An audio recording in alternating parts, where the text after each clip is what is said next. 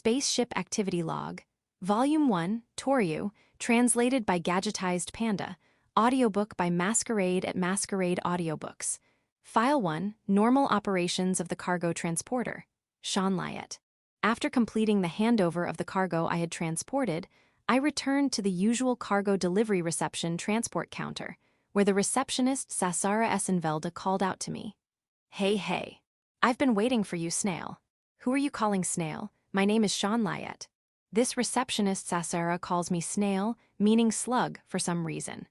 Admittedly, unless lives are at stake, I dislike urgent high-speed deliveries, or rather, I don't do them at all.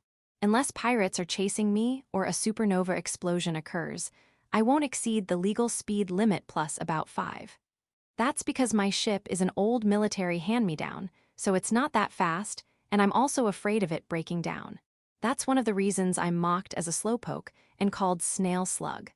On the other hand, my record of accident and violation-free operations continues to be updated. By the way, this receptionist Sassara is a genius at getting on people's nerves despite being good at her job. I've got an urgent job for you. I refuse. I've just finished a delivery and haven't even refueled yet. That's no joke. The reward is 300,000 credits for an emergency charter. The destination is the planet Sorkel. You'll be transporting 2 people, fully fueled as a bonus. But there's an express shuttle service to planet Sorkel, isn't there? The renowned Cosmic Eagle Company's pride and joy. The large high-speed passenger ship, Hovering One introduced by the Starflight Company's express shuttle service, is supposed to be quite popular. They're on strike, over 3,000 people are stranded. Didn't they do this before, that company? Smells like they might go bankrupt. Sassara makes irresponsible comments about others' affairs, as if they have nothing to do with her. Well, Starflight Company doesn't have a very good reputation among those involved. In short, it's a request from clients stranded by the strike. Sorry, they want to get to Sorkel by the Galactic Standard Time tomorrow. Let me make it clear, I refuse any demands for maximum ship speed. Don't worry, they've been informed about that. The Galaxy Cargo Transporters Guild contracts with cargo transporters like me to carry out their operations by having them deliver cargo. If they betray the cargo transporters, they'll have no transporters to contract with and won't be able to operate. Conversely, if a cargo transporter betrays the guild, they'll be expelled from the industry. Some shady receptionists might skim 50% off the client's reward payment, knowingly transport contraband, and then feign ignorance if caught, and so on. This one has an annoying way of speaking, but she's reliable when it comes to work. It would only take about 10 hours with a slight increase in speed, and the free full refuel is much appreciated. So, where are the clients? At the terminal waiting area. I'll contact them now. In fact, I often get requests for urgent human transport like this. The reason is that my ship is a combination cargo-passenger vessel, although the passenger quarters are only slightly better than being in the cargo hold. Since I still have a loan on the ship, and it's a short distance, I decided to accept the job. After a while, a middle-aged man in a business suit and a woman in her 30s who looked like a career woman arrived at the guild's reception counter. I'm Albert Karzan. Sorry for the sudden request. I'm his secretary, Robelia Renal. The man had a business smile, while the woman frowned. I'm the cargo transporter, Sean Lyett. Of course, I was meeting both of them for the first time, and had no recollection of being rude to them before. My flight jacket attire shouldn't be considered rude either, yet I couldn't understand why the woman was frowning at me. Renal, how long are you going to keep frowning? It's rude to him. My apologies. But for Starflight Company, employees to go on strike right before departure makes me question their sanity. Ah, so the frowning was likely due to the express shuttle issue. Well then, shall we go to my ship? If she hadn't been rude, I led them to my vessel. This is ridiculous, not even offering a refund for the tickets. And they seem to have a lot of pilot accidents too. It appears Starflight Company doesn't have a good reputation, even among outsiders. My ship is a combination cargo-passenger transport with the cargo hold in the lower part and the cockpit, engines, etc. above it. Its white body color dates back to when it was decommissioned from the military, and its name, White Cargo, is a play on that color. When we arrived at its docking bay, a familiar worker had just disconnected the energy tube. Yo, Sean, Got your fuel fully topped up. Must be nice having the guild foot the bill. Thanks, Dennis. I'll get you to do maintenance when I'm back. This is Dennis, a worker at this spaceport who's also an excellent mechanic. So I always have him do maintenance when I'm here. Since we're fueled up, we're ready to depart right away. The boarding ramp was already lowered, so I showed the two clients onto the ship. On my ship, the White Cargo, you enter and the cockpit is to the left at the front. To the right are two long sofas and a table, which is where the clients will stay. Further back are the kitchen, toilet, shower, and private quarters. Please have a seat on those sofas. We'll be departing shortly. After securely closing the entrance hatch and the one leading down to the cargo hold, I entered the cockpit. Once all checks were complete, I called the control tower for communication. Control tower, this is registered number SEC 20110-103. The cargo passenger ship White Cargo, requesting departure clearance. The one who answered was Kobe, the middle-aged guy who got punched by his wife and had his front teeth knocked out after a domestic dispute. Control tower here. Departure clearance granted to White Cargo. Back out on another job so soon, business must be good. Is it because of that big thing? Roger, control tower. I'll try to avoid having that urgent job come into view. The big thing is probably referring to the strike-bound Hevering one. Well, they're at the passenger port while we're at the cargo port, so we're unlikely to cross paths. Clients, we've been cleared for departure, so we'll be taking off now. I switched the mic to broadcast inside the ship to inform them of our departure. Ignition, proceeding at low speed. I don't really need to voice it out loud, but it's a guild regulation, plus I have a black box installed. After moving the ship to the outer perimeter of the spaceport at the first cruising speed, we'll head to the area where hyperspace jumps are possible, charge up energy, and then enter hyperspace. Along the way, while still within the spaceport, we caught a distant glimpse of the Hevering one sitting there exuding an imposing presence. Locking in hyperspace jump coordinates. Destination, planet Sorkul. Commencing energy charge. The charge completed in a few minutes, so energy charge complete. Initiating hyperspace jump. We'll just keep proceeding through the hyperspace tunnel. Entered hyperspace. Switching to auto drive from here on. The jump moment is tense, but once in hyperspace, it's just autopiloting after that. And just as I was about to take a breather. Ah, here it comes. I had hoped it would hold out until we arrived, but I guess not. After waiting a bit for it to settle down, I opened the cockpit door to explain things to the clients. Naturally, and who might you be? What happened to the captain? Mr. Curzon looked at me sternly, while Miss Renal kept a hand in her bag, glaring at me. There was likely a gun in that bag. My apologies, could you please look at this? I showed them my ID card. Miss Renal came over, took the ID, and handed it to Mr. Curzon. After he examined it, he said, "You're a Sumerian, I see." Well. It seemed they understood, but you've certainly changed quite a bit. Miss Renal looked me over as she closed her bag.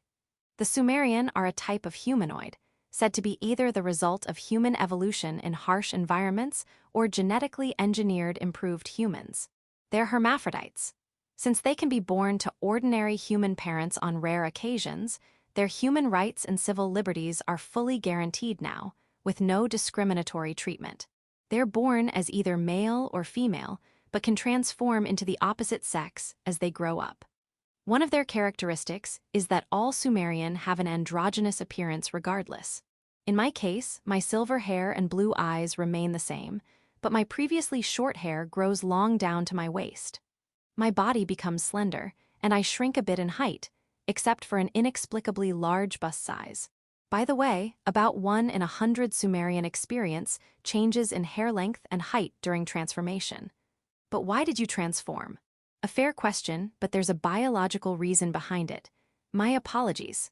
That time of the month came on suddenly. I see, that can't be helped. Miss Renal smiled wryly in understanding. Incidentally, this is actually the biggest reason why I'm called Snail Slug. I should also mention that for non-Sumerian to refer to it is considered a discriminatory remark. For context, that time of the month refers to a Sumerian biological function, where once a month, we temporarily transform into the opposite sex we were born as to maintain survival functions. It usually only lasts a day or two, but for now, there was something more important. Pardon me, Since this flight has no break after the previous delivery, may I go change clothes for a bit? Having just returned from the previous delivery location, by passing through the asteroid belt, Sean had been gripping the joystick controls the entire time, sweating profusely without a chance to change clothes. Ah, it was my fault for pushing you too hard. Feel free to change your clothes. Thank you. With permission granted, Sean retrieved a change of clothes from the room and headed for the shower. Even after showering and changing, her outfit was essentially the same: a tank top, flight pants, and flight boots. A holster with a needle gun for self-defense was on her hip. Sean donned her flight jacket before emerging to greet her passengers. I'll be in the cockpit, so let me know if you need anything. The bathroom is the second door on your left. Sean's brusque manner avoided coming across as overly familiar, which some clients dislike. Sean couldn't stray too far from the cockpit either. Well, might as well read that novel she had started, 3 hours after departing planet Orlangia.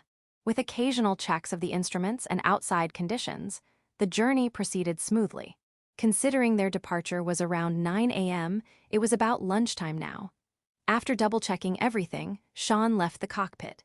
Excuse me, I don't have much stocked, so it will be simple, but would you care for lunch? Sean addressed the 2 passengers carefully, avoiding disturbing Mr. Carson's paperwork. Ah yes, thank you. I hadn't thought about food since we were supposed to arrive before noon. Understood, just a moment please. Thinking they might have luxurious tastes, Sean wondered if basic fare would disappoint them. But that didn't seem to be the case. After checking with them, Sean headed to the kitchen and first set up the coffee siphon. Sean finally chopped the remaining scraps of vegetables and sautéed them in oil, seasoning with salt and pepper. While those cooked, Sean also fried some bacon. As those cooled, Sean cut the bread into slices of moderate thickness. Sean cracked the eggs into a bowl, gently blending the whites, then mixed in the sautéed vegetables once well blended. Sean poured the egg mixture into an oblong pan and baked it into an omelet sized for the bread slices. Once the omelet finished cooking, Sean set it aside to cool as well. Meanwhile, Sean made an Aurora sauce with ketchup, mayonnaise, and seasonings. For the CLT cheese lettuce tomato sandwiches, Sean buttered the bread, layered lettuce, tomato, and cheese, then drizzled with basil oil before topping with another slice of bread. For the other sandwiches, Sean spread the unbuttered bread with Aurora sauce, topped it with the omelet and bacon, and another sauced slice of bread on top. Sean wrapped and lightly weighted the sandwiches to set, warming the coffee cups and preparing a tray in the meantime. Once the coffee finished brewing and the sandwiches set, Sean halved them and plated them along with the cookies he had made earlier. Loading it all onto the wagon that came with the ship, Sean brought it out to the passengers. My apologies for the simple sandwiches. No, they look quite delicious. You're quite handy in the kitchen. After setting the sandwiches, coffee, and cookies before them, Sean returned the wagon to the kitchen and prepared her own tray. I'll be back in the cockpit, so just leave everything when you've finished. Sean gave them those instructions before heading back to the cockpit. Section: Robelia Renal, today has really been dreadful. A sudden strike just 30 minutes before departure.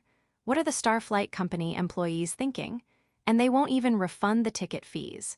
With no idea when this strike will end, it's the worst situation for those of us traveling on business. The CEO and I absolutely must reach Planet Sorkel by tomorrow. So we're fortunate this charter cargo ship was available, and that the pilot seems a reasonable sort. I was surprised to learn he's a Sumerian, and his female come out because that time of the month. But perhaps that's a racial difference, or related to their diet. Surely there can't be any special secrets in this coffee, these sandwiches and cookies though. Still, for him to be a beautiful, busty, and talented cook, is that a taunt? A boast? A declaration of war against a perpetually single woman like myself? If he were stuck as a gorgeous girl year-round, he'd definitely be an enemy. These cookies are delicious though. I should ask what brand they are. Section: Sean Lyett. Lunch was finished, the client's dishes cleared, and the voyage progressing smoothly. When Miss Renal asked about the cookie brand, I mentioned they were homemade, which for some reason put her in a foul mood. Mr. Carson reassured me I wasn't to blame and not to worry about it, but I'm utterly baffled as to why she got upset. In any case, the voyage continued smoothly until we exited hyperspace and simply had to reach the planet's surface. We'd finally completed half the journey's distance. I toggled on the mic to address the passengers. Ladies and gentlemen, we'll be exiting hyperspace shortly, so please remain seated just in case. I gripped the control stick and disengaged the autopilot. Initiating hyperspace exit. Countdown, 5, 4, 3, 2, 1.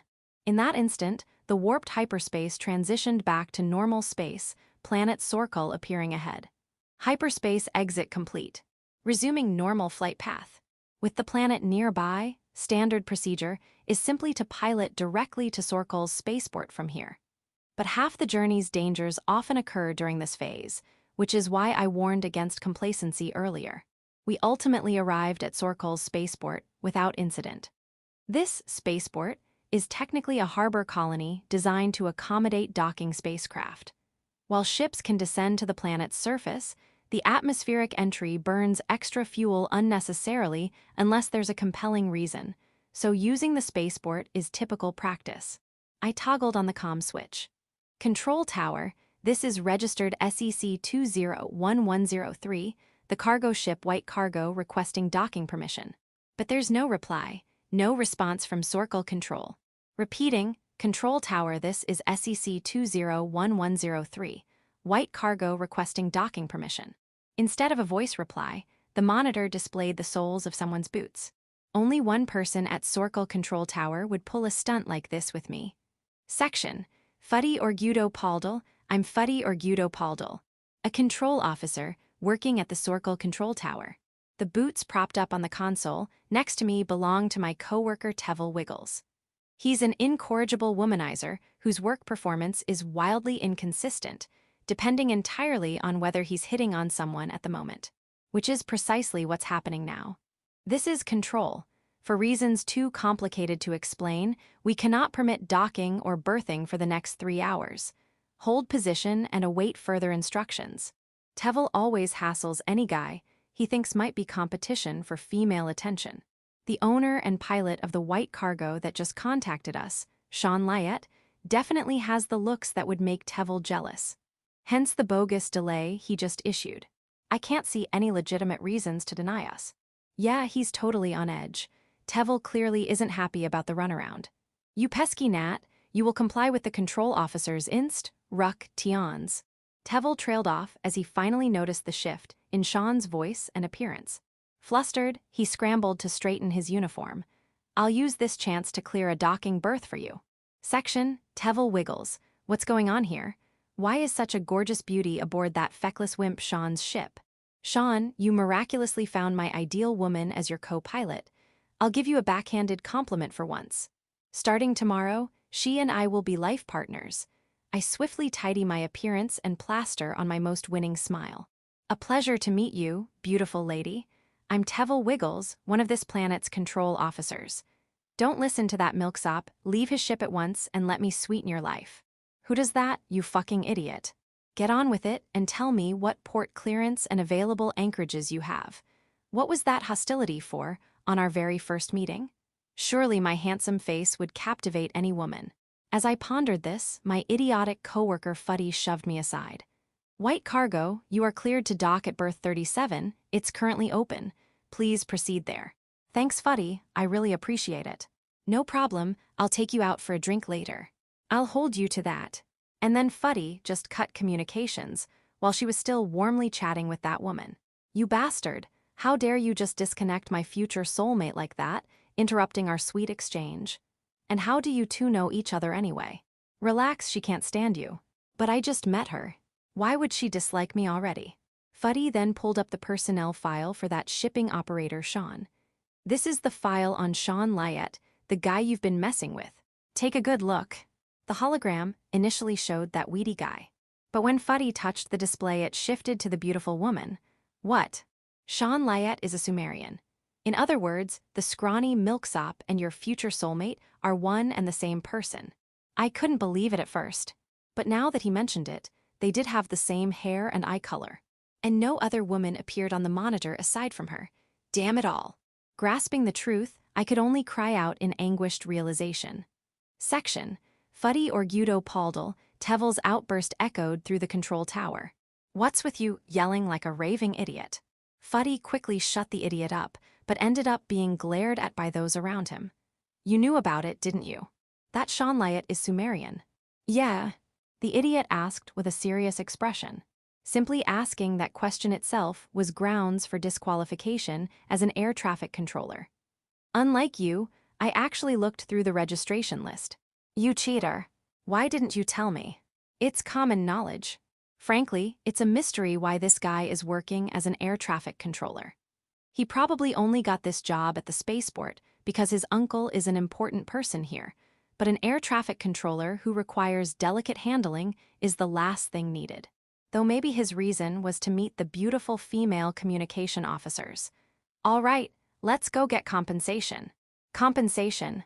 He started saying stupid things again. Who are you trying to get compensation from and for what? From the white bean sprout Sean, obviously. For hiding that he could become such a beauty until now, traumatizing my heart.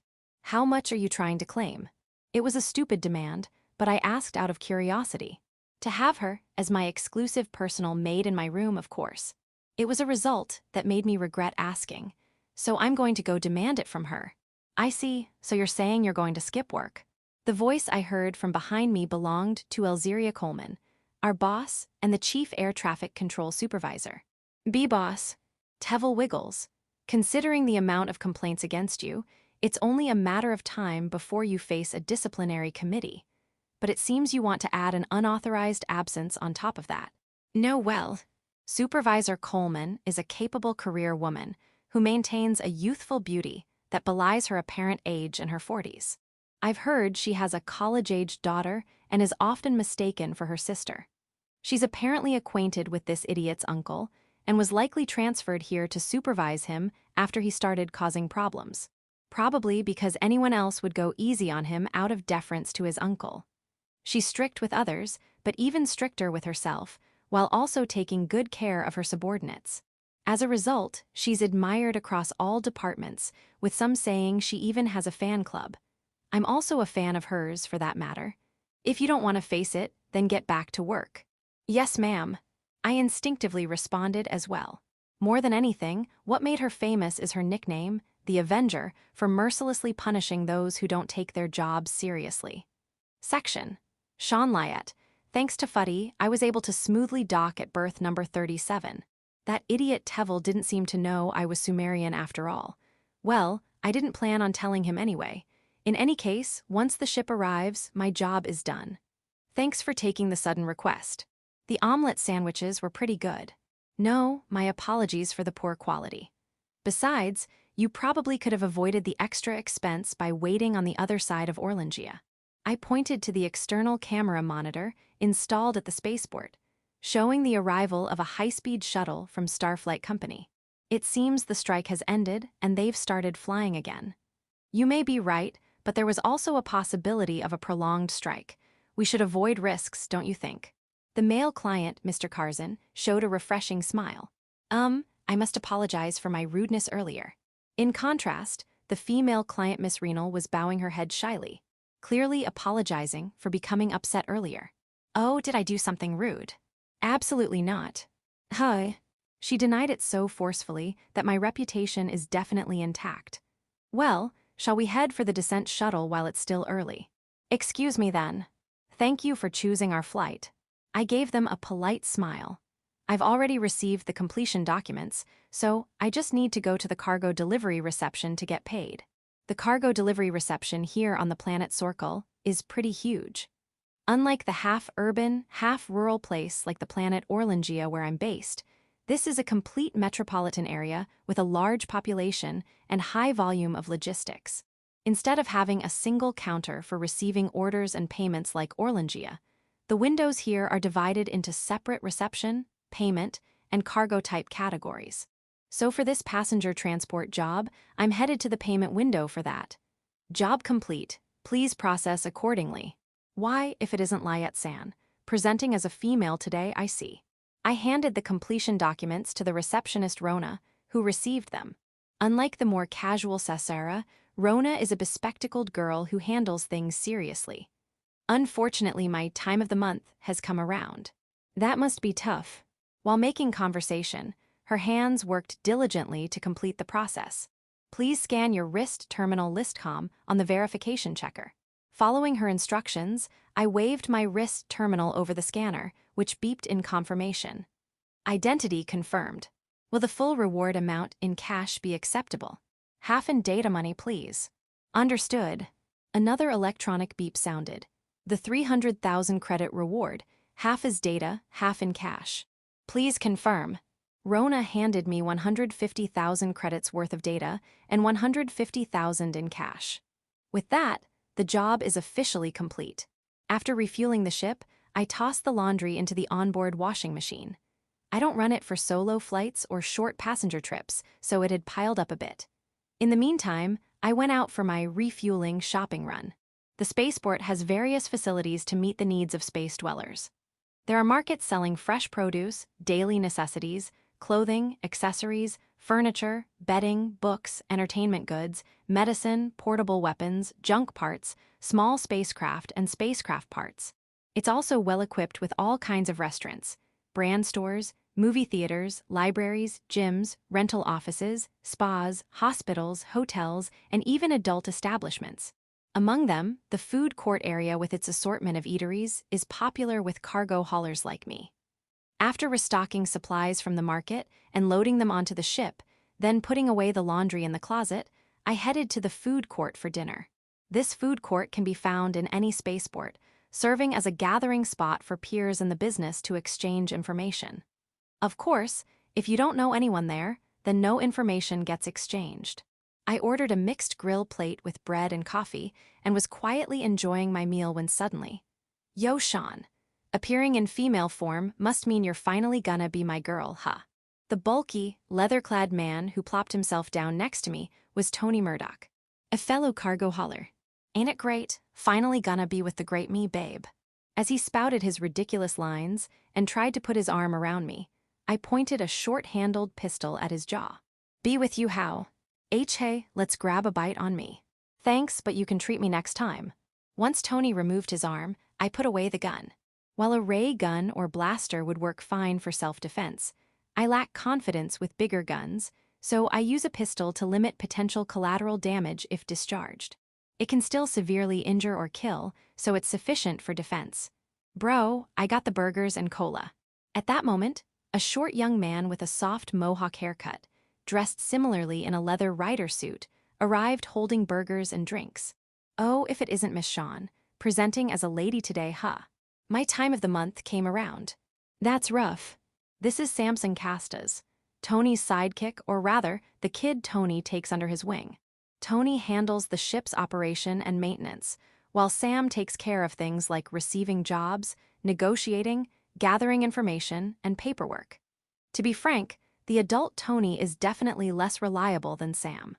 By the way, you hear about the Starflight Company strike. Thanks to that I got paid, but had to give up my time off. Not that part, bro. I mean how it ended about 20 minutes ago. This was news to both Tony and me. For real, Sam, you sure about that? Yeah, bro. Apparently, they reluctantly resumed service this morning because customers were fussing, but rumor is they might strike again on the cargo side in the next few days. Actually, Sam is quite a famous information broker. He won't reveal how he obtains his information, but it's fast and accurate, so he receives many offers from various places. However, he always declines, saying, "I'm one with my brother, so I can't." Moreover, there's talk that not just passenger ships, but also cargo operations might go on strike in the next few days. So what, more forced labor for us with little pay? Tony made a bitter face after hearing Sam's information. While Starflight does handle some government lifeline services, if those get disrupted for some reason, us cargo haulers get forcibly called in for emergency duty. We get paid, sure, but it's a pitiful amount not worth the intense labor involved. To avoid that, the only option is to take an extended job away from this area. Anyway, Sean, as payment for the info, let me get a two-shot with you, yeah. Sam's eyes lit up as he leaned in closer to me. I had a bad feeling, but couldn't exactly refuse since he shared helpful info besides this time. One shot only. Nice. After getting my permission, Sam took out his multi-purpose tool to take a selfie, extending his arm to my side. And at the moment of the photo shoot, He forcefully pressed his face against my chest. My bad feeling came true. Tony immediately grabbed Sam and started grinding his knuckles against his temple. You Sam, how envious. Ow ow ow, I give up bro. He's capable at his job, cheerful and likable, but his only flaw is being a perverted brat. Yo, looks lively. It's been a while, everyone. As Tony was disciplining Sam, a black-skinned man with a reggae style, and a faceless female android wearing a pastel-colored bodysuit came over. The man was Charlie Lex, a businessman and broker. The faceless female android with him was Tirana, Charlie's secretary android. Just taking it easy. Ow ow ow ow, bro. Please let up already. Tony was grinding Sam's temple like a vice grip with all his strength. What's up? Did Sam harass someone again? Well, Sean's the female version, so can't blame him. This perverted brat does it to anyone. Since there were photos earlier, I didn't help him. It's no joke to say his harassment was my fault. Nah, he just hits on people. You let it slide 'cause he's a kid. Tirana's originally a pleasure android, so she doesn't care. But he'd never pull that with the scary Sassara or ladies' gangs.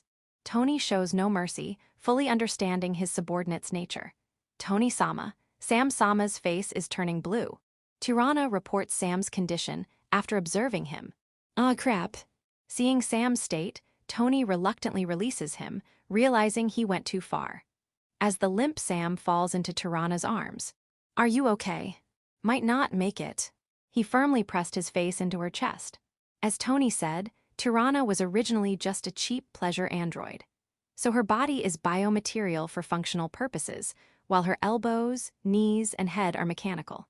Especially her head, which has headphone-like parts around the ears and just bumps and dents around the nose area for a face, with no eyebrows, eyes, nostrils, or mouth, just smooth. The so-called featureless type. Charlie upgraded her electronic brain to the highest grade and uses her as his secretary. Perhaps due to her great learning ability, she's earnest, capable, and surprisingly emotional despite being featureless.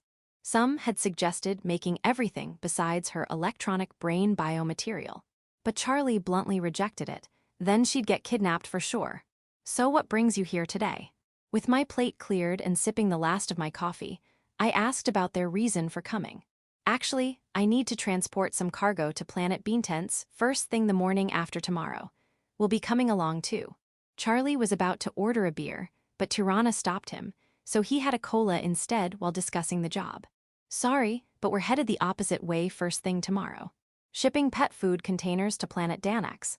Tony and Sam informed Charlie of their schedule, turning down his request. So naturally, Charlie looked at me. I'd like a couple days off, but if there's a risk of forced labor, might as well take the job depending on the cargo. To be honest, I was keen to take the job rather than do forced labor. It's 60 tons of office supplies for public facilities on Beantense. How about 300,000 credits, including our cut? Okay then, just make sure to notify the Galactic Cargo Transport Union. Got it. Thanks for the help. Thank you, Shansama. Tirana politely expressed her gratitude. Despite her lack of a face, her happiness came through. That's when I suddenly remembered something from last month. But didn't you say you found some cheap operators? Ah, those guys were a disaster, total ripoff. Clearly very displeased with his experience, Tony slammed his cola cup on the table. Who were they? The team Draen Cargo Transport Company. All three of us cargo transporters responded in unison to Tirana's answer. Those guys were cargo ship operators too, but they were constantly late with deliveries, sent the wrong stuff, damaged goods, lost cargo. It was ridiculous. At first I overlooked it because their rates were cheap, but in the end it was a huge loss. So you were all familiar with them. Unlike the angered Charlie, Tirana remained calm. Course we were. Those guys had an awful attitude towards clients and even hit on the female passengers and clients' wives or whatever. I'd never disrespect a customer like that. Sam smugly answered Tirana's question, but you'd end up at a boys' bar if you tried. I would never disrespect a customer. Sam stiffly responded to Tony's remark. Apparently Sam's quite a cutie if he ditched the soft mohawk, so he's popular with certain folks with that interest. I thought he might be a Sumerian like me, but that's been confirmed not to be the case. Anyway, The Union deemed their actions as obstructing another company's operations and kicked them out around mid-month. Fastest expulsion in Union history, apparently. After draining my coffee, I took out my handheld device and input the schedule. You actually hired those schmucks. I was undergoing scheduled maintenance at the time. Ah, I see. Again, we 3 cargo transporters responded in unison. With the meal, information exchange, and job acceptance concluded, all that's left is returning to the ship to sleep. Hopefully, there won't be any forced labor orders during the break period. Section. The next day after a good rest, containers were brought to docking bay 37 at the spaceport. The office supplies requested by Charlie Lex. The White Cargo's cargo bay can hold up to 120 tons, so 60 tons is more than enough room. Watching from the side as the automated spaceport lift carriers gently loaded the containers, I looked over the provided cargo manifest. Fuel, water, food supplies, and other provisions were all fully stocked up. That's when Charlie and Tirana arrived, the former yawning. "Good morning, Sean-sama. Apologies for the delay. Loading should be just about finished." Tirana politely bowed, while Charlie stretched as he peeked into the cargo bay. "Just to be sure, there's nothing sketchy in there, right?" I handed him the manifest to reiterate my concern. "I trust him, but you never know." "Relax, I'm not involved with any shady cargo.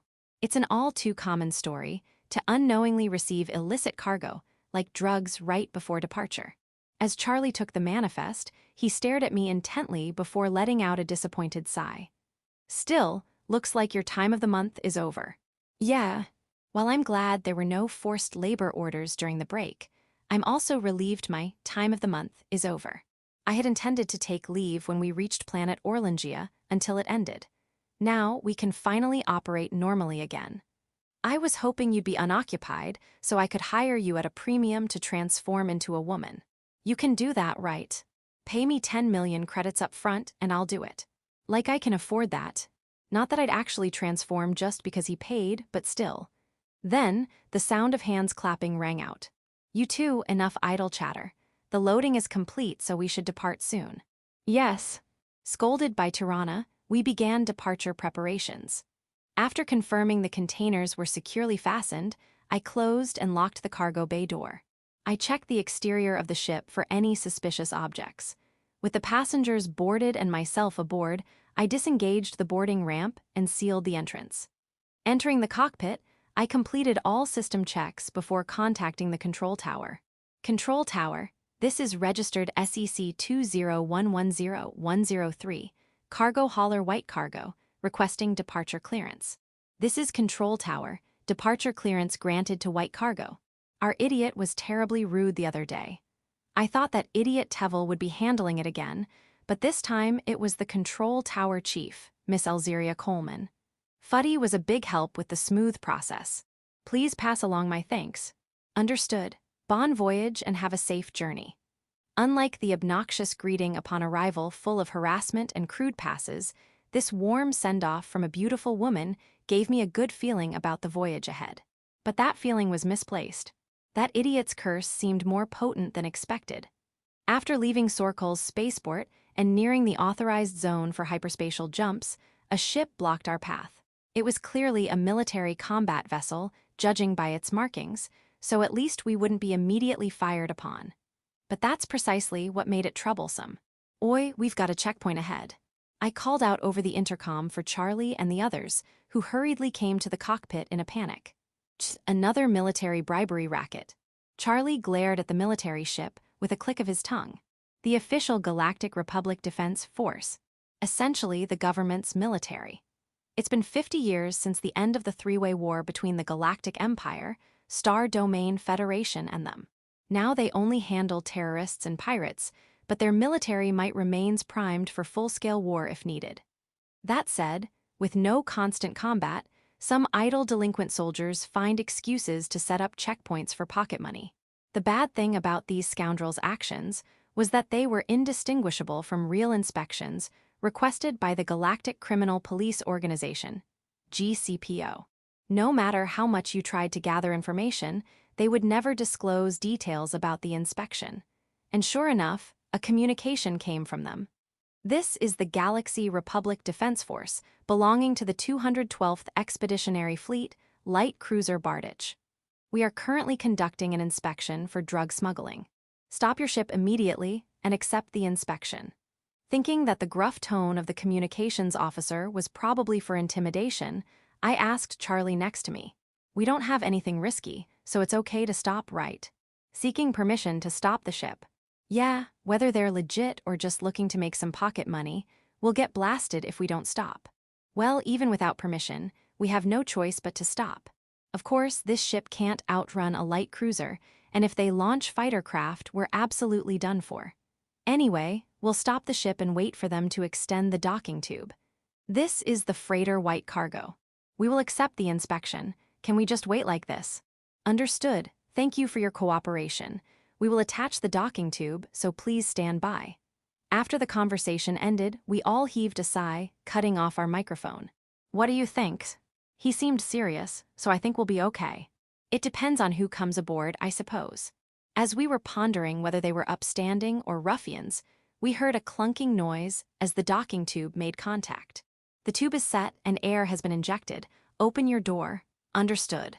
I immediately turned the microphone back on to respond and unlocked the door. When the door opened, a tall, solidly built man with a crew-cut hairstyle stood upright with his arms behind his back. Behind him, soldiers holding inspection equipment were standing by. I am Major Balrose Cloyd of the Galaxy Republic Defense Force, 212th Expeditionary Fleet's Light Cruiser Bardich. Thank you for your cooperation. Section, Balrose Cloyd. Ever since entering this ship, my heart had been pounding like a tolling bell. Then let's begin the inspection right away. Where is the entrance to the cargo bay? Here it is. Looking at the open cargo bay hatch, then shifting my gaze to the right. And beyond there, it's the shower, kitchen, and bedrooms. All right, 3 to the cargo bay. 2 beyond there. Understood. After giving instructions to my subordinates, I looked around the interior of the ship. At the end of my gaze was the cause of my pounding heart. The moment I saw him on the screen during communications, I decided I would board this ship myself. Here is a list of your cargo, for your reference. Let me see it. While pretending to look at the list handed to me by the android crew member, I stole furtive glances. A dignified, strong-willed presence, eyes tinged with sorrow, a body that looked like it would break if embraced.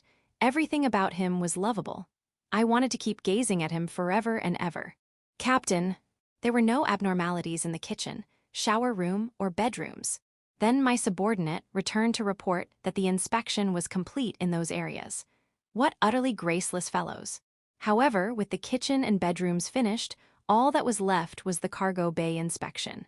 In that case, I hoped the ones inspecting the cargo bay would take some time, or that something suspicious, if not drugs, would turn up. That way, I could observe his figure for a little while longer. Depending on the circumstances, I could even take him into custody on my ship for questioning. Captain, no abnormalities in the cargo bay. You lot are far too efficient at your work. Angered by my capable subordinates, I inadvertently gritted my teeth. Still, it was good that he wasn't involved in any crimes. It seems there were no abnormalities or suspicious items, so the inspection is complete.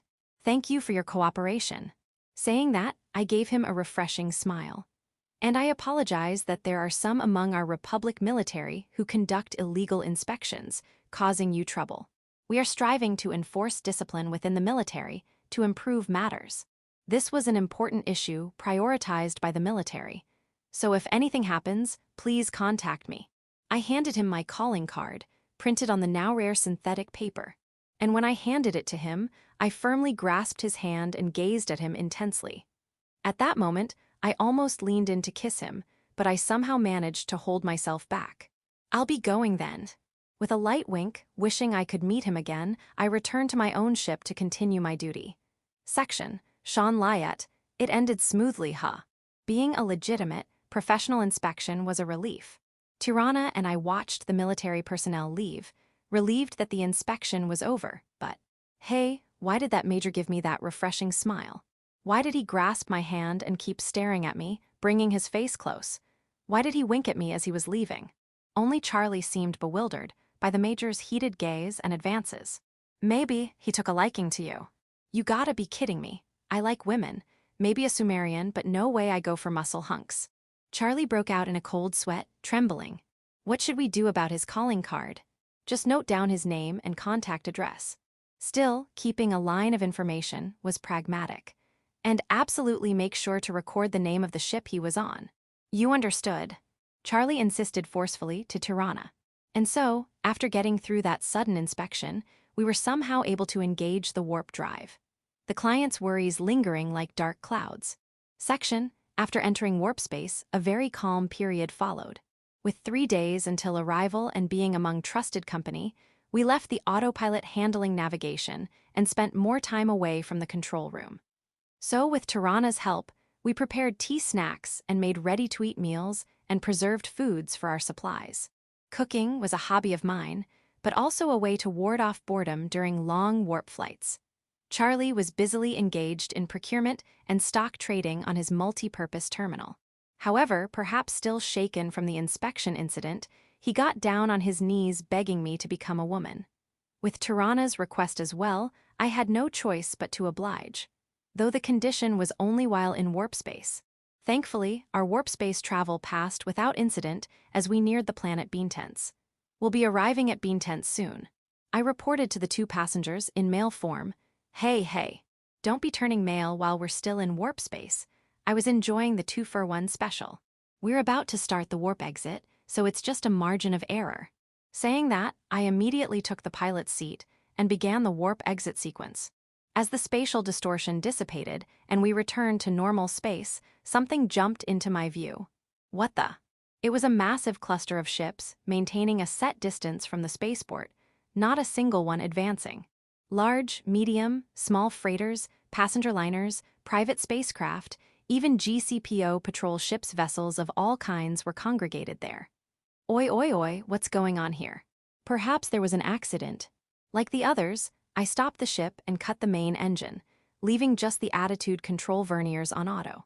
The surrounding ships, having apparently waited quite a while, were doing exterior cleaning or major maintenance work. Let's ask the control tower first. Hailing the control tower, a tired-looking girl appeared on the monitor. This is the Beantense Planetary Spaceport Control Tower. I understand your inquiry. The Beantense Spaceport is currently under complete lockdown. Direct approach to the planet is also prohibited. Please stand by at your current coordinates until the lockdown is lifted. The planned time was the day after tomorrow, but it is currently indefinite. It seemed she had repeated this many times as the light in her eyes was fading. What in the world happened? Some major accident? Charlie leaned in, interrogating the girl on the other side of the monitor. If only it was an accident. The girl heaved a deep sigh, then said, The current complete lockdown is by order of a prize Euland, assistant to a Galaxy Republic senator, for the safety of her visit and inspection of Beantense. Therefore, she has ordered a prohibition on docking at the spaceport, direct approach to the planet, and a complete evacuation of the spaceport interior. There was also an official request from the Senate, so we could not refuse. Currently within the spaceport, there is no one except us control tower staff and the assistant security detail. The order came 3 days ago. We are not permitted to leave, and our only food is water and portable energy supplements. There are toilets but no showers or baths. My body feels gross.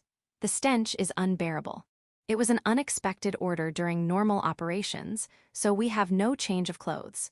And we can't even go out to buy anything to change into. We've only had makeshift naps on the benches, so our bodies ache. And on top of that, we keep getting yelled at by the ship crews, which is agonizing. I got it, as long as I understand the situation. As the girl's tone grew darker and she began crying, Charlie stopped pressing her. After ending communications with the control tower, the 3 of us let out a deep sigh. Given her condition, it would be heartless to pursue it further. For a woman, that's practically torture. Having a kitchen, laundry, shower, and bed installed on my ship was the wisest decision I've ever made. We felt sorry for the girl who had responded to our call. Anyway, looks like we'll be stuck here for a few days, so might as well take it easy. I decided to take this opportunity to do various inspections and checks. And just as I was about to leave the cockpit, a notification sound went off. It was from a ship name I had never seen before, This is the cargo passenger ship White Cargo. Who are you? This is the cargo ship Kikino Grimos. Long time no see, Sean. What appeared on the monitor was an old man with a long white beard. However, near his ears there were fin-like organs, and on the back of his hands were glossy black scales. Grandpa Cloyd, what are you doing out here? I couldn't help but let out an exclamation of joy at seeing this person. Ha ha ha, I got held up just like you did. Ah, I see. It really has been a long time, though. Not since my grandpa's first anniversary. It's already been 2 years, time flies. Grandpa Cloyd narrowed his eyes as he stroked his prized beard. Section, Cloyd Draen. A draconian, friend and mentor of my grandfather, Balkasliat. Draconians have a form that seems like a fusion of humans and reptiles, with fin-like organs where their ears are located, and tails growing from the upper buttocks area like those of reptiles. Starting from the neck and covering the entire back and tail, the outer sides of the shoulders and arms, and the area below the knees except for the soles, they have scales. But other than that, they look no different from humans. Their physical abilities exceed that of humans by double or more, and they have an average lifespan reaching up to 1,000 years. On top of that, they possess exceptional technological and combat abilities, and rank among the top intelligent lifeforms across the entire galaxy. Moreover, this Cloyd Draen was quite an influential figure, even among Draconians. A well-known businessman and former military officer, not just in the Galactic Republic, but also in the Galactic Empire and Star Domain Federation. If my grandfather wasn't his friend, I would never even get a chance to meet such a lofty existence. Now, or rather even before my grandfather was born, he seems to be working as a cargo transporter, having handed over the management of the conglomerate Draen Group to his son and daughter-in-law. By the way, Grandpa, what happened to the Great Wall? If you had that, it would have been obvious at a glance. The Great Wall is the prized ultra-dreadnought-class combat transport ship of the Draen Group, a monster that can go toe-to-toe with the fleets of the Galactic Republic Defense Force. Ah, that one's under maintenance right now. This Kakanagrimos is a slightly smaller one. Grandpa laughed as he stroked his beard. Since I can't move anyway, I have some things piled up to talk about. Why don't you come over? I have some passengers on board right now, so let me get their permission first. I momentarily muted the mic and turned to face Charlie and Tirana. So what do you think? I asked the two, who had been listening for permission. You know some unbelievable people. Charlie slumped into the co-pilot's chair, an expression of astonishment on his face. To be precise, he's an old friend of my grandfather's, so I've known him since I was a kid. As you've probably heard. Of course we're going. This is a chance to meet the former Grand Marshal of the Draen Group, Cloyd Draen. All right, what about you, Tirana? Pressured by Charlie's enthusiasm, I also asked Tirana. If Charlie-sama approves, I have no objections. Having received permission from the two of them, I confirmed Kakanagrimos' position and set a marker. All right, I'll be heading over there now, so get the docking tunnel ready. Got it. I'll prepare for it. I started the engines and began slowly moving the ship. Following the marker, we approached Kakanagrimos where Grandpa was.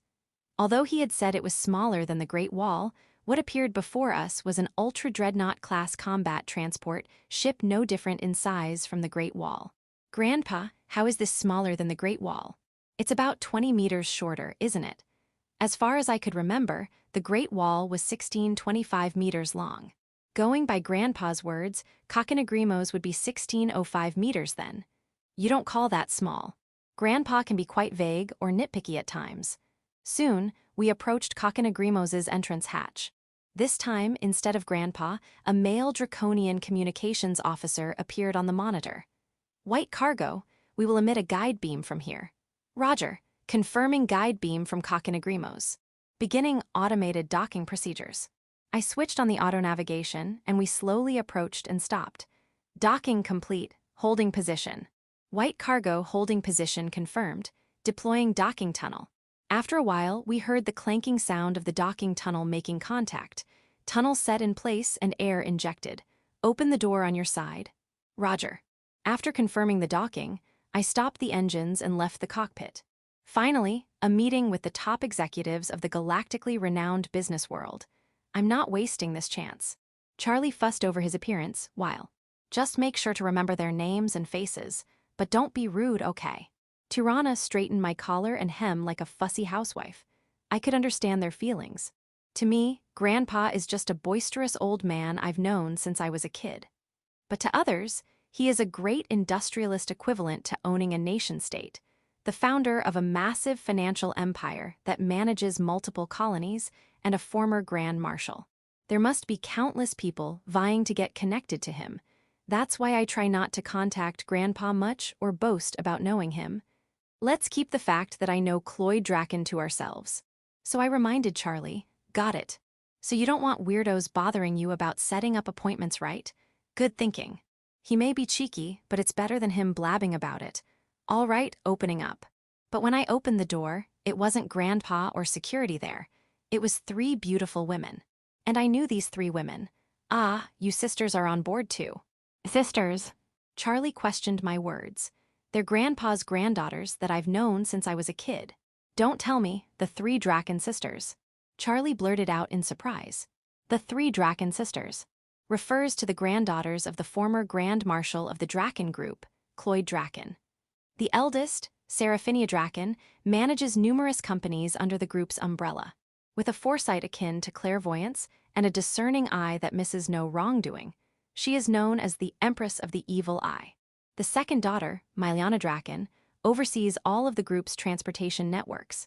She demonstrates unmatched skill in spacecraft operation, logistics, and combat command. The third daughter, Tinarasa Draen, is a martial artist who has swept all the fighting tournaments in the Galactic Republic. She boasts top-class prowess in close-quarters combat, CQC and close-quarters battle, CQB, commanding all of the group's security forces. Just like Grandpa, or perhaps even more so, there are probably many eager to get close to them.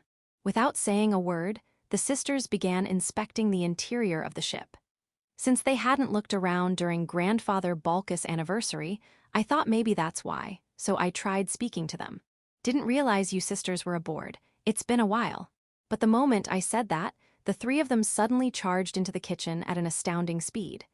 Their actions left me, Charlie and Tirana, dumbfounded. However, I soon realized why they had come. What were they doing here? But it was already too late. Found some fruit wines. There's plum liqueur, apricot liqueur, and peach liqueur.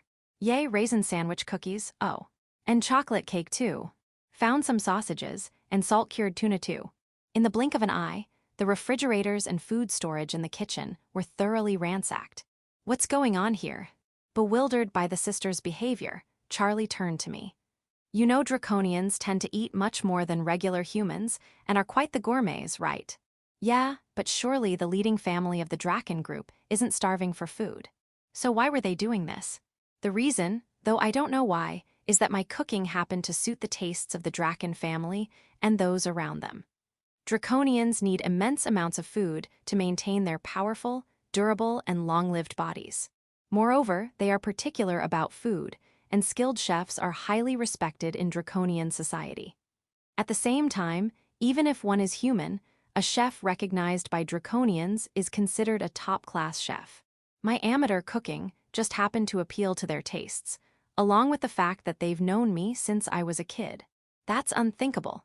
Draconians make no compromises when it comes to food, even if it's made by family.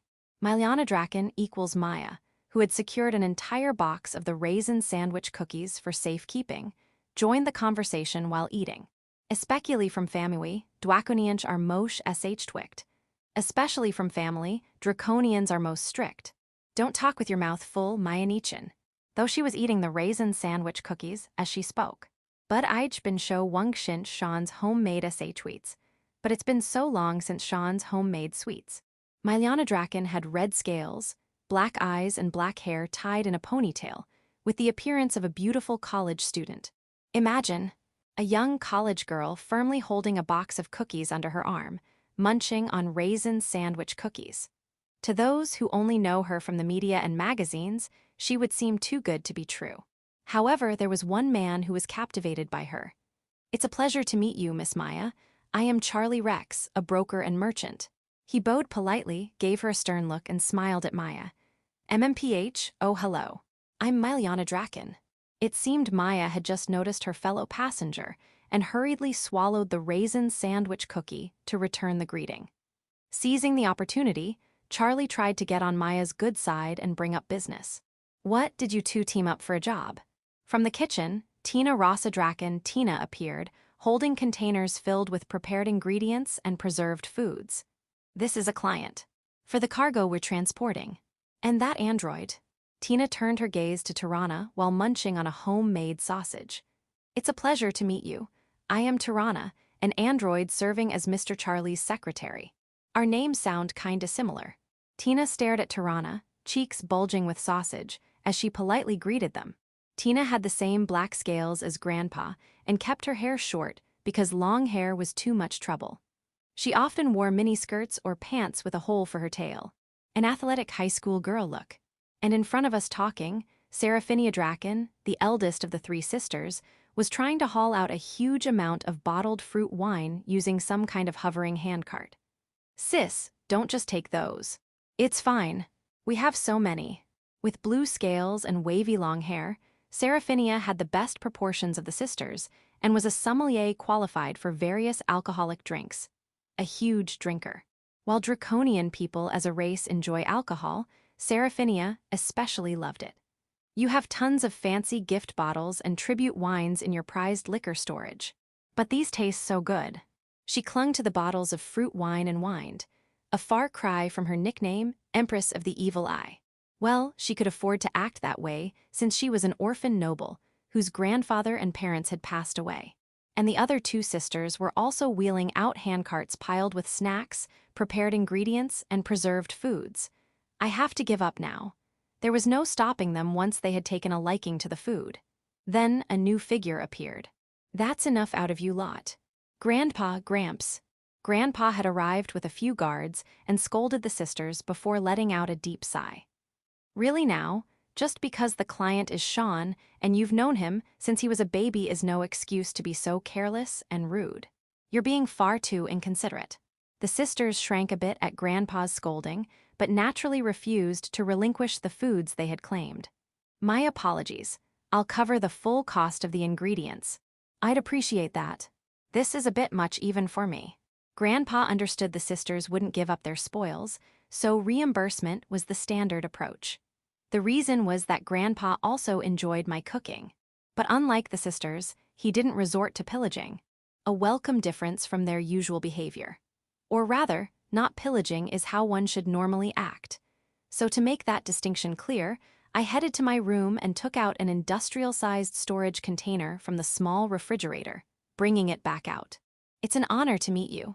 I'm the broker Charlie Rex, Lord Cloyd Draken, the former supreme commander of the Draken Group." Charlie excitedly took Grandpa's hand and greeted him. The sisters were still there, but all the prepared foods, snacks, and fruit wines, everything except the ingredients and seasonings, had been taken to Charlie's ship Kikino's Grimos by Grandpa's guards. "Gramps, got a minute?" Charlie glared at me for interrupting his exchange with Grandpa.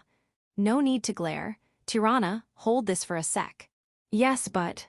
I smiled at Charlie and handed the container to the confused Tirana, then turned my eyes to Grandpa.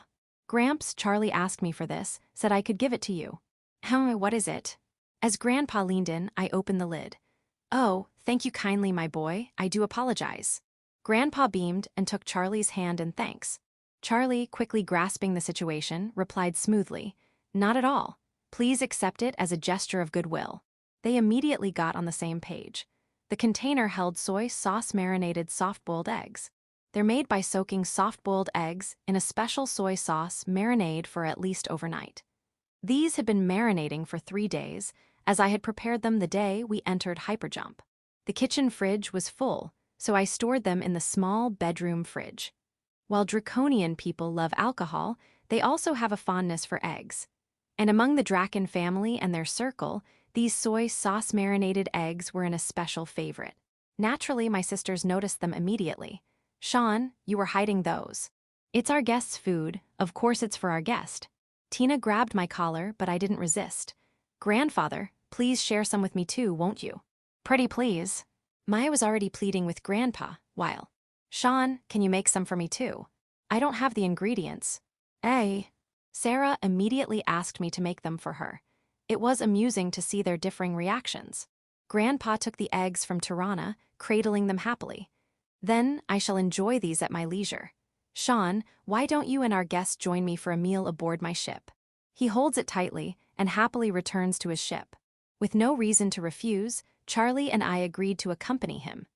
Tirana tried to stay behind, but Charlie forcibly brought her along with an arm around her waist. As he explained, it's only natural for a secretary to attend. It was past noon Galactic Standard Time anyway, so we accepted Grandpa's invitation to lunch. The meal aboard Grandpa's ship Kikinos Grimos was a lively affair. It began with an exchange of information each party held. The sisters enviously eyed the soy eggs I had gifted Grandpa, pleading for some. Charlie excitedly talked about his business.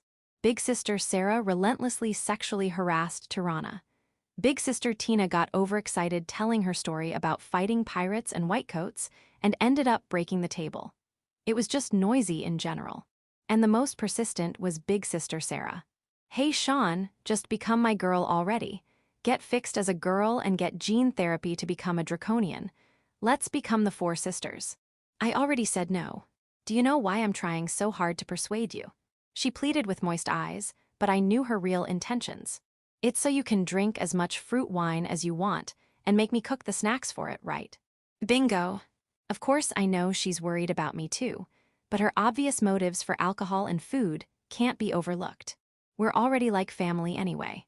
After the lively lunch ended, Charlie and I returned to the white cargo. The sisters told us to stay over, but we decided to stay on the ship since information came that the spaceport closure would be lifted soon.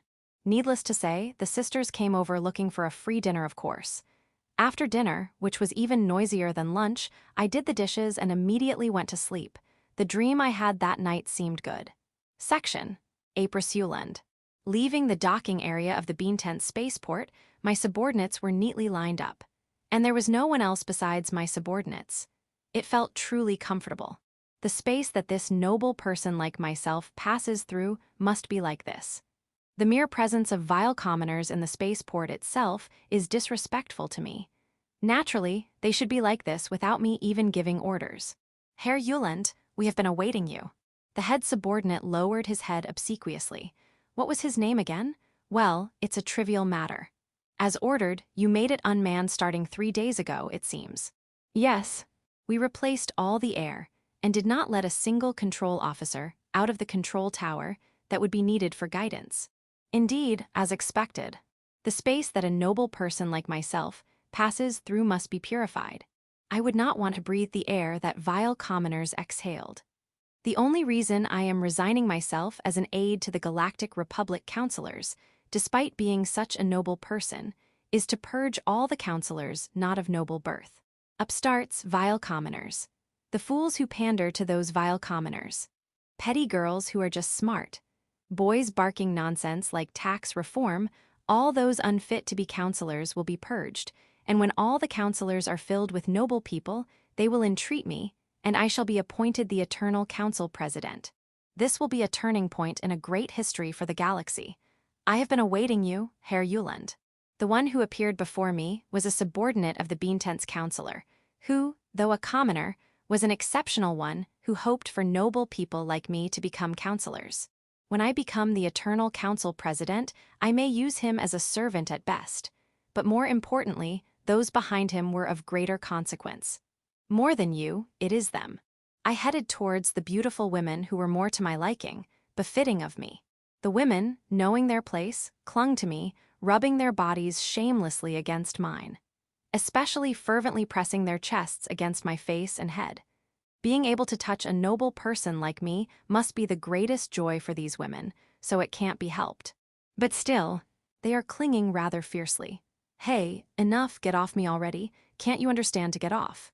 But the women would not let go of me. In fact, they constricted me with an inhuman force. Kill her. Kill this woman. In an instant, my guards blew off the woman's head. As expected, the woman was an android, but even so, the force constricting me did not relax. I glared at the flustered commoner man in front of me. This was likely his doing. Indeed, letting commoners near was a mistake. Kill this fool, no, more importantly, get this off me quickly. Hurry up, you useless. Section, Sean Lyot, the next morning. When I turned on the TV, every channel was reporting the news about the death of Counselor Aide Aprisuland. The place of death was inside the Bean Tent's spaceport right in front of us. Apparently, Apris had their head crushed by a female android welcoming party. The channels had varying analyses. Some reported it as an accident, others blamed Bean Tent staff who prepared the android, and some even had the preposterous claim of an assassination plot stemming from a feud with Galactic Empire nobility supremacists, absurdly matched with an excessive amount of supposed evidence. But the most important part was that the Bean Tent spaceport would open by tomorrow morning in Galactic Standard Time. Direct planetary approach would be permitted from noon today in Galactic Standard Time. But the spaceport itself would take more time due to recalling staff, repairs, maintenance, bringing in goods and food supplies, transporting the control officers who were essentially under house arrest to the hospital and handing over duties, and so on. Grandpa's ship Kakanagrimos was going to do a direct planetary approach, it seemed. Well, for that ship, it wouldn't nitpick about fuel costs and such, so of course. My ship could do a direct approach too if needed, but I don't want to since it guzzles fuel. The delivery deadline is flexible, and this news will have spread across the galaxy, so they'll probably understand the reason. Well, the delivery location is right in front of us, so no problem there. In any case, if the spaceport is opening tomorrow morning, I'll just relax until then. I did get reimbursed for the stolen food supplies too, so maybe I'll make a shopping list. Section, communication records to be erased. It's me, the process is complete. Yes. The wretched death of that arrogant man should have been sufficiently dramatized. I never thought he would go so far as to order the complete lockdown of direct approaches to the spaceport and planet himself. It was regrettable for the spaceport staff and sailors, but thanks to that, they will not be suspected. Yes, the cleanup was also perfect. Since he originally had imperialist nobility supremacist leanings, he won't be questioned. For the Bean Tent's government as well, this should provide a foothold for disposing of defective products. Yes, let it proceed that way then. I shall take my leave. The chairman of the council, Your Excellency. Communication erased. File 2, Ungrateful Angels Do Exist. Sean Lyot. 3 days after the death of a council aide that led to the closure of the spaceport on the planet Bean Tents, the spaceport had returned to its usual daily scenery. At the market in that spaceport, while stocking up on supplies and considering maintenance for the ship, I was thinking of returning to the base on Orlangia. It would be convenient if there was a job heading to Orlangia, but if not, going empty would be fine too. After loading the replenished supplies onto the ship, I headed to the cargo delivery reception, the usual counter.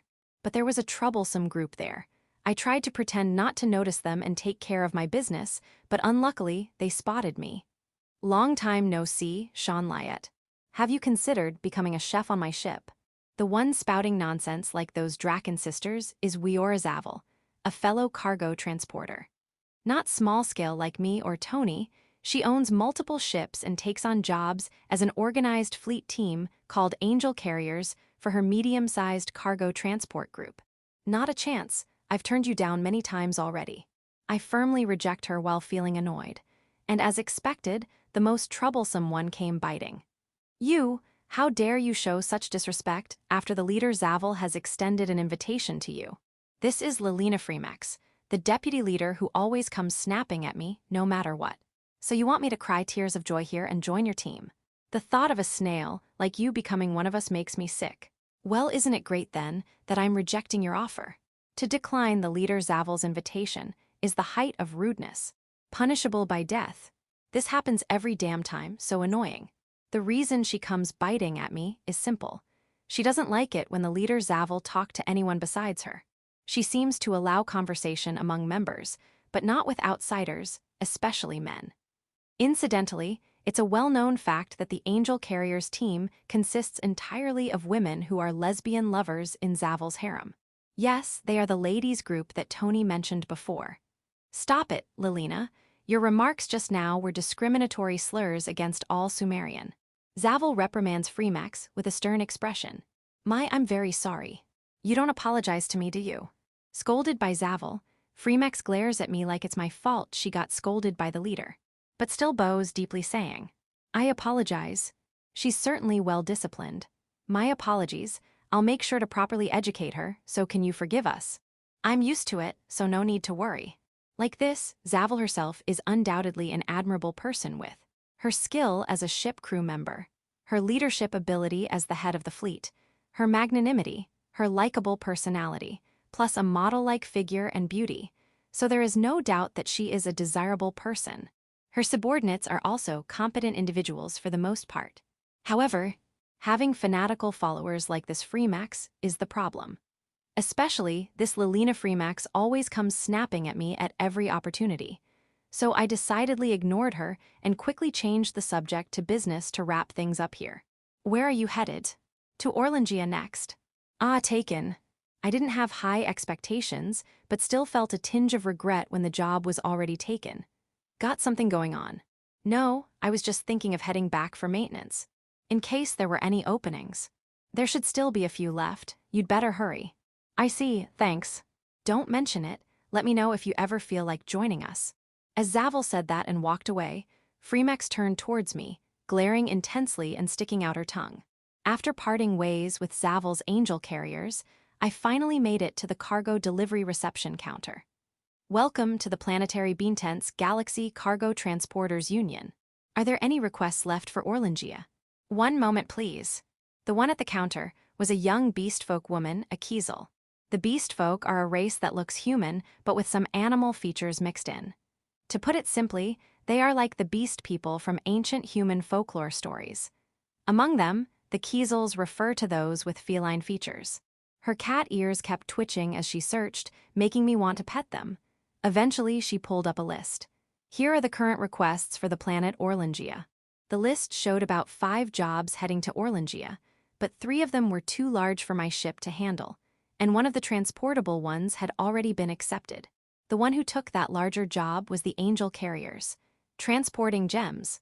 Yes, this is a request to transport gemstones that will be exhibited at the Galaxy Grand Gem Exhibition held at a museum on Orlangia next week. She diligently answered my muttered question. The only remaining request was to transport artwork submissions for the Galaxy Citizens Art Festival being held at another museum on Orlangia. I'll take that one then. Understood. Please scan your wrist terminal ID on the verification checker. I did as instructed, holding my wrist terminal up to the scanner. Request received. Please come to this counter by 9 a.m. tomorrow morning. Got it, thanks for your help.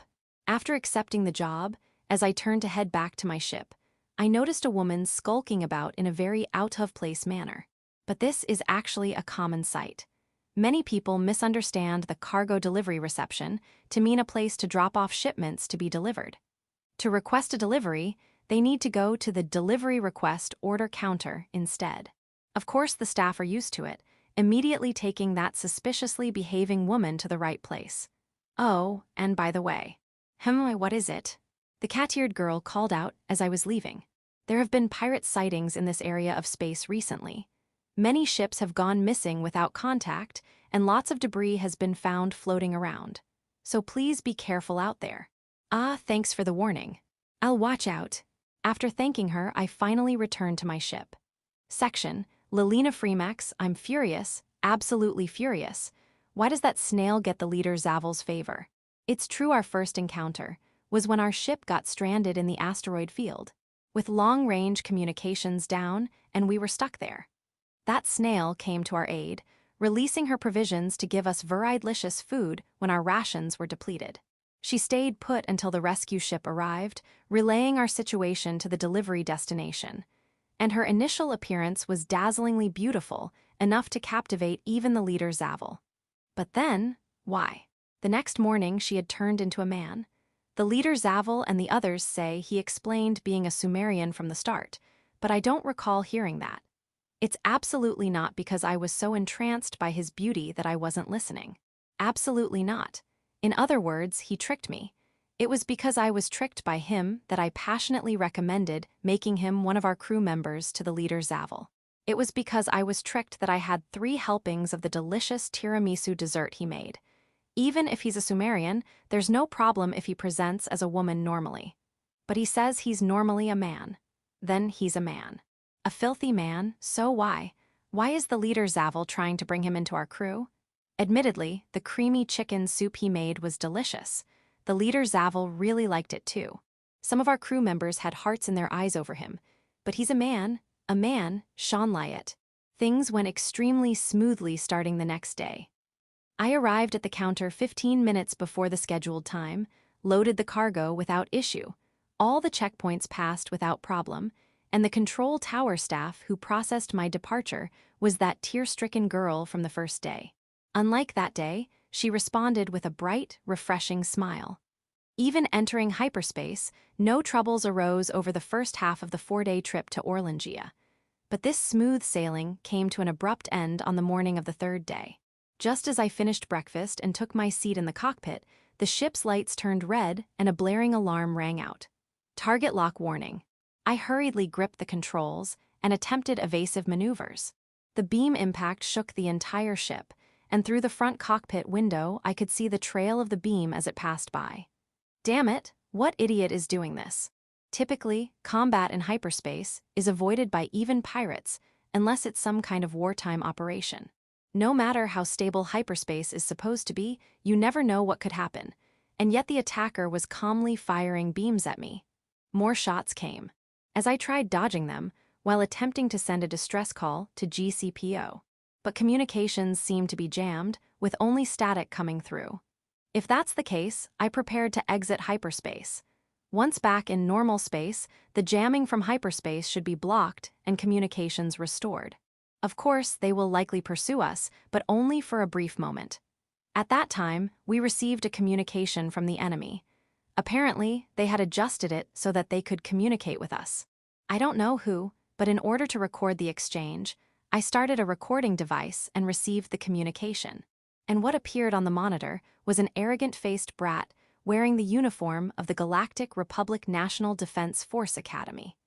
I immediately checked the registration and registration number of the enemy ship, and it was undoubtedly a training ship from the Defense Force Academy. Tell the transport ship ahead to stop immediately and submit to an inspection. Otherwise, we will shoot it down. Don't be ridiculous, you brats. You have no authority to inspect us. That's right, the training ships operated by Academy students do not have the authority to conduct inspections or searches like regular warships. I do have the authority. Now stop immediately. I have no intention of following a fool who doesn't know the proper procedures and rules for inspections. While conversing with the enemy, I prepared to escape from hyperspace and send an SOS signal to the GCPO. Do you know who my father is? No, I don't. My father is Alvance Mustag, the commander of the eastern sector of the Galactic Republic Defense Force. I am his son, Delnov Mustag. I see, or rather, of course, this brat is confident that he can cover this up because his father is an important military figure, which is why he is doing this. However, according to what I heard from the cat-eared girl yesterday, this has certainly gone beyond a level that can be covered up. Or perhaps there are actual pirates involved. Could it be that you're responsible for the recent increase in ship wreckage? It's only natural retribution for the fools who defied me, instead of simply handing over their cargo.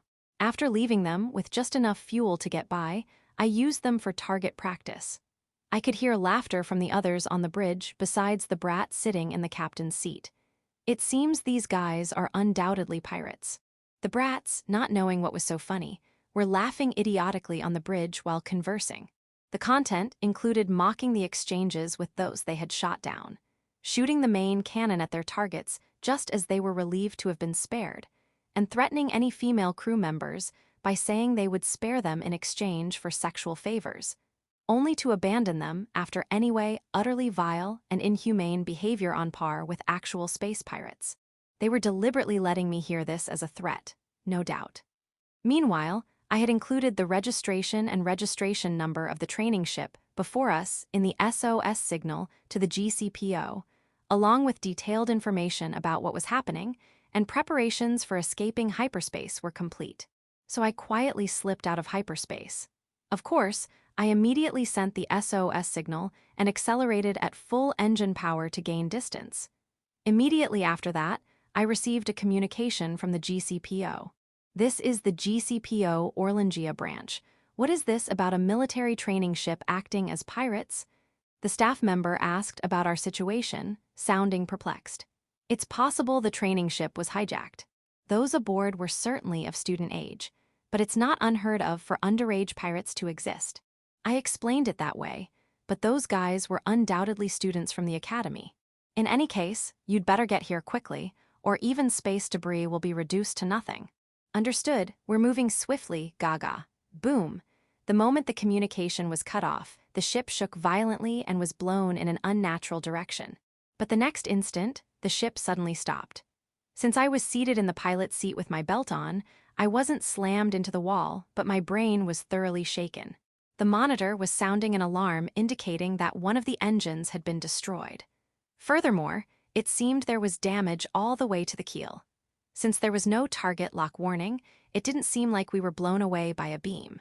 And the reason the ship stopped was undoubtedly because we were caught in a tractor beam. Well, trying to escape without us noticing, huh? If it weren't for your ship's cargo, I'd have blown you away with the main cannon. The brat captain forcibly established communication and came to gloat. I'd like to know how you managed to wreck my ship without firing a beam. I bitterly tossed that out, and he sneered condescendingly. My ship's helmsman is skilled enough to simply ram your engine with the bow, an easy task. He casually explained. Now we'll bring you into the fighter hangar and help ourselves to your cargo. Just sit tight, ha ha ha ha. He hangs up with a silly laugh. Time was short until we were recovered. In the meantime, I decided to gear up. Section: Academy Student A, the captured cargo ship, held in the tractor beam, enters the hangar bay. Arms in the hangar grab the cargo ship, while droids spray fire extinguishers on the burning sections. Finally, face to face with the treasure. But hey, that senator's daughter is probably going to take it all for herself, right? Of course she'll help herself to some first. Those approaching the ship were chatting while checking their guns. They seemed to enjoy pointing guns at defenseless targets. I was looking forward to a gunfight, personally. Once the cargo ship was fully secured to the floor, its cargo hatch began to open. When the hatch was about a third open, the three in front suddenly collapsed. Hey, what's wrong? A few approached them, then those few also abruptly collapsed. Something was happening. The moment I thought that, something flew out from the half-open cargo hatch, taking down the one closest to it. I hastily tried to raise my blaster rifle. Section: Sean Lyett. A moment ago, I heard a loud thud as the ship was secured in place. I hit the cargo hatch switch and drew my stun pistol from its holster. Then, watching the slowly opening hatch, the moment a head came into view, I pulled the stun pistol's trigger. Hey, what's wrong? Hearing a voice from outside, another head appeared. I immediately pulled the trigger again, and as the head disappeared, I drew the stun baton from my left hip and leapt out through the half-open hatch.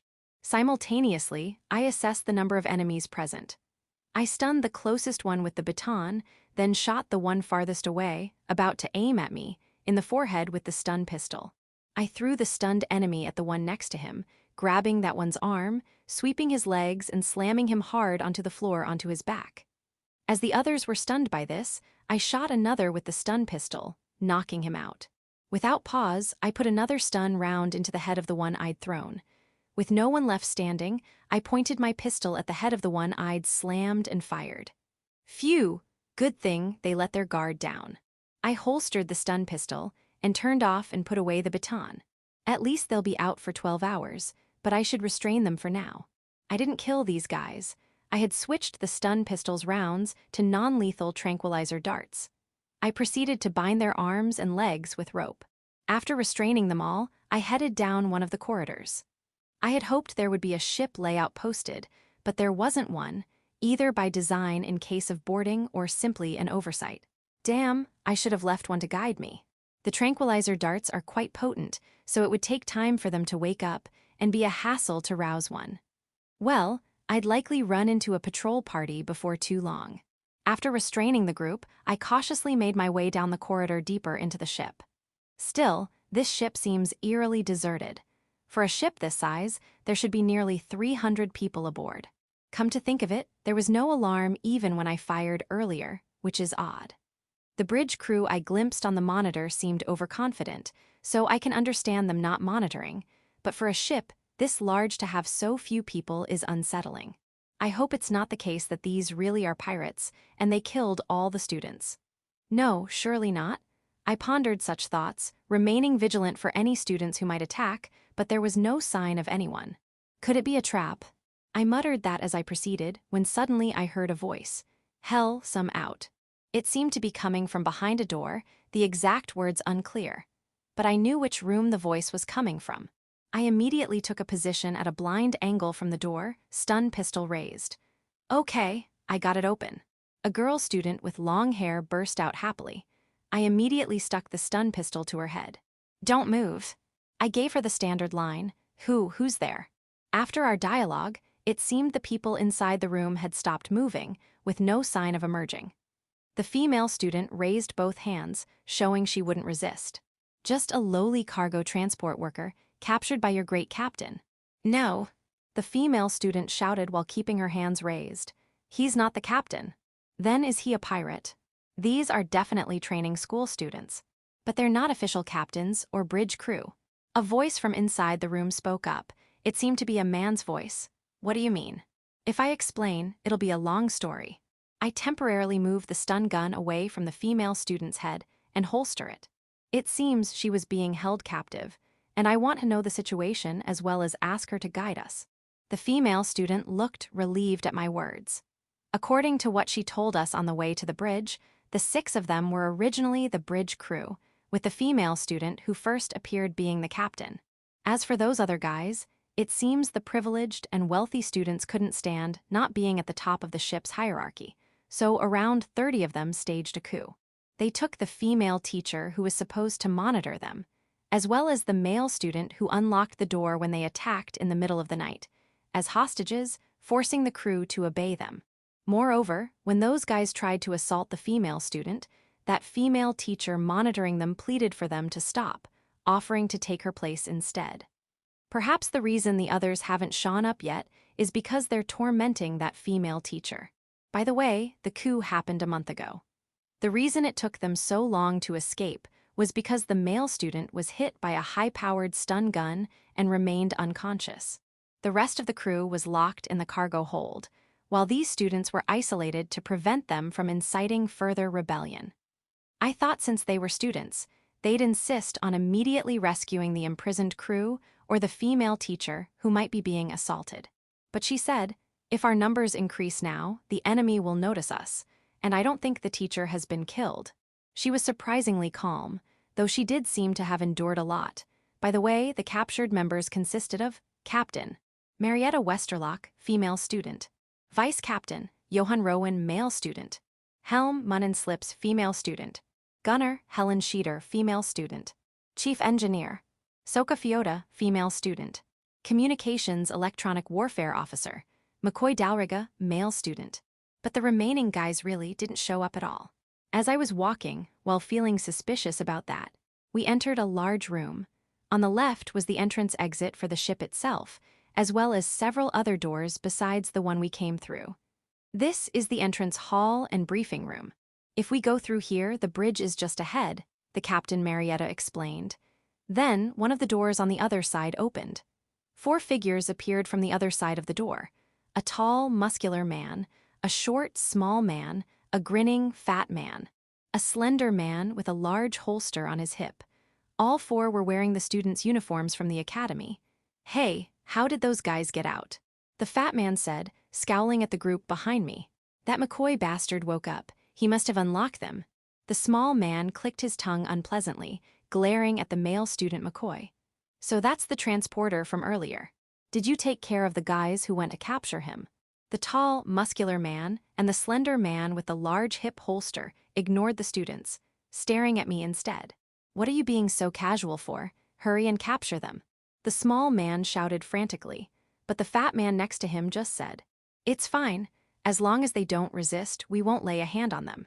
In other words, if they do resist, then we're free to attack. While leering at the female students behind and said, indeed. The small man agreed, grinning as well. In contrast, of the 6 who had been held captive, All except the helmswoman Munnin were glaring at their captors. You guys, just what are you planning? I heard you indiscriminately attacked cargo ships. Captain Marietta stepped forward and shouted at them angrily, but they ignored her. Hey, transporter. The fact that you took down the guys we sent after you means you've got some skill, right? The muscular man came forward. Wait, listen to me. I'm Doug Lampkins. How about we have a match, transporter? The muscular man, Doug, ignored Marietta's existence and took a fighting stance. I sighed and motioned for Marietta to step back, then asked something I wanted to know. There's one thing I want to ask. Who was it that rammed this ship into my ship? Doug grinned and replied, Me. He admitted to being the one who destroyed my ship. Good skills, you could probably be valuable in the military. Of course. That's why I was so pissed about being under that runt's command. Doug glared at Munnin behind me. Trembling, Munnin hid behind Marietta. Honestly, I did find it strange that someone with the skill to ram my ship into this one wasn't chosen to lead. But there's no doubt you destroyed my ship. I holstered my stun gun and loosely took a fighting stance. You lot, don't interfere, Doug told the three behind him. As soon as he stepped forward and dashed to close the distance, he threw a left hook at my face. Luckily, I was able to duck under it and counter with a right hook aimed at his left side. But Doug blocked it with his left arm and leg. As he dropped his leg, he stepped in and threw a straight right. The distance was too close, so I had no choice but to cross-block it with both arms. This created an opening, giving us a chance to reset. Doug understood this as well and started rotating his shoulders. You're not bad. Hard to believe you're just a transporter. I come across rough work from time to time. After loosening up a bit, I slowly raised my fists again. I see, but it's a shame. I had the highest hand-to-hand combat scores in my grade. Doug dashed in faster than before and swung a massive right straight at me. I casually evaded it and fired a stun round point-blank into his temple. As expected, putting a tranquilizer directly into the head works well. How cowardly. Yeah, pulling a gun like that. The fat man and small man complained to me. They probably didn't expect their friend to lose. There's no such thing as cowardly in an actual fight. His lack of caution is his own fault. Damn it. Realizing their disadvantage, the fat and small men turned to flee. I neatly put a stun round into the back of each of their heads. Then I turned my gaze to the slender man, who had remained still the entire time. Didn't feel like helping them. I have no desire to aid deserters. The slender man slowly came forward, pulling out his gun from its holster and starting to twirl it around. More than that, I could tell you're the same as me. You're a gunfighter. The man stopped twirling his gun and leveled it at me. A Dracoon bite, huh? Not really a gun a student should be choosing as a hobby. Hearing my comment, the man smiled happily. A Cortez Arms cartridge-fed revolver blaster, alias Dracoon bite. You really do understand the appeal, which means you're one of my kind. He gazed lovingly at his gun before starting to twirl it again. I'm Legska Nalngan. How about we gunfighters have a quick-draw duel? Legska took his position opposite me and reholstered his gun. Understood. The moment I said that, I put a stun round square between his eyes. He collapsed backwards into the same stance. Wah, what? Weren't you going to have a quick-draw duel? Marietta asked in surprise. As I started restraining the fallen men. The other 5 were muttering something too, but I ignored them.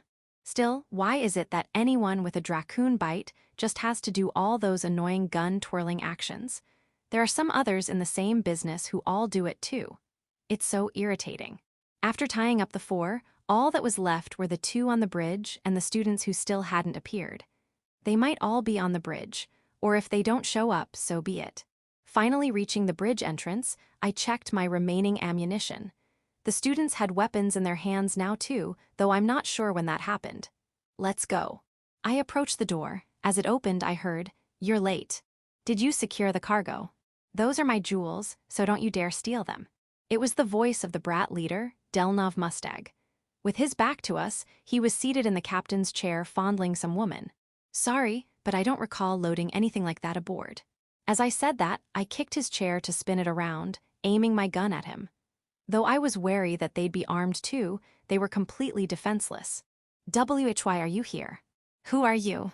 The 2 cried out, caught off guard. "I've captured all your little friends, you'd better give up."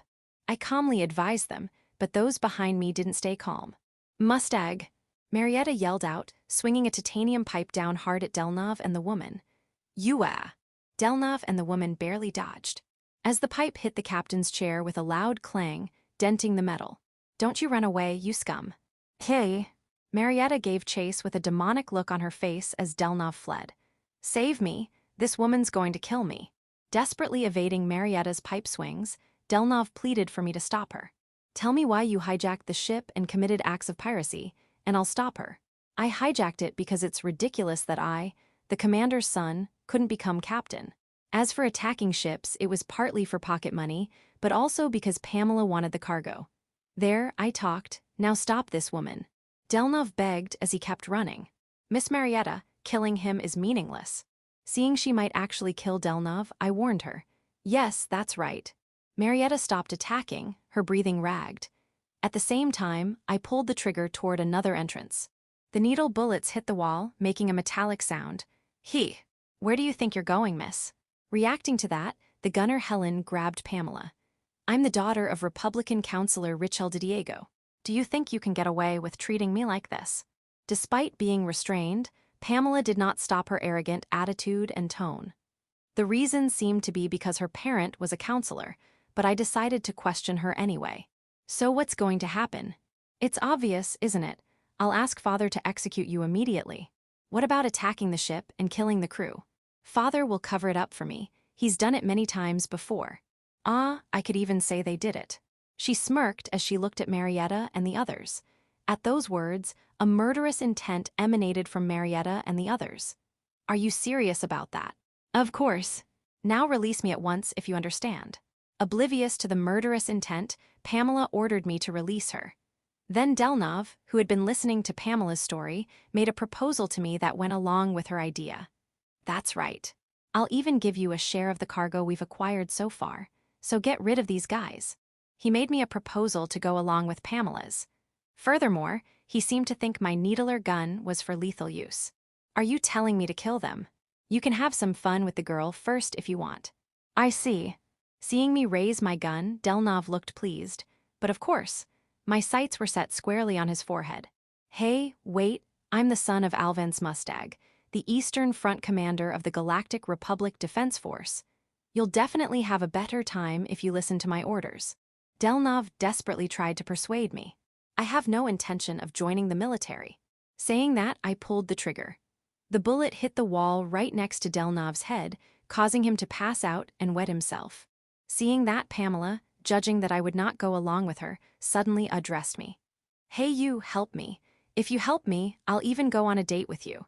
A delivery guy like you probably has no experience with women at all, right?" She seemed to think she was negotiating, but she was too stupid. I walked over to Pamela. She must have thought I was going to help her, as she said, "Go on, release me at once." She ordered Helen irritably. I pressed my gun against Pamela's forehead. "Sorry, but I'm not lacking for women." I transformed into a woman, a Sumerian. Another male student, Johan, muttered under his breath. Realizing she could not be used as a bargaining chip, and struck by fear of the gun pointed at her, she began to tremble. "W8, I'm the daughter of a Republican counselor." "I know." As she tried to bargain or give orders again, having heard enough, I pulled the trigger. Struck in the forehead by a tranquilizer needle, Pamela lost consciousness. "Well, that's one thing settled. Sean-san, you were a Sumerian." As I holstered the needler gun, Marietta spoke up. "Does it bother you?" "No, I was just a bit surprised." Though she said that, the look on her face betrayed her displeasure peeking through. Well, there were those who showed aversion to me even back in middle school, so it's nothing new. "I'm going to go rescue the people being held captive." Marietta left, leaving just the two of us behind on the bridge, as if to hide her reaction. Still, the GCPO sure is slow. Letting out a sigh, I took a seat at the communications operator's station. Section: Marietta Westlock. Thanks to the freight transporter Sean-san, we were able to regain control of the ship. After restraining the two ringleaders, leaving the chief engineer Soka and helmsman Munnan behind, we head out to rescue everyone being held captive. Still, I never expected Sean-san to be a Sumerian. And wow, he looked incredibly beautiful when transformed into a woman. Her figure was enviably perfect too. I wonder if that's a characteristic of the Sumerian race, or is it their diet or lifestyle rhythm? In any case, I'm so envious. I couldn't help but stare, but what if Sean San noticed and got upset? Section. Sean Lyett. Not even 5 minutes after Marietta and the others left, I received a communication from the GCPO. This is the GCPO to the training ship Starmace. Stop your vessel immediately. I repeat, stop your vessel immediately. This is the training ship Starmace. We will stop immediately. I signaled the helmsman Munnin to halt the ship. Is there an informant on board? The face on the monitor was of an unshaven middle-aged man. Long time no see, Inspector. You're Sean Lyett. It was Inspector Lestrade Ryu, an acquaintance of mine. By the way, he pulls a sullen face when called Lestrade, as it's apparently the name of a famous inspector from classical literature that he finds embarrassing. I'm the informant. Well, I've pretty much secured control of the ship. As expected of you. By the way, what did you do with the crew? The mutineers are mostly restrained. The legitimate captain and 3 others went to rescue the crew being held captive. I see. But what do you mean by mostly? Some mutiny members are still unaccounted for. Maybe they're assaulting that female teacher who is being held hostage. Then you'd better hurry. But who's that? During my conversation with the inspector, a handsome man in a military uniform cut in. Pardon me. I am Rear Admiral Reinhard Steinberger, commander of the Galactic Republic's main fleet and captain of the flagship Cashanaut. From his appearance, he looked to be in his late 20s or early 30s.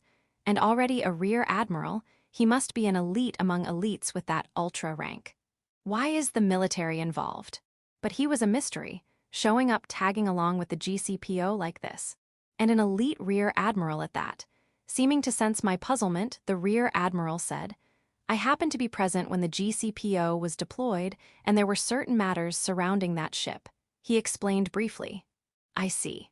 Certain matters, huh? He probably meant the military found the ship suspicious and was investigating, but could not take action due to pressure from Delnov's father. Though the reverse could also be true, the GCPO was just riding along. With them involved, it should be fine either way. V-vessel, stopped, docking possible. Eventually, Munnin reported the ship had come to a halt. Understood. As you heard, we'll need 2 docking tubes. Roger. Deploying 2 docking tubes. Well, let's bring these guys to the airlock. Once the docking tubes were deployed, I dragged the 2 prisoners toward the airlock. As the docking tubes connected, GCPO officers and a military boarding party came aboard. The inspector and rear admiral were among them. It must have been tough. The tough part is the people being held captive, and that female teacher who's still unaccounted for. You were nearly in serious danger yourself, young lady. She's not so easily done in. The inspector is an acquaintance from when my grandfather was still alive, and knows that I received training from my sister Tina. The reason I call him Inspector is because my grandfather used to tease him about still being just a patrol officer back then, and it stuck even after his actual promotion. Still, for a civilian, to subdue someone who's had military training, even a student, it's hard to believe. Things tend to get hectic for me. Nevertheless, as I was conversing with the inspector, the rear admiral kept repeatedly interjecting. What's with this rear admiral being so insistent on involving himself? Noticing my puzzled look, the inspector let out a sigh and pointed something out. That's when I realized. Sean, are you on your monthly right now? I had transformed into a woman earlier and remained that way. So that's why the rear admiral was being so insistent on involving himself. I'm Sumerian. I was male when doing the subduing. I see. Hearing that, the rear admiral's energy deflated. If he accepted it and fell silent, fine. But if he's a Sumerian discriminator, it's better not to address him further. Just then, the inspector received a communication. Excuse me a moment, what is it? In any case, please have a doctor examine you. The rear admiral seemed to be showing some concern, at least. Yes, understood. I tried to respond that I understood, but at that moment, I lost consciousness. Section. Lestrade Ryu. I had just received a report that the students being held captive had been found when the incident occurred. Sean Lyett had been shot. The assailant was a woman in a military uniform. My officers nearby and the soldiers immediately apprehended her. Get a doctor to the airlock. Hurry. The rear admiral called for the military medic among the teams searching for the captives, while I disarmed the woman of her gun. As my officer restrained the woman with handcuffs, 2 of the students cried out, "Miss Roa." "What?" Everyone present besides those 2 students, and the woman was stunned. According to the military medic who returned with the rescued students, while the students were shaken mentally, they were physically unharmed. As for Sean, he had no external injuries but was unconscious. He had likely been shot with a stun weapon, which could potentially be fatal depending on the circumstances, so it was worrying. All the ringleaders were taken into custody and contained aboard our GCPO vessel. The female teacher who shot Sean also had to be detained, but since the students insisted they had questions for her, I allowed the conversation while she remained restrained. Then, a female student claiming to be the captain began interrogating the female teacher. "Miss Roa, please explain what happened. Why did you shoot Mr. Sean?" That woman set her sights on my beloved Mr. Steinberger. Beginning with that outburst against the students' questioning, the female teacher started ranting uncontrollably. I instigated that little brat and gave all the instructions myself. I was destined to change my name from Weresina Roa to Weresina Steinberger. There's no way I'd allow my body to be touched by brats like them. I chose the prey myself. It was unfortunate the cash transport ship wasn't available, but the jewels exhibited at the Galactic Gem exhibition would have been fitting for one betrothed to Mr. Steinberger. I had them prepare a room in secret to make it look like I was assaulted, so Mr. Steinberger would come rescue me. But that woman. With each outburst from the female teacher, I could see the students' faces darkening. The female students in particular seemed deeply shocked, having thought the teacher was risking herself to protect them. "Take her away." I instructed my subordinates to confine the still ranting female teacher on my ship. It would not be good to keep this woman in front of the students any longer. The search for the remaining rebel students is still ongoing. The imprisoned students are fortunate to have no fatalities or serious injuries. As for that Sean fellow, it would be resolved if he's unharmed. Section: Sean Lyett. When I opened my eyes, the hospital ceiling came into view. Having been admitted several times for examinations or injuries, I was sure of it. Checking my body, I appeared to have all my limbs intact. I slowly sat up and looked around. It was a private room with only a vase of flowers, and a beautiful blue sky visible through the window, and I was still in female form. I tried recalling one by one the events leading up to my current situation. I was captured by those brat military cadets who sabotaged my ship. I incapacitated all the ringleaders. The GCPO and military ships arrived to arrest the brats. Then my memory cuts off right after that moment. As I was pondering, a voice called out from outside the sick room. "Pardon me. Oh, Lyett-san. You're awake." A female-type nurse android entered. How long was I out? Approximately 31 days and 13 hours. You were shot at maximum stun output. The nurse android answered while checking my pulse. In some cases that could be fatal, but it seems I survived. In any case, let me call the doctor. The nurse android smiled and left the room. The next day was filled with examinations, and the day after I got the results. If no issues, I would likely be discharged in 2 or 3 days. And the day after those examinations, the captain came to visit. This was quite the disaster. My apologies, I don't want to recall it. As unkempt as ever with his stubble, he looked extremely fatigued. But we must discuss what happened. Taking a seat, he began explaining the events after I was shot. According to the captain, of the ringleader brats, all 5 are facing death penalty charges. After hijacking the ship and stealing cargo, over 20 ships were confirmed to have been used for target practice. Furthermore, of the 30 students involved in the coup attempt, 12 thought they would be going on a normal training cruise afterward. When they objected, they were all killed. No wonder they never showed up. While it's undisputed that the captured female student demanded sex in exchange for rescuing her, only the 5 male ringleader students actually carried it out. That big shot's Brat Delnov initially proclaimed his innocence and tried intimidation by invoking his parents' name. But when informed that his father had disowned him, he started blabbing about his father's misdeeds and ranting about a plea bargain. The accomplices merely stood watch on the ship during the coup attempt, so they are all facing 20-year prison sentences.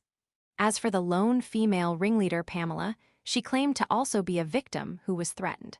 However, the recorded footage of her interactions with me and statements from Delnov and the others sealed her fate with a life sentence. And incredibly, the one who shot me was none other than the supposed victim, the female teacher herself. Not only did she instigate the crime plot, she was the mastermind, scouting potential prey through the cargo delivery desk.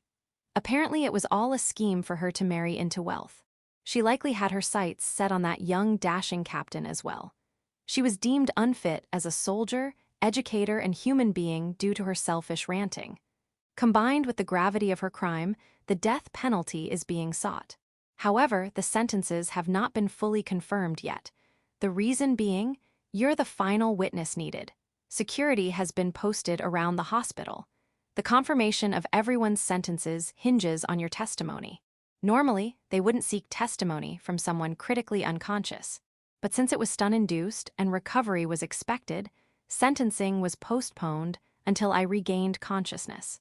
So they did it to give the military command and counselors a chance to have me killed and sweep the case under the rug. It's glaringly obvious they want to eliminate me to cover up the crimes. No, apparently the military command wants to oust the Mustag's father and childs. Alvan's Mustag imposed that condition. As for the counselors, they seem preoccupied with self-preservation and have no intent to help their daughter. In fact, they're claiming their daughter used the family name without permission while absolving themselves. How ridiculous and senseless. These so-called elite really defy comprehension. Regardless, contact me once the doctor clears you for court. You'll need to testify. As for your ship, the keel was damaged beyond repair. Your personal belongings from onboard are being held at the spaceport. The food seems to have been consumed, but you can request reimbursement for that. And the cargo was properly delivered. The food's not a big deal, but my ship is regrettable. I was so close to paying off that loan. You'll get a bit of old coin. Apparently the military will pay you consolation money. I'll put it toward the ship loan. It probably won't be a huge amount, just enough to cover the remaining loan balance and these hospital bills. What are you going to do for work? Well, I have some savings, so the down payment shouldn't be an issue. But if I use that to pay off the remaining loan, I won't be able to afford another ship. Then why don't you join my crew? With Sean around, we'll get delicious food and eye candy. Barging into the room unannounced and making asinine comments were Tony and Sam. No thanks. But how are you going to work without a ship? Once I pay off this loan, I'll take out another and buy a new ship. I shot them a disdainful look, but it had no effect. Tony struck a smug pose while Sam leered at my chest, grinning like an idiot. I could shift back to male form, but the doctor said not to until the test results confirm there are no abnormalities, so I can't for now. Well then, until you pay that loan, I'll just keep you prisoner on my ship for some forced labo. What did you just say? Gah. Tony got a stinging Yakuza kick to the back from Tina for trying to decide my future plans after discharge, while grinning lecherously. Our precious Sean locked up. You've been a naughty boy. Abe.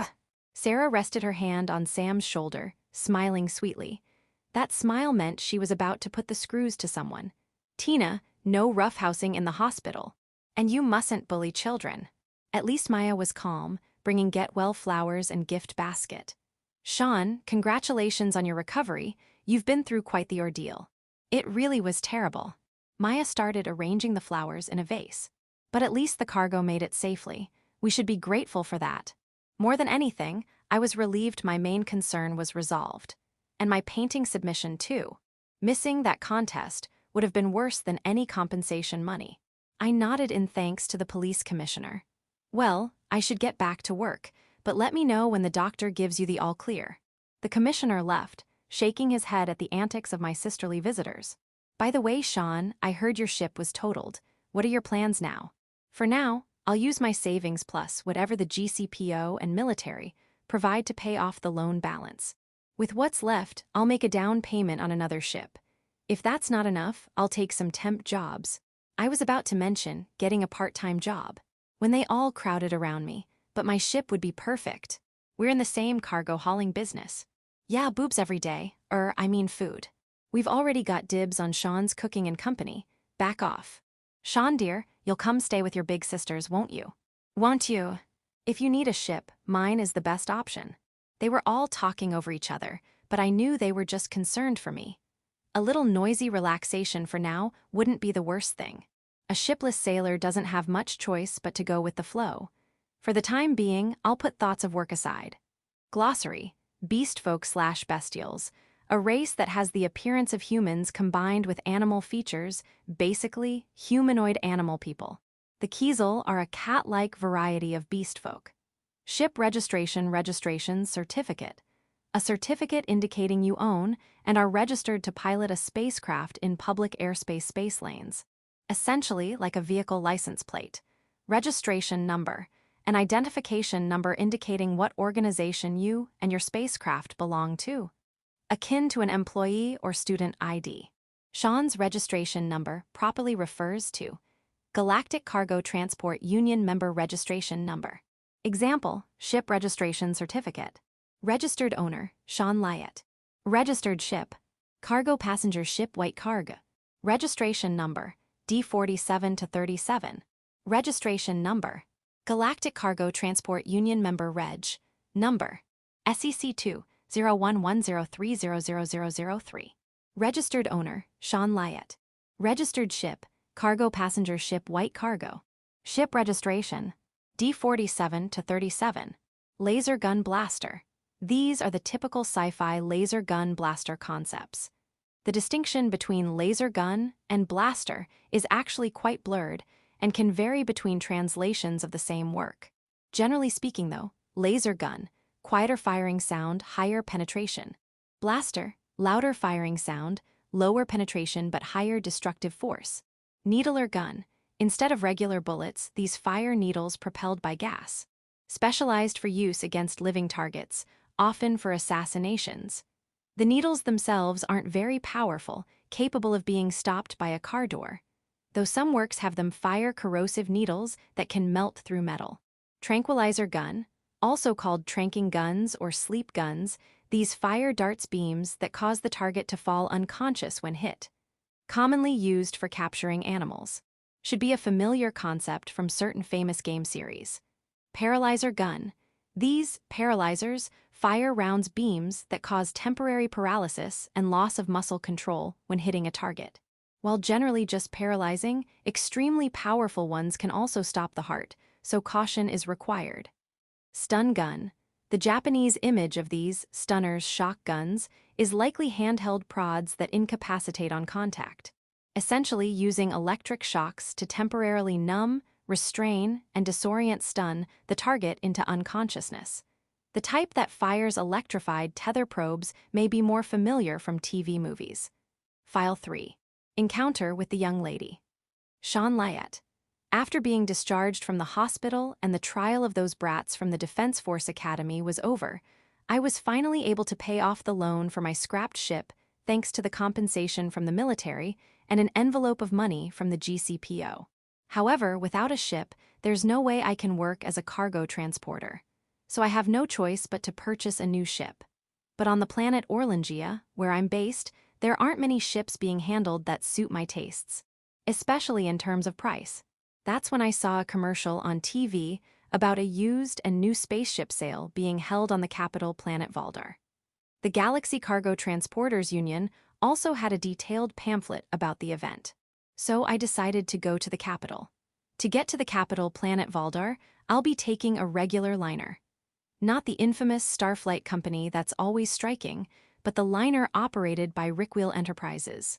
Retrieval's regular liners have the concept of travel and elegance, so all the rooms are private cabins, and there are amenities like lounges and restaurants. It's more expensive than ships with just sleeping capsules and vending machines, but with Starflight constantly striking these days, I'm just grateful their ships actually follow the timetable. It was in the panoramic lounge of Retrieval's passenger ship Ribun that I was gazing at the starry view of space from a planet during our hyperspace travel. Not having to do any of the driving myself is quite relaxing, though admittedly it feels a bit lacking too. How are you finding our regular liner, sir? A young girl's voice called out to me. No, not young, she was just a child. The one who had addressed me had blonde hair, blue eyes, and white skin. She wore a simple but high-quality shirt and skirt. with her long hair tied in a beautiful single braid. She looked to be around 10 years old, a beautiful young lady. It's comfortable. Almost too comfortable. If I don't disembark soon, I might forget how to pilot a ship. If that happens, I can arrange employment for you. Oh, how about becoming the personal chef for the vice president of Retrieval Enterprises? The girl flashed me a beaming smile like a blooming flower, gazing at my face. Enough to get any lollican riled up and lose control, no doubt, but it didn't work on me. I'll pass. Moo, to become the exclusive chef for a beautiful young lady like myself would be an enviable position for anyone. Save those kinds of lines for another 10 years, when you've grown taller and filled out more. 5 years would be enough. This girl is Lena Riowarth, the only daughter of Gallius Riowarth, the CEO who owns and operates this Retrieval Enterprises liner. She was a customer on my ship before and was deeply impressed by the hamburger steak I made. Ever since then, she keeps finding excuses to come aboard my ship as a customer, trying to get me to work for her. Why won't you become my personal chef? Because I'm a cargo transporter. And so this kind of exchange always ends up happening between us. What is it with her, my older sisters, and that lady boss Viola Zavel always trying to make me a chef? As I let out a light sigh, a young man in a butler's uniform emerged from behind Lena. Then, how about transforming into a woman right away and becoming my lover? You shut your mouth. Ouch. With an elegant motion, as the man made his ridiculous demand while bowing to me, Lena's shoe heel slammed into his shin with a loud whack. The man crumpled to the floor, clutching his struck shin and groaning in agony. Young mistress, my shin struck directly by your reinforced platitite shoe mercy. Be silent.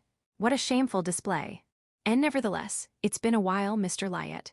This idiot clutching his injured shin and writhing in pain is Thomas Fafos, Lena's exclusive butler and bodyguard.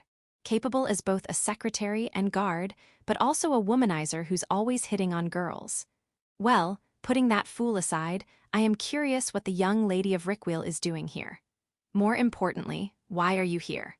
I know this ship belongs to you. I was on my way back from a business deal, and I'd also like to properly attend school and meet up with friends soon. When I asked her reason, she answered readily enough.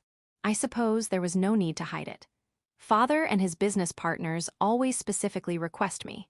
Well, the partners did so thinking they could force advantageous conditions on me since I'm just a child. Lena wore an utterly exasperated expression. To have the duties of representing her father's company at just 10 years old, she must have a tough time of it. That sounds rough, being an heiress to a major corporation. I couldn't help but let out a sigh. Speaking of which, are you headed to the capital planet Valdar to purchase a ship? Sipping tea that had been prepared at some point, Lena guessed my purpose correctly.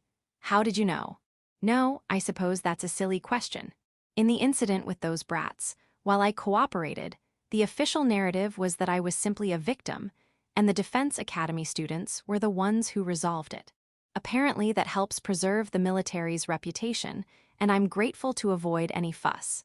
So the details of the damages I suffered weren't widely reported.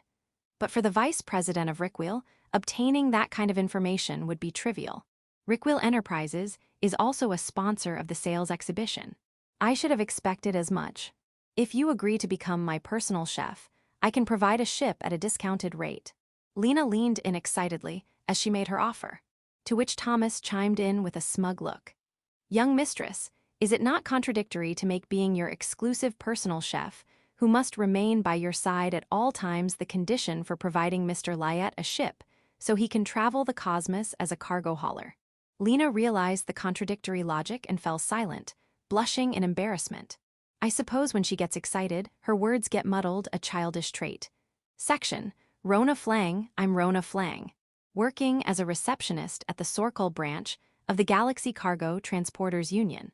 Today, I've taken an extended vacation to participate in the Galaxy Comic Festival being held on the capital planet Valdar with my fellow Dougen Circle members, who are all Fujoshi. The reason we took the Orlangia liner is because we were at a friend's house on Orlangia until the very last minute working on and meeting about our Dougenshi manuscripts. And now I've staked out a corner of the panoramic lounge, doing some rotten girl observations of the ship's passengers and crew. Those two are definitely like that. The distance between them is so suggestive. Those Shotas over there are the best. So defenseless. That guy is an Yuk. That salaryman is a seam. That crew member too is a seam. That student is an Yuk. We're all whispering, but if overheard, the conversation would definitely raise some eyebrows. Hey, what about those two? Don't they seem perfect? Let me see. I looked where my Orlangia friend Timmy was pointing, and there I saw someone quite familiar. That white-haired man is definitely an Yuk. Rejecting the pushy come-ons of that brunette at first, but giving in by the end, you know. While Timmy was excitedly running wild with her fantasies, if I ended up spotted, it could lead to some trouble for me later on. There's no problem with me being on this ship, but if asked about my purpose here, I'd be stuck for an answer. So I decided to hide behind the sofa. What's wrong? That white-haired person, I know him. Who is he? A cargo hauler, and he's a Sumerian. The moment she heard Sumerian, Timmy and the others all turned their gaze towards Lyat. The reason being, there happens to be a Sumerian character in the popular work that's our current craze. For real, a Sumerian. It's like look at me as a man, not a woman, come to life. Everyone got excited and started fantasizing. Not that I can blame them. To us Fujoshi, we have prime moe material right in front of us, so of course we'd get fired up. Hey, do you have any 3D footage? Of both the male and female forms. When asked, I secretly showed my comrades the 3D footage of Lyat I had captured, and they were all stunned by what they saw. No wonder. Even to my female eyes, Lyat's feminine form is breathtakingly beautiful, not to mention that incredible figure and massive bust. No surprise a guy would be smitten looking at that gorgeous female version. I'd love to fondle those huge breasts in the flesh. Hey Rona, got any other info on him? My friends crowded around me, breathing heavily. From what I've heard, he's an excellent cook and good at housework too. A husbandly servant type score. They all exclaimed in hushed tones, displaying an impressive whispering shout technique. Then he'd absolutely go nurse any sick friends or... No, while staying long-term on his spaceship he'd. And so the Fujoshi rode waves of delusions until we reached our destination. Section, Shan Lyat, the Galactic Republic capital planet Valdar. The center of the multi-trillion populated Galactic Republic, hosting the government, military, embassies of the Galactic Empire and Star Domain Federation, and various international organizations. Not to mention branch offices and HQs of major corporations, a hub for business, entertainment, and more. In orbit above it is our destination, the Republic National Multi-Purpose Exhibition Colony, also known as the Hexagram Garden, venue for this used and new spaceship sales exhibition. 6 ultra-gigantic cylindrical colonies, each 30 kilometers in diameter and 160 kilometers long, are linked together by massive ring gears to generate artificial gravity. There is a direct shuttle from the spaceport, and shuttles from dedicated orbital elevators from the planet. It's also a massive facility that can quickly convert into an evacuation shelter in emergencies. There is also a spacecraft sales exhibition happening, using 3 of the 6 colonies. The other 3 colonies are hosting a Galaxy Comic Festival, which appears to be some kind of doujinshi, self-published works fair. While a spacecraft sales exhibition is understandable, it's hard to believe that 3 massive colonies could be filled just for a doujinshi fair. But well, if they are actually filled up, it must have become a huge market. I took the direct shuttle from the spaceport to the Hexagonal Gardens. The shuttle was filled with people like me going to the spacecraft sales and attendees of the Galaxy Comic Festival. The difference in their attire and atmosphere was stark. When I got off the shuttle, there was a helpful information board showing the Galaxy Comic Festival to the right and the spacecraft sales to the left. Of course, I went left. The venue was divided into 3 booths in each colony. Small ships, specialized workships. Medium ships, including escape pods and microships. Large ships, super large ships, and an area to browse catalog data for interior ship equipment and facilities. The main exhibition headquarters. There were rest areas set up in each booth area. Of course, I headed to the small ships, specialized workships booth. Moving around inside the colony without using the free rental moving platform is impossible if you want to get around everywhere. What I'm looking for is a type called a lower cargo bay transport freighter, which is rarer than the rear cargo bay type. And the freighter type that can also serve as a living space is even rarer. If I can't find one here, I'll have to compromise and get a rear cargo bay type freighter instead without changing the freighter spec. After that, it's about price and quality. Even for new, used, or very used spaceships, costing hundreds of millions is normal. Too expensive and I can't afford it, too cheap and I'll worry about the quality and condition. So I have to scrutinize that aspect carefully when choosing which ship to purchase. A few hours into wandering the venue, I was grateful that there were quite a few sellers offering lower cargo, bay transport freighters. I didn't know this, but it seems some new models had also just been released. I was impressed at the capital's advanced status. Among them, I found one I liked, so I immediately contracted for it, paid what I could up front, and took out a loan for the rest. Since the exhibition lasts 6 Galactic Standard days, the shipping delivery of purchased goods will happen afterwards. With my objective achieved, I decided to check out the ship interior equipment data browsing area while I was here. Since I can reuse the furniture and installed equipment from my previous ship, I can save money there, but it wouldn't hurt to look around either. On my way to that browsing booth, I unexpectedly ran into Lena Rioarth. I figured you'd be here. I was planning to ignore her, but she grabbed my arm, which was uncalled for. Weren't you supposed to be heading to school? School doesn't start until next week. As the girl grinned smugly in front of me, I sighed, when suddenly another figure approached us. Long time no see, Sean Lyat. The one addressing me was Lena's father, and the CEO of Rickwill Enterprises, Gallius Rioarth. Mr. Rioarth extended his right hand to me, so I put out my right hand to shake his. It has been a while. I heard you happen to be on the same transport as my daughter. Yeah, that company's dealings seem rather shady. Ah yes, for those of us in the same industry. It's a nuisance, but also an opportunity. A troubling situation. Rioarth sighed with a troubled look on his face. He must have certainly passed 40 years old, but looks much younger. With his well-sculpted features, he must have been quite the ladies' man in his youth. Even now, as a married man, women probably can't leave him alone. His daughter had mentioned resembling her mother, so I can't see any similarities with Lena. Did you manage to find the ship you were looking for? Yes, I found a good one. It seems the encounter brought you good fortune. Enough to want to share it with my wife. Yeah, I wonder when Mother will return from her ruin excavation survey. Mr. Rioarth's wife Shurna is a renowned archaeologist, historian, and also a professor at the National Valdar University, known for making various discoveries while doting on her husband and daughter, but also passionately pursuing excavations. There were even rumors that we divorced, leading to more advances from other women. They're clearly just after your money, Father. Please be careful not to let those kinds of women get too close. I know. The woman I truly love is just your mother Shurna and you, Lena. Looking at the current situation, it's just a case of the working couple having a hard time meeting due to their respective jobs. But being the top executive of one of the Republic's leading corporations must be quite demanding. And it seems that no matter one's social standing or wealth, fathers are no match for their daughters. After parting ways with the Rioses, I spent a good amount of time browsing the ship interior equipment catalog data. Since the new ship is larger than my previous one with more spacious cabins, I could add various new facilities. After thoroughly looking through catalogs and taking ones for items I like to review later at the hotel, I was about to leave the venue. But then, someone suddenly grabbed the thigh area of my pants.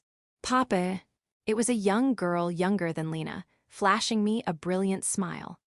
The first thought was that it must be a case of mistaken identity. More than anything, I'm single and have no recollection of ever impregnating or fathering a child. Sorry, but I'm not your papa.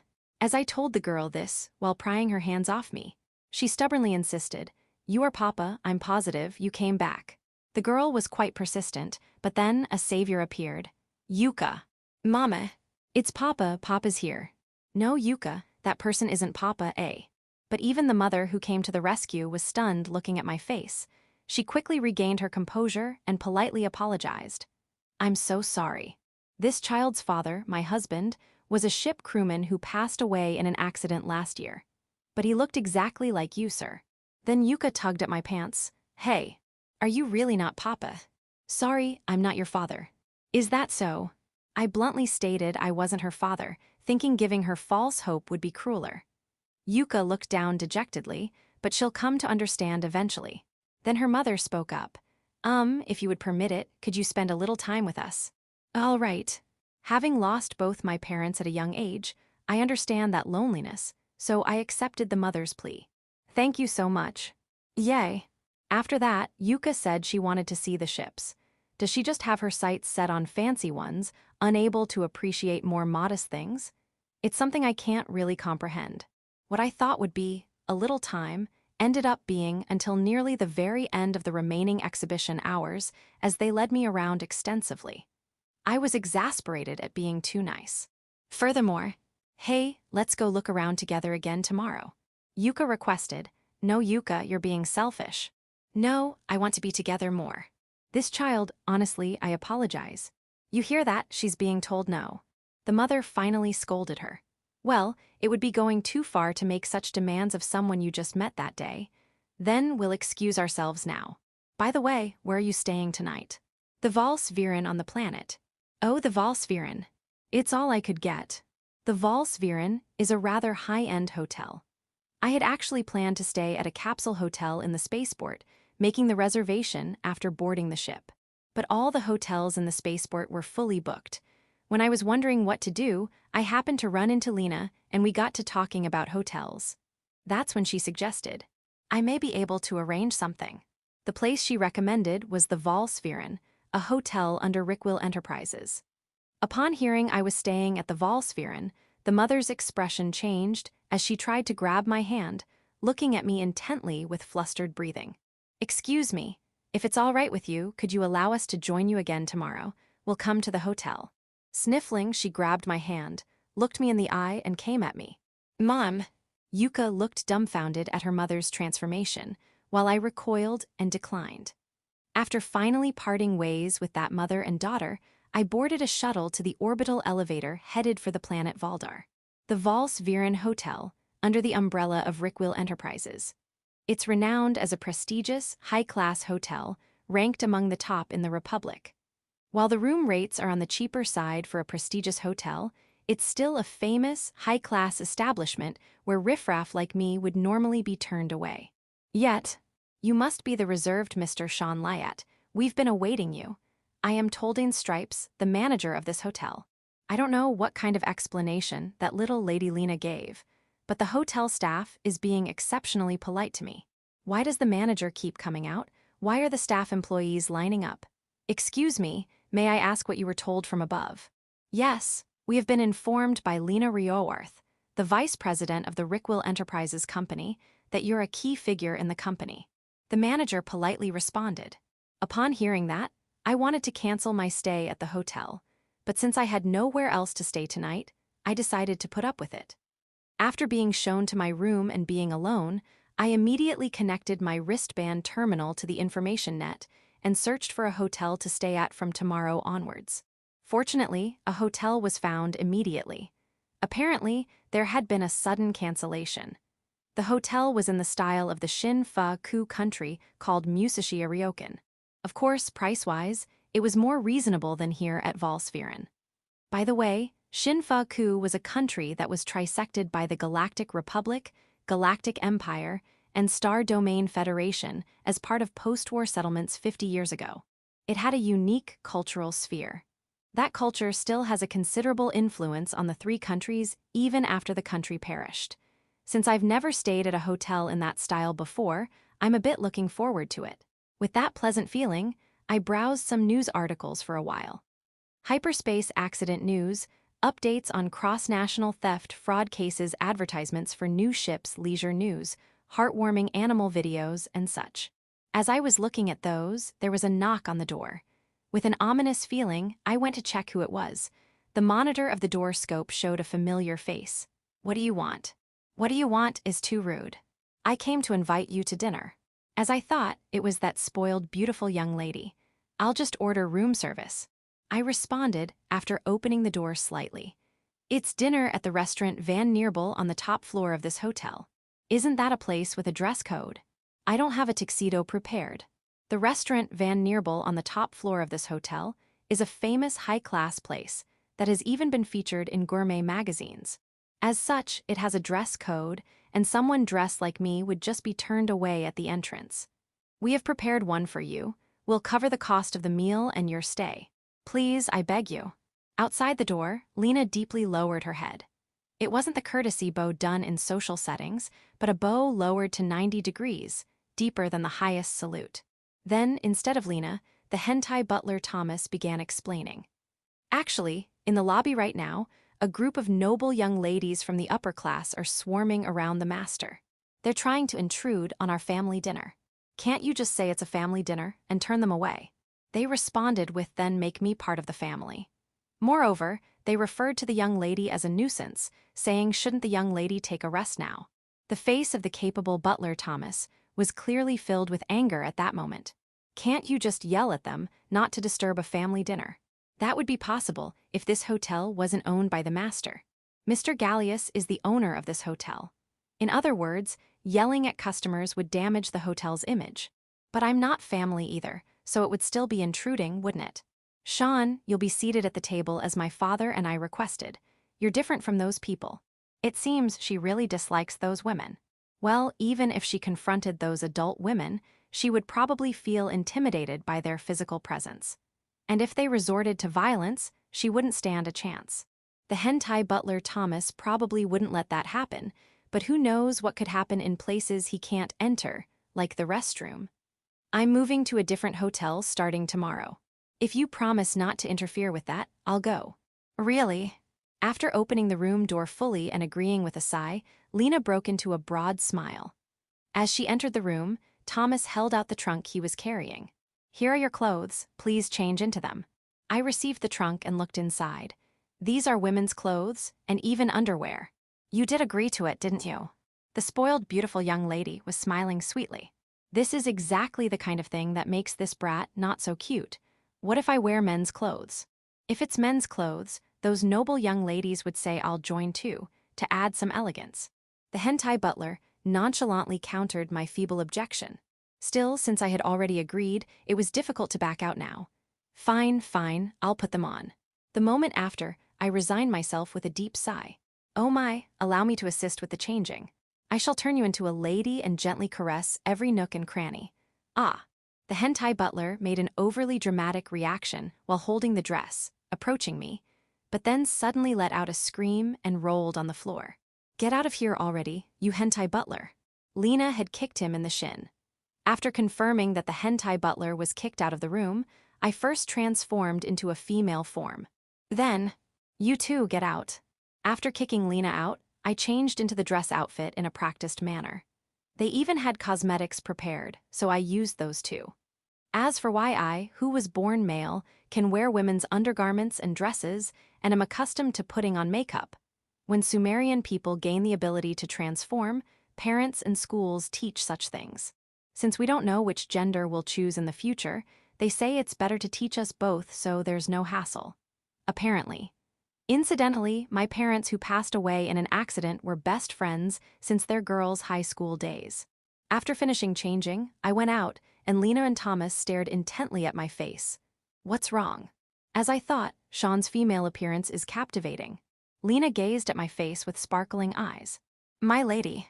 Suddenly, Thomas grabbed my hand and brought his face closer. What is it? Tonight, let us absolutely, OUGH. Before the hentai butler could finish, I need him in the groin. Shall we go?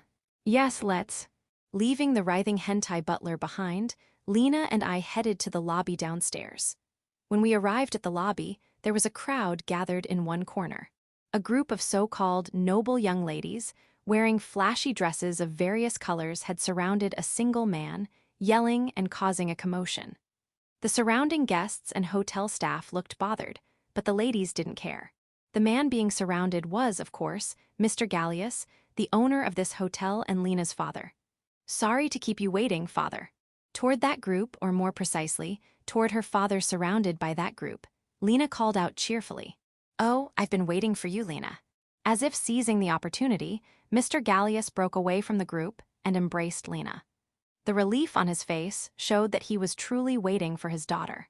I've also brought Shira with me. At Lena's words, I hurriedly curtsied and greeted them. Mr. Gallius, Thank you for the invitation. Well, Shira, sorry for the trouble of calling you over. By the way, Shira is the alias I came up with in the elevator. Mr. Gallius took my hand and kissed the back of it. Behind Mr. Gallius, the noble young ladies in gaudy dresses and flashy suits were glaring at me. Confirming that situation, Lena intentionally spoke in a bright tone. Now, Father Shira, let's go have our meal. The chef Snolev's cuisine is wonderful, I'm looking forward to it. She took Mr. Gallius and my hands, trying to head toward the elevator. As expected, the noble young ladies circled around to confront me and make unreasonable demands. Just who do you think you are? Someone like you has no business being close to that person. Get away from Mr. Rioarth this instant. Don't you realize your presence alone is a nuisance? You reek of poverty. Leave this hotel at once. I knew it already, but the overbearing presence of these money-hungry carnivorous women was truly overwhelming. That said, if I didn't chase them away, we wouldn't get anywhere. It would be extremely easy physically, but I stepped forward and, heaving a sigh, asked the women a question. Are you all aware that Mr. Gallius has a wife? We know, but they must have divorced, right? Then Mr. Rioarth is single. There's no reason we can't approach him. One of the women answered with a smug look. At that response, Lena, Mr. Gallius, and even Thomas, who had shown up at some point, clearly became displeased, which I could tell from behind. I don't know where you heard that, but Mr. Gallius and his wife Shurna haven't divorced. Every single day, morning and night, they engage in interactions that make me, their daughter, feel embarrassed, through 3D holographic video calls. Oh, Lena. Exasperated at my words, Lena added more information. Pleased by its content, Mr. Gallius hurriedly interjected. And despite that, for them to say make me part of the family and such, they must be out of their minds. Then what about you? Aren't you the same? I'm acquainted with Mrs. Shurna too, you know. I didn't become acquainted with them by approaching for money like you all. When I said that bluntly, these upper-class ladies fell silent. It seems they were at least somewhat self-aware. So I decided to pile on relentlessly. To begin with, disturbing the other hotel guests by making a ruckus in the lobby. If you keep hounding Mr. Gallius like this, I'll call the police for harassment and obstructing hotel operations. After saying that, they seemed to get scared and quietly left the hotel. However, I couldn't shake the feeling that I had seen one of those Maynators somewhere before. In any case, I headed to have a meal with the Rioarth family and their eccentric butler. Section: Lena Rioarth. I've never experienced such extreme emotional highs and lows in a single day before. The day before, I met Sean, who I want to become my personal chef, when he boarded our ship. Then I got to go look at used and new spaceships for sale with my father. And I was looking forward to having dinner with my father, so my mood was soaring. But then those women who barged into the hotel made me hit rock bottom. And one of them was the woman who stepped on my foot with her heel at last year's New Year's party venue bathroom. She did apologize properly at the time, and I forgave her, but it hurt so badly that when I got examined by a doctor, I had a broken bone on the top of my foot. Ever since that incident, I've been wearing shoes reinforced with plated titanium. The looks on those women's faces when they saw Sean were priceless. Besides the fact that many Sumerians are good-looking, but Sean also seems to work out, with an amazing physique and posture. No way could those heavily made-up, self-indulgent women land him. And he bluntly told them what the hotel staff and my father and I couldn't, and drove them out. The dinner after that was truly enjoyable. Sean only answered when my father or I addressed him directly, being considerate not to interrupt our conversation. The food was also wonderful, and we had a really nice time. If possible, I'd love to have Sean become my exclusive personal chef and let his talents shine. Section: Sean Lyett. After the confrontation with the upper-class ladies and the tense meal at the fancy restaurant, I collapsed onto the bed as soon as I returned to my room. I'm just not cut out for places like that. But if I left the dress on, it would get wrinkled. So I took it all off, including my underwear, and tossed it into the laundry chute. Then, as I showered and looked over information on my wristband terminal, I tried to recall where I might have seen some of those women before. And as I was skimming through the information, one particular piece of data caught my eye. Section: We were having breakfast at the cafe in Hotel Val Spheren, stewing over the humiliation from last night. Oh man, I really thought we could get in good with the president of Retrieval Enterprises. It's all that woman's fault. Stealing the delicious part for herself. As my sister grumbled, I remembered the face of that infuriating woman who showed up last night. I bet that woman is the president's mistress, you know. Then there's no way that Brat would get close to her. Maybe she seduced him from that angle. I raised my voice, but what my sister said made sense. There's no way that rude Brat could get that close unless she made advances first. To borrow a saying from the Empire, if you want to shoot the general, first shoot the horse. Maybe we should have made a move on her too. Sister, don't drink my coffee. It's fine, isn't it? Not right now, I'm a child. I can just pretend easy. I'm currently in the form of a child, waiting to lure my prey. My prey is the young business mogul I saw chatting friendly with the president of Retrieval Enterprises at the Spaceship sales event. Buying ships in the large to ultra-large size categories. He must be quite wealthy. That's when that infuriating woman walked into the cafe. Sister, that's her. It was that detestable woman who got in our way last night. Of course, she wouldn't recognize us now. To her, we just look like a mother and child. She sat down at a table right next to us. I signaled to my sister to communicate internally, so our conversation wouldn't be overheard. She's sure taking her time, that person. No need to hurry. That person's definitely staying at this hotel. To any outside observer, we just look like a mother and child happily eating together. We have that much experience. After a while, a group of police officers entered the cafe. The one leading them was a plainclothes detective with a uniform officer in tow. Sister, stay calm. Leaving in a panic would seem suspicious. My sister looked worried, but we couldn't panic here. It's not necessarily us thereafter. Then the officers approached that woman, that insufferable woman who obstructed us. The plainclothes detective sat across from her and simply said, "Show me." The unbearable woman calmly replied, "Here you go," and handed something over. Seems there's no mistake then. The detective glared at her as he pocketed whatever she gave him. Likely some evidence, in exchange for not arresting her. Looks like that woman's an accomplice after all. Now we can use this to get in with President Rioworth. We felt confident our plans were moving in a good direction. But before the big fish, we'd have to reel in a smaller one first. And just as I turned to look in the direction that small fish would likely come from, a sudden shock went through my body. My sister and I had our arms grabbed and heads forced down, the compartments containing our brains exposed. And sure enough, several guns were pointed right at those brains. What? My sister panicked, seemingly unaware of the situation. But it could also pass for the reaction of an ordinary, unaware civilian. So taking full advantage of my current childlike appearance. "Mommy, Mommy," I cried out as childishly as I could. However, the detective responded, "We know who you are, Netter sisters. You've got quite the rap sheet of fraud and theft charges. And it looks like we caught your bodies too." Calling us by name, listing our crimes, with our bodies restrained and brains exposed, there was no way for my sister and I to escape now.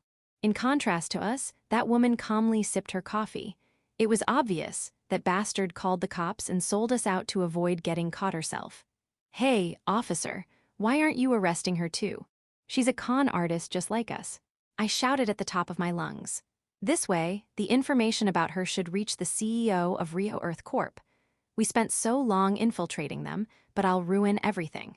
Then the woman turned toward us. "Sorry, but that's not going to work." With a faint glow, she transformed into a man. It was the same man my sister and I had been trying to swindle. In other words, this person was neither fully male nor female, a hermaphroditic Sumerian. "You tricked us, you slimy bastard." My sister was dumbfounded, but I refused to be discouraged. Besides, just because they're Sumerian doesn't mean they can't be a con artist too. Don't mess with me. If they're Sumerian, it's probably even easier for them to be a swindler. I raised my voice to accuse them, but this guy is an acquaintance of mine and has ties to the Rio Earth family. Their status is well established too. I just happened to ask them for advice, so I'm grateful. The detective dismissed my claim with a sarcastic grin. At that moment, I lost consciousness. Section, Sean Lyett. That was a hassle. If Lady Lena hadn't invited me to dine with her and the Rio Earths in the lobby, I never would have noticed. I replied to the inspector while watching out of the corner of my eye. as the con artist sister's brains were carried away. In fact, if the Lena young lady hadn't invited me to dinner, I might have unknowingly continued my actions with those sisters. I may need to thank that refined princess for her impeccable timing. Well, I've already paid for the ship, so I'm not carrying much cash anyway. Speaking of which, were you able to purchase the ship? Yes. Delivery is in 6 days, and I plan to sail it back. You went through quite a convoluted process. It comes at a discounted rate as a result. Initially, I was just going to have it shipped to Orlangia, but since they offered a 20% discount if I sailed it back myself, I went with that option instead. So that's why you're staying at a place like this. The inspector feigned disdain with a smirk, though he understood the circumstances. It's a bit too luxurious for my means. I'll move to another hotel after this and do some sightseeing in the capital until the delivery date. You've gotten used to flying between the stars, so you rarely set foot on planets. A bit of sightseeing will be good for you. Inspector, the preparations for transferring the suspects are complete. While we were making small talk, a uniformed officer came to report to the inspector. Very well, duty calls. Ah, there was a bounty on those sisters, so the payout will come at a later date. Got it. With that, the inspector left the hotel with his subordinate in tow. Finally, I'm a free man again. I called for staff and ordered breakfast, then started browsing sightseeing data for the capital city. Glossary, space colony, indispensable for SF, the famous artificial habitats floating in space. There are 3 major types. 1 cylindrical, a rotating cylinder that generates gravity. Land and windows alternate along the inner surface, with adjustable mirrors outside the windows to reflect sunlight and create day-night cycles and seasons. This is the type used here, the most famous kind, 2-Bernal sphere. Large windows are placed near the poles of a rotating spherical shell. Sunlight is reflected in from externally mounted mirrors. From the images, it looks more like a short, fat cylinder than a sphere though. 3 Stanford torus. The classic donut shape. Rotation generates Earth-like gravity along the outer ring surface.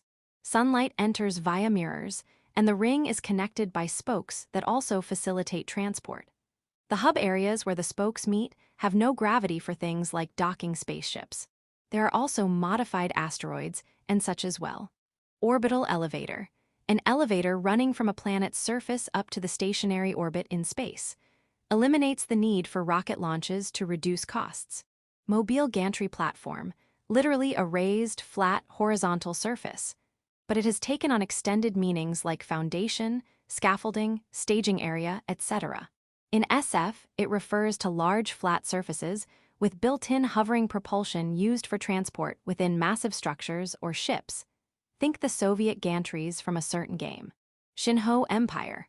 Formerly a parliamentary monarchy at the top, this country with a distinct cultural sphere was divided into 3 nations 50 years ago in the aftermath of the Fourth Galactic War by the Galactic Republic, Empire, and Federation. But its culture still heavily influences the 3 successor states today. The national image is obviously Japan. Fourth Galactic War, a massive war ending 50 years ago between the Galactic Republic, Empire, Federation, and Shinho Empire over control of resource planets. Holophone 3D video phone, a communications device that can project 3D holographic video. We'll probably see these for real before too long. Laundry chute. Hotels have built-in chutes that deliver clothes directly to the laundry room. At Varsvaren, anything sent by 9 p.m. Galactic Standard Time will be cleaned and returned by 7 a.m. the next day. I want one at home. Brain removal arrests. This means the Nader sisters had their brains transferred into special containment boxes, allowing them to swap into robotic bodies and change appearances to match their mark's preferences, avoiding police detection. File 4 reunion with an old acquaintance. Sean Lyat. It had already been 2 weeks since acquiring the new ship. Work was going extremely smoothly. The ship's name has changed from White Cargo to White Cargo 2, but the nature of the work itself remained the same. Thanks to that, the savings that had been depleted when buying the ship were steadily accumulating again. The fortunate thing was that, since it was larger than the previous ship, the cargo hold became more spacious, allowing twice as much cargo at 240 tons to be loaded compared to before. With the larger ship size, The passenger area also became considerably more spacious, having 2 cabins for guests as well as the same amenities as before, a washroom, toilet, and kitchen, but with a bathroom instead of just a shower room. Furthermore, there was a narrower second floor that I made into my private quarters. I was able to spend my days very smoothly, without getting involved in any troubles or dealing with troublesome clients. And so, I had come to the cargo delivery reception desk of the Galactic Cargo Transporters Association, which served as my home base on the planet Orlangia. I need an inspection. Ah, welcome back, Snail. Seems like you didn't run into any trouble this time. However, at the Orlangia cargo delivery reception was Sassara Essenvelde, who proclaimed herself the eternal 17-year-old. As always, she called me by the nickname Snail. Can't you stop that already? It's at the level where I could sue. Ah, come on, it's like a code name. It's a discriminatory term. Anyway, I need an inspection. Okay. Nevertheless, this was a regular occurrence, so without making too much of it, I brought my wrist terminal close to the inspection machine to receive payment for the job. All right, the fiber transport request from the spinning company is complete. The reward is the usual amount, correct? Yeah. Then here is your reward. As usual, it was half cash, half information payment. At that moment, I noticed some unfamiliar text on her nameplate. When did you become the chief supervisor? Last week, maybe. The previous one was dismissed for disciplinary reasons. She smiled and casually dropped a bombshell. The previous supervisor? You mean that heavily made-up masked woman who was always glaring at us? The previous chief supervisor was a woman who was constantly glaring at us cargo transporters with an unpleasant expression, making you wonder why she even had that position. According to the rumor from the information broker Sam, that masked woman had originally been a receptionist handling delivery requests. When offered a promotion, she was enraged to find out it was for the cargo delivery reception desk instead of the order reception counter. Apparently, she had been warm and friendly towards wealthy, handsome men, but dismissive towards everyone else, earning her a poor reputation. However, she had connections to some higher up, so she couldn't be fired. As a result, under the pretext of a promotion, she was sent over to this cargo delivery reception desk despite there being far fewer wealthy, handsome men here. Her embezzlement was discovered, though the money was fully returned. It seems even violating the law eventually leads to termination. But there was something else that concerned me more. Normally, to become a supervisor, at least at the large Orlangia Galactic Cargo Transporters Association, a certain level of experience is required. But if you're the supervisor, that means you're the longest-serving veteran here. How rude to question the qualifications of the youngest chief supervisor in history, at the tender age of 17. Brushing aside my mutterings, Sassara playfully chided me. Eternal 17, that is, anyway, congratulations. I'll bring a gift next time. It's best not to pry too deeply, lest I face consequences. Then, I'd love some Plum Mary cakes and Snail's homemade cookies.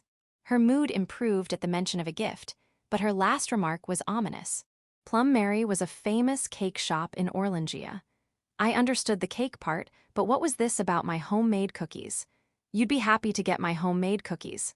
Ever since working with my grandfather, I would occasionally bring gifts for the receptionists. I had learned that this was the secret to maintaining good relationships, so I still brought gifts from time to time. For me, it was simply to have something for customers to snack on, made during idle time on deliveries. However, Sassara gave me a very serious look and said something shocking. You shouldn't underestimate yourself, Sean Lyat. Your homemade cookies have an astronomical street value among us receptionists. You need to be aware of that. My cookies are like drugs or something. It means they're that delicious. Well, being called delicious is better than being insulted for poor taste, so I'll make some next time. After receiving my payment, I headed to the usual food court. This was a kind of ritual I performed. My grandfather taught me that bearing witness was a tradition among sailors dating back to when they were confined to planetary surfaces. And so, plate of mixed grill in hand, I approached a table only to be called out from another. Yo, Sean, over here. The one calling me was Tony. Not only his disciple Sam, but several other familiar faces were seated there as well. Long time no see, Sean. I heard you got knocked out by a stun shot, but you're all right now. I was discharged from the hospital about a month and a half ago. This old man with a dwarven beard, straight out of classic tales, was Gardite Hassan. He led the ship fleet Hassan tracks and was known as a reliable, disciplined man around here.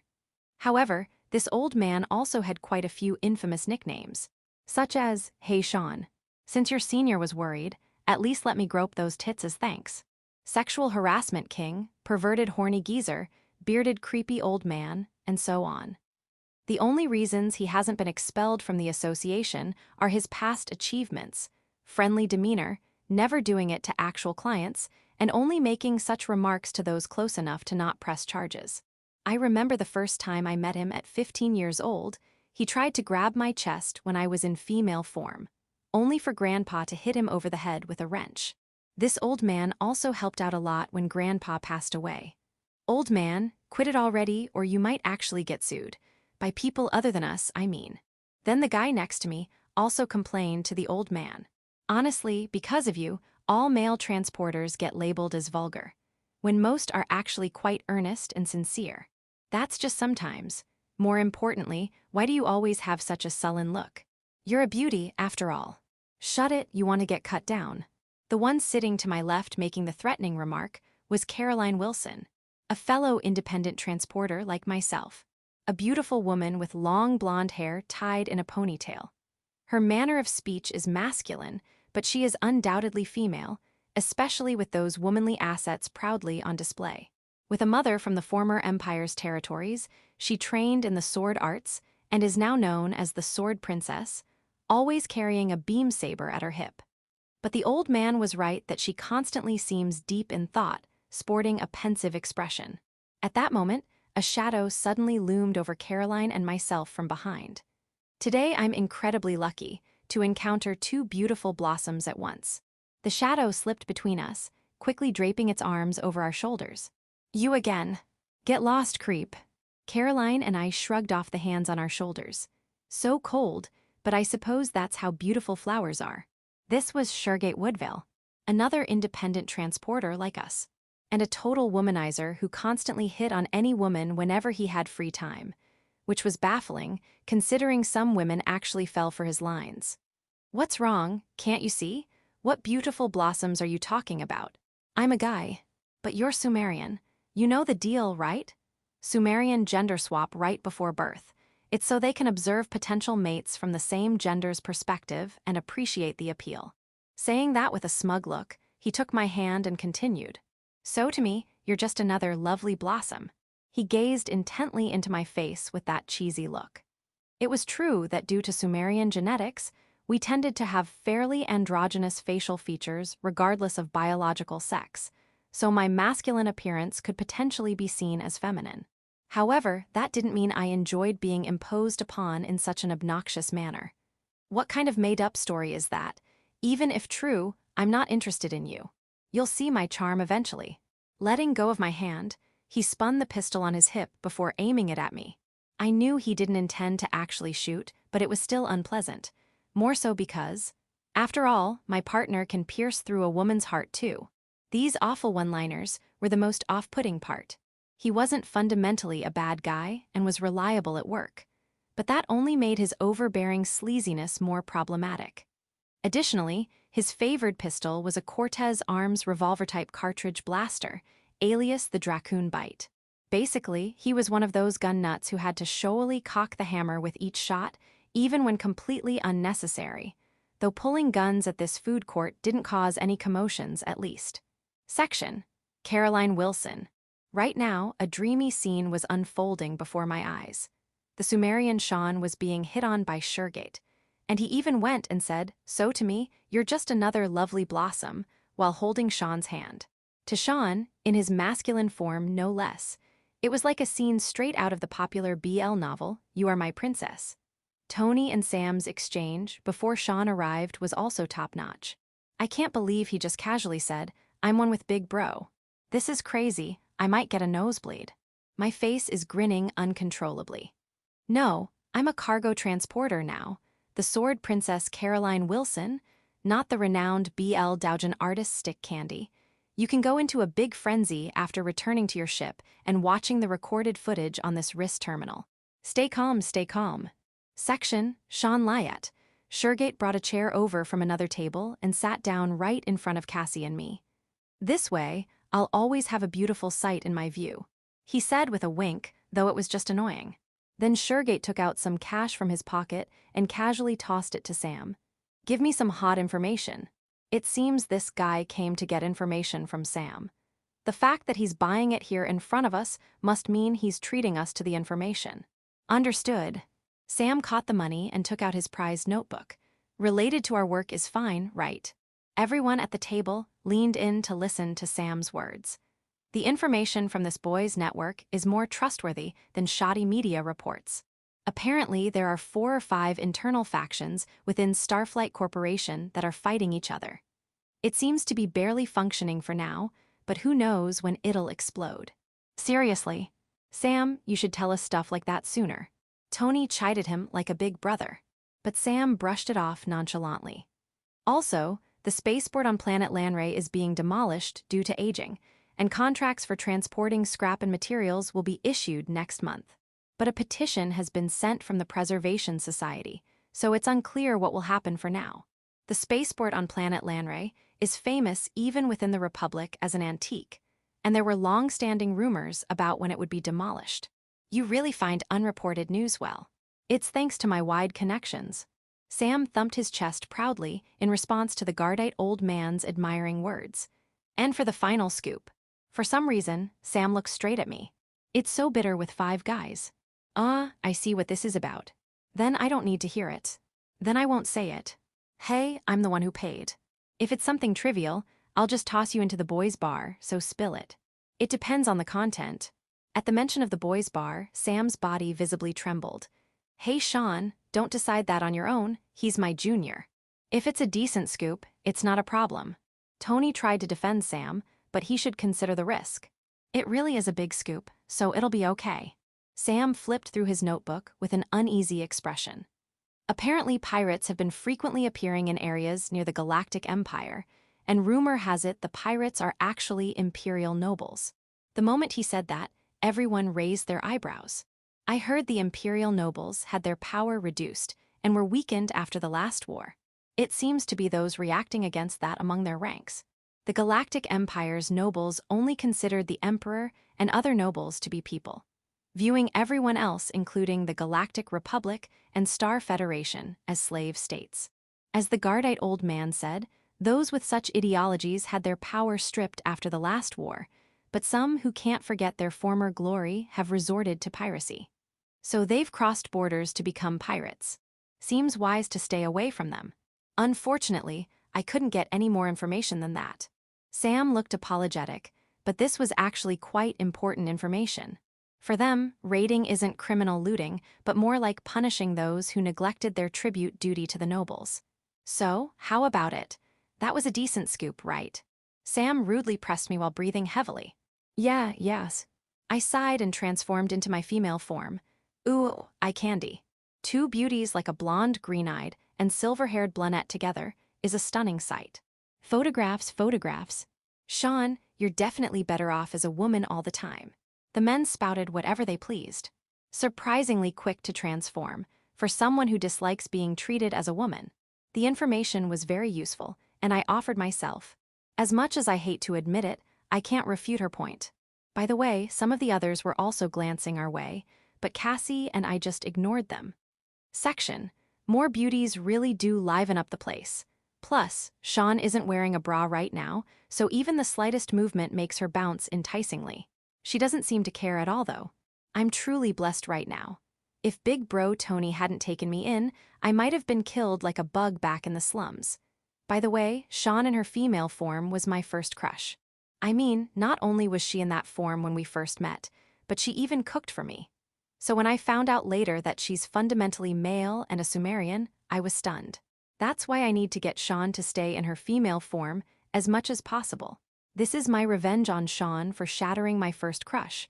It's definitely not because her base gender is male, so she doesn't get too mad if I grope her breasts, nope. Section, Sean Lyat. While everyone had a serious expression from Sam's information, another figure appeared.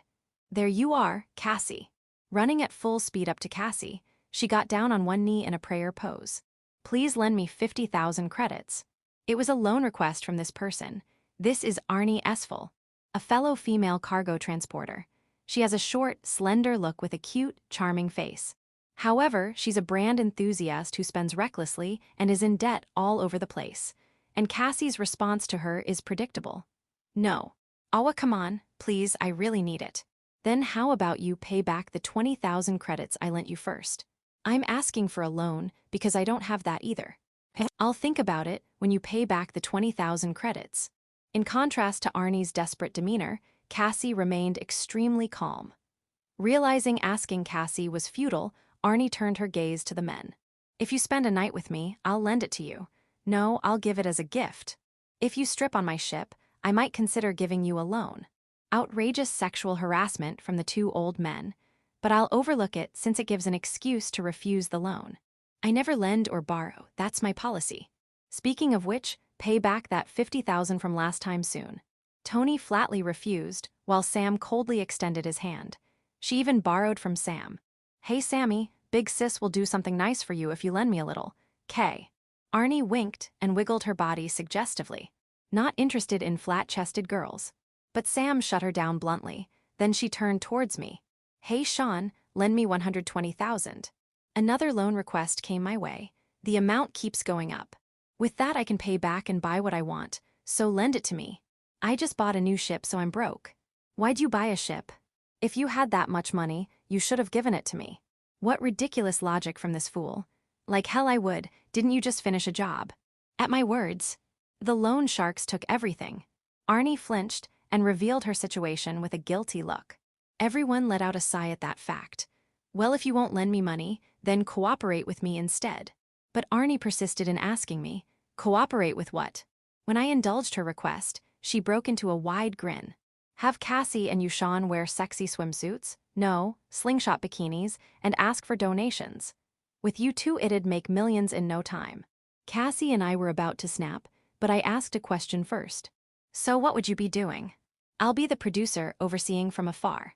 In other words, nothing. Don't screw with us. Cassie finally snapped and started furiously grinding her knuckles into Arnie's temples. My, quite a lively bunch. A voice came from behind. Ah, Miss Balson, help me. Oh, Arnie, what's wrong? Standing there was a woman wearing a lady's pantsuit style with pumps. The strawberry blonde long straight hair, tied back at the nape, exuding an aura of capability and undeniable femininity despite being biologically male. This was Balson Chenzi, a renowned cargo transporter, but also a famous fashion and jewelry designer. When I suggested Balson could make more as just a designer, but I get more ideas and work done better while hauling cargo.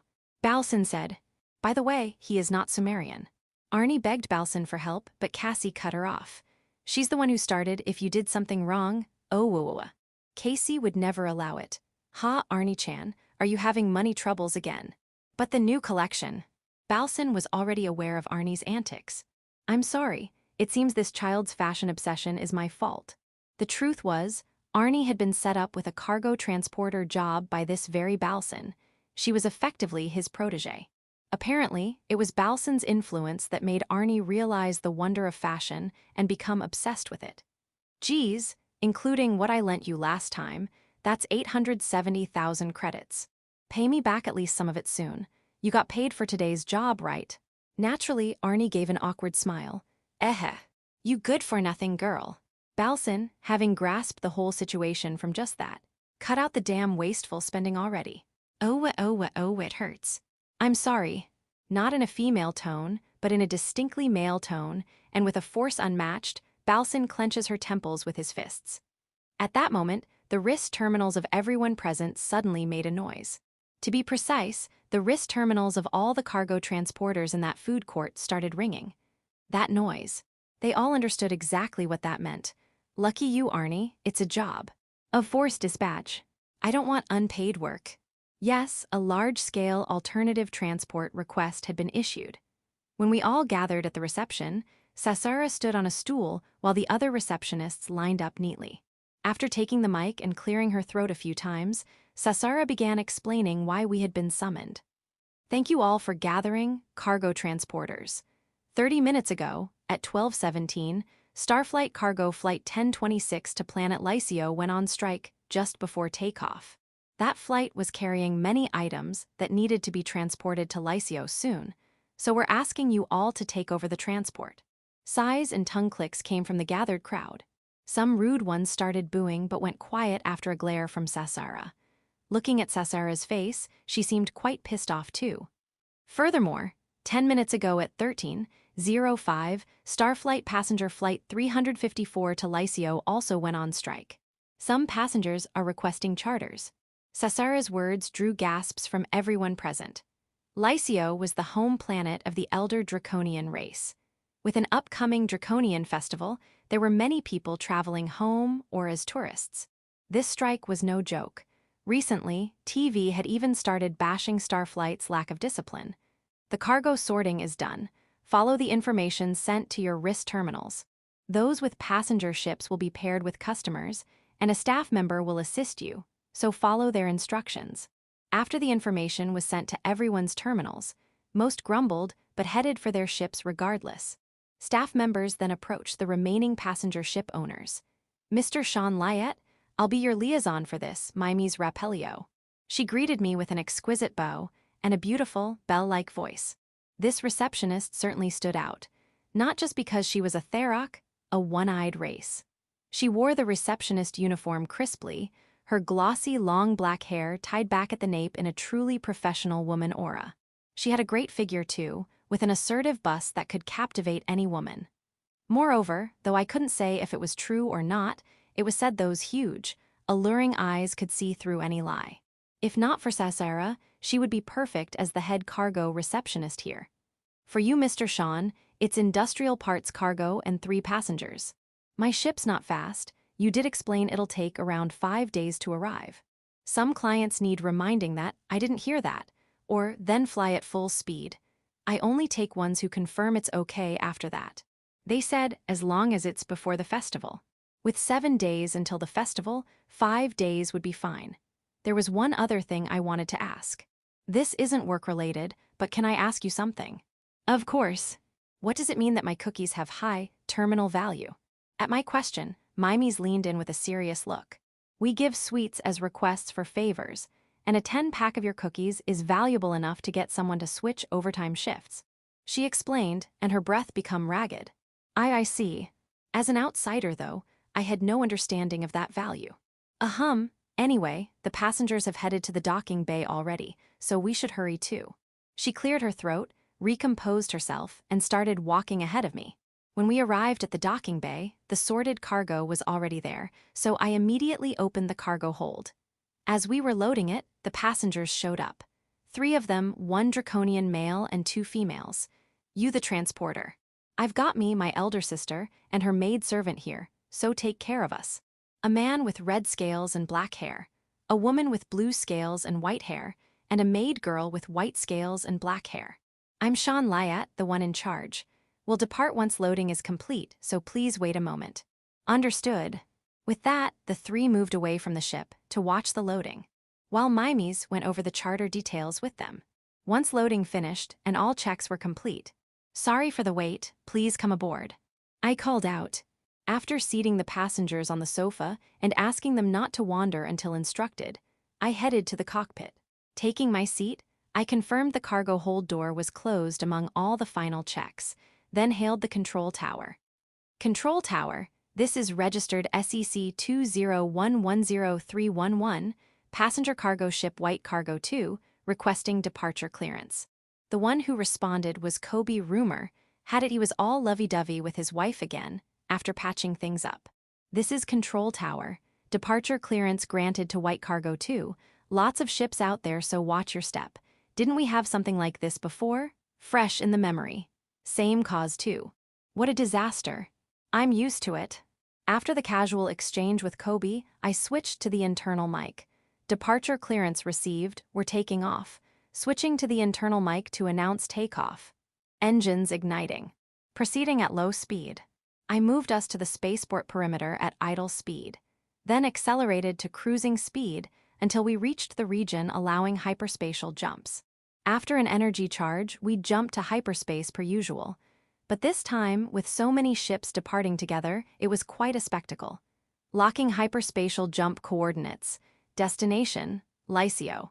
Initiating energy charge. The charge completed in minutes. Energy charge complete, initiating hyperspatial jump. We just barrel through the hyperspace tunnel.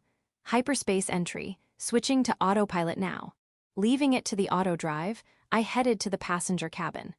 The 3 passengers were obediently seated on the sofa. Some unruly passengers might barge into the kitchen drinking and eating whatever, so I charged them extra fees for that. For now, some explanations were in order. We've departed safely. Estimated arrival at Lycio is in 5 days around noon. I see, then we'll be in your care for 5 days. I'm Fina Viarbia. And I'm her maidservant, Mariella Kadam. The blue-scaled white-haired woman and white-scaled black-haired maid gave polite bows. Karis Viarbia here, by the way. The red-scaled, black-haired man then folded his arms and glared intensely at me. Try anything with my elder sister or her maid, and you won't get off easy. I could understand his protectiveness, but his sister, complex vibes were unmistakable. Shall I present as a woman then? You're a Sumerian. Exasperated by his sister complex, I casually suggested that, which made him drop his arms from around my neck in surprise. Some clients do make gender preference requests occasionally, not for harassment, but due to trauma, discomfort with opposite genders as crew, etc. There were past incidents of male crew assaulting female passengers after all. Though of course, female passengers assaulted by female crew, male passengers by male crew, etc. have all happened too. If he was a Sumerian racist though, that would change things. Well, your preference. No, stay male. Having you as a woman too would be too much. Seems he wasn't a Sumerian racist at least. Not that many Draconians are. 4 hours had passed since departure by Galactic Standard Time. Closing the holographic book I was reading, I decided to leave the cockpit and prepare dinner for the passengers and myself. Just once, on the way to the bathroom, I put out some tea and tea snacks, a pound cake with chocolate chips, but they are Draconian people like Grandpa and the Draken sisters. They probably won't get full stomachs from that little amount, so I should make a bigger dinner. Thinking that, I spoke to the 3 guests. I'm going to make dinner now, but is there anything you can't eat? The topic was the dinner menu. Since they are Draconian, most things should be fine, but since they are staying for 5 days, I should probably ask about that. That's okay. May I see the kitchen? The guest Lady Fina asked to see the kitchen. To be honest, there are sometimes guests like this. Well, they probably don't get a chance to go into a ship's kitchen often, so it's understandable they'd be curious. Please do. So I showed them to the kitchen. This is quite grand for a cargo ship's kitchen. Cooking helps pass the time on long flights. Normally, a ship this size would just have a pantry area for simple cooking. But when the ship got bigger, I took the opportunity to set up a kitchen about the size of a small-town diner's kitchen area. That said, I do regret making way too many pre-made dishes the day after setting it up and having nowhere to put them all. Lady Fina looked around the kitchen curiously. While leaving her be, I started making dinner. As I chopped vegetables, cracked eggs, and sautéed chicken, for some reason Lady Fina just stared fixedly at me. I understand Draconian people are interested in cooking, but having her gaze fixed on me made me feel tense. What I struggled to make was, for the Draconian people, a supersized omelet rice on an oval plate about 40 cm long, topped with a demi-glace sauce mixed with fillings. A mound of shrimp fries, onion fries, and potato fries. A bowl-sized coleslaw salad with a separate French dressing, just vinegar, oil, salt, and black pepper, no dairy, and a pre-made panna cotta for dessert. Not bad at all. I appreciate you adjusting the portions for us. Mr. Karis had good manners, eating quickly but neatly. Delicious. This demi-glace sauce is amazing. The omelet is so fluffy and moist. The shrimp fries are crispy and wonderful too. The maid Mariella ate the omelet rice, then shrimp fry, omelet rice, onion fry, omelet rice, potato fry, then coleslaw salad in rotation. This ish show delicious. Simple yet unmistakably delicious. Show you can tell the cook's sh skillful. This is so delicious. Simple yet unmistakably delicious, so you can tell the cook is skillful. Lady Fina in particular stuffed her mouth with omelet rice, her eyes sparkling as she brought spoonfuls to her mouth. From their reactions, it seemed all three enjoyed it. Sister, please swallow before speaking. Well, Mr. Karis just held his head, watching his sister's unrefined display. After dinner, Mariella offered to help clean up. As a maid, she apparently can't relax unless doing some work, so while I was in the cockpit, she had apparently cleaned the ship interior too. Though she didn't enter the kitchen or bathrooms. Next was the bath. Not a shower, but a Cloyd bathtub-style bathroom like in the Empire. I had it installed after liking the bathroom in an Empire style inn I stayed at in Valdor. The two ladies were delighted by this, but Mr. Karis seemed even more pleased, humming loud enough to be heard outside. As the Galactic Standard Time got late, it was time for them to retire to their rooms. The beds in the guest rooms are the same as the one in my room. Normally, the master couple would take the bedroom, while the maid Mariella would use the sofa bed. But Mr. Karis said he would take the sofa so Mariella could use the bedroom. I remembered previously hosting a wealthy person who brought a servant, and he was quite arrogant and annoying. If you're a Sumerian, stay in female form, he yelled, and when I did, he relentlessly sexually harassed me. He yelled at the servant too, throwing things at her as he pleased. I remember the servant giving an awful look like she was about to snap. Compared to that, since Mariella is always smiling, the siblings must be good employers. And so, the first night passed without any major issues.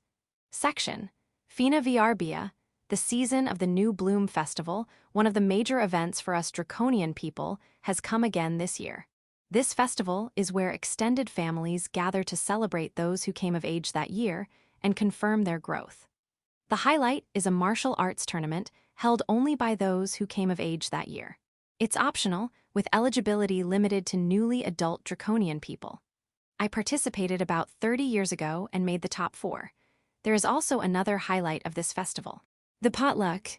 Individuals and families all bring different souvenirs and gifts, which are then sampled together. It's not a competition judging the best, so some people bring the same thing every year while others bring something new each time. We too have prepared items for this potluck. This time, we were very flustered by the sudden strike, but thanks to that, we were able to meet such a wonderful cook and cuisine. From the first omelette rice and on, every dish and dessert was truly exquisite. He himself said it was normal, but that's not true at all. If he can make cuisine satisfying enough for Draconian palates, he can easily call himself a first-rate chef without issue. It's a shame he is just a cargo hauler. But then, perhaps it's because he's a cargo hauler that no one has scouted his talents before. Is there any way we could poach him to become the Viarbia household's exclusive chef? According to what Karis heard, since he's Sumerian, seduction won't work. I want to somehow gain his trust so he'll at least consider it. External File 1. Valentine's Day Memorial Short Story Chocolate from a Female Friend. On a certain planet. In a certain city, a boy and girl were walking down the street toward their junior high school. "Come on, please do it," said the girl. "Why are you asking me?" "But we're friends." They were students at the nearby junior high, dressed in their school uniforms. They had been friends since elementary school. "That doesn't mean you can ask me, a boy, to give Valentine's chocolate." The girl had long silvery hair, tied back in a ponytail per school rules. Speaking in a very boyish manner, she brushed off the request from the utterly ordinary-looking boy walking beside her. "But you're a girl today, aren't you?" "Sure, but if I give you chocolate while appearing as a girl, the whole class will know about it." "I know, but I want to experience getting serious chocolate from a girl. Don't worry, I have the chocolate ready." "Are you okay?" "I'm fine. Maybe I should take him to see a doctor soon." The girl was half dumbfounded by the boy's insistent tone. By the way, when the boy said, "But you're a girl today, aren't you?" he wasn't mistaken. The silver-haired girl student, Sean Lyat, is Sumerian. Soon after entering junior high, Sumerian gained the ability to change gender. Once a month during their time of the month, they transform from their usual male appearance into a female form. During that time, they are required to wear the girls' school uniform. Then, at lunchtime, "Hey boys, I'm giving out chocolate." Isha Delander, a popular and socially savvy girl in the class, started scattering obligatory chocolates around. The chocolate-starved boys swarmed around her. "Woo-ah! Chocolatey!" A hellish scene unfolded with their loud shouts and hollers. Of course, Both the giver and receivers were just playing around in good fun. "Hey, she's giving out chocolate, I hear. It's obligatory, isn't it?" said Sean to her friend Kevin Coleman as they ate lunch watching the chocolate-tossing scene. After Asha finished scattering the chocolates, Kevin excitedly stood up and proffered a chocolate he had bought to Sean. "Here, Sean. Give this to me." Sean took the chocolate. "Here," and simply handed it back to him like passing a printed document. No, do it while blushing shyly. "Like this." Sean tried to make the requested shy, bashful expression as she handed back the chocolate. "No, not like that. You're supposed to hand it over like, 'K Kevin, please, accept this. 'K Kevin, please accept this." Sean followed the instructions, but Kevin shook his head disapprovingly again. Asha, who had been scattering chocolates earlier, noticed the two boys exchange. "What's that about?" Kevin wants to experience a girl giving him serious chocolate. Since Sean is female today due to her Sumerian cycle, he asked her to play that role. What an idiot. Their classmates knew that although appearing as a girl today, Sean's base gender was actually male. So the whole scene looked like a comedy skit. Section, 15 minutes later. The lunch break was nearly over, but Sean still hadn't gotten Kevin's approval. No, more like this. Radiate a faint, seductive aura. Why can't you do it right? Fed up with Kevin's excessive demands, despite not even being in a drama club, Sean finally reached her limit. She opened the chocolate packaging, then took out the heart-shaped milk chocolate that said, "I love you" in white chocolate lettering. HMPH. And smashed it with her fist. "Gah, my serious chocolate." Kevin was aghast as Sean approached holding the chocolate pieces worth about 500 credits. "How dare you do such a thing?" Kevin started to protest, but stopped when Sean glared and backed him against the wall. Sean then popped the smashed chocolate pieces into his mouth. "Here, eat it." "Hi. Open up." Although Sean is Sumerian with a base male gender, Sumerian can choose either gender. It's well known that if they develop romantic feelings for someone despite having the same base gender, it's not unusual. So it wouldn't be strange if Sean, who had always been close friends with Kevin, secretly harbored romantic feelings for him. Their classmates' eyes were glued to the sudden wall pin and chocolate mouth-feeding scene. Seriously. So bold. "Kevin, I'll kill you later." Kevin was mesmerized by the lips of his currently perfect, beautiful girl, friend, offering him chocolate. Seriously, Sean is Sumerian. Sumerian can choose to become the ideal gender for their romantic partner, and Sean's definitely female right now. So, this is okay, right? As Kevin opened his mouth and leaned in with closed eyes, Sean grasped his chin with her right hand, thumb pressing on his lip. With her left, she took hold of the chocolate piece in her mouth. "Don't get cocky, Kevin. After making me go through that ridiculous act over and over with no apology, if you plan to keep it up, I'll put more pressure on and break your teeth." Sean glared coldly while applying force with her right hand. Kevin knew she was serious. His martial arts-trained friend could be scary when angry. "Absoe, Ibum not doing at again." Hearing Kevin's muffled apology, Sean used her fingers to push the chocolate from her left hand into his open mouth. "You're paying next time."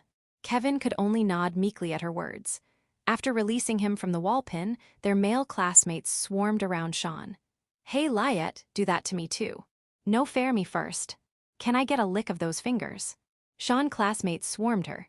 The teenage boys were unexpectedly aroused by Sean's dominating gesture, one of the techniques her respected Draken sister used to overpower men. "What's with you guys all of a sudden?" The boys desperately clamored to get chocolate mouth-fed by the beautiful female-appearing Sean. Amidst the chaos, one girl spoke up. Lyet. "Oh, class rep, help me." Sean turned hopefully to the reliable, sincere class representative, but her words were unbelievable. "I want you to do that to me too. You can even break my teeth if you want." "Eh?" Everyone was dumbstruck by her outrageous request. What are you saying, class rep?" "Please, I've wanted to get closer to you for so long." "Big sister." "But we're the same age." The class rep pleaded while gripping Sean's hand, leaving everyone bemused by her shocking declaration. Afterward, at a family restaurant, Kevin had taken the male-appearing Sean out to eat. "Why aren't you female?" That time of the month is over. Dressed casually, Sean causally ate the most expensive steak set, unfazed by Kevin's anger. "I only agreed to pay for the girl you." "Too bad." Sean continued teasingly eating the steak, grinding Kevin's gears to no end. File 5. Troubles often occur during festivals. Sean Lyett, 5 days after leaving the planet Orlangia. During that time, for some reason, Miss Fina and the maid asked me to teach them cooking. Well, it would help kill time, and it would also let me increase my prepared food stock, so I agreed. Over those 5 days, I was able to produce quite a lot of prepared dishes and teach them cooking. After that, we arrived at the planet Lycio without any issues. Even though it was still before the main event, the spaceport on Lycio was completely decked out for the festival. Everywhere you looked there were red flags with yellow writing that get hung up during festivals. Strings with triangular flags were strung up, and for some reason, there were bright red carpets rolled out. Red and yellow were the only colors around. Even so, the spaceport was still functional. After arriving, our luggage was immediately collected. Once I received the proof of delivery from Mr. Karis, one of my jobs was complete. All that was left was to go to the counter, check in, and collect my payment. However, that's when an incident occurred. Not being able to foresee, it was simply my own negligence. Sean. Sister Sarah. That's right. For a festival on the Draconian homeworld, it only made sense the Draken family would be there. I figured you'd come once word got out about the Starflight Company strike. Oh, Grandpa, Maya, and Tina are here too, but they're working right now. But why are you at the cargo delivery reception? While I could understand her being on Lycio, I didn't expect her to be at the cargo reception. I tried to go to the docking area to see you, but they told me not to come in since they were busy unloading. She had an unsatisfied look, but that just made her unnecessarily sexy expression frustrating. Well, of course, they wouldn't let unrelated people into what's practically a war zone right now. So, what did you need? What do you mean? Your sister came all this way to see you. Sister Sarah is usually so busy, so I thought something serious must have happened for her to come here. But apparently not. Let me finish processing this first. If I didn't, I wouldn't get paid, meager as that payment might be. I reported the completed job at the counter and handed over the proof of delivery from the client. Only then was I finally paid. I shouldn't worry about getting paid more for passenger transport than cargo runs.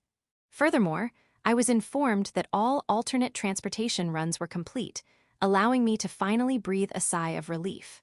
But as I turned to head back to my ship, Sister Sarah linked her arm with mine. This is embarrassing, cut it out. What? You get to link arms with such a beautiful sister. I'm on pins and needles. There are plenty of people who admire Sister Sarah or want to get close to her. Draconian men especially tend to feel that way.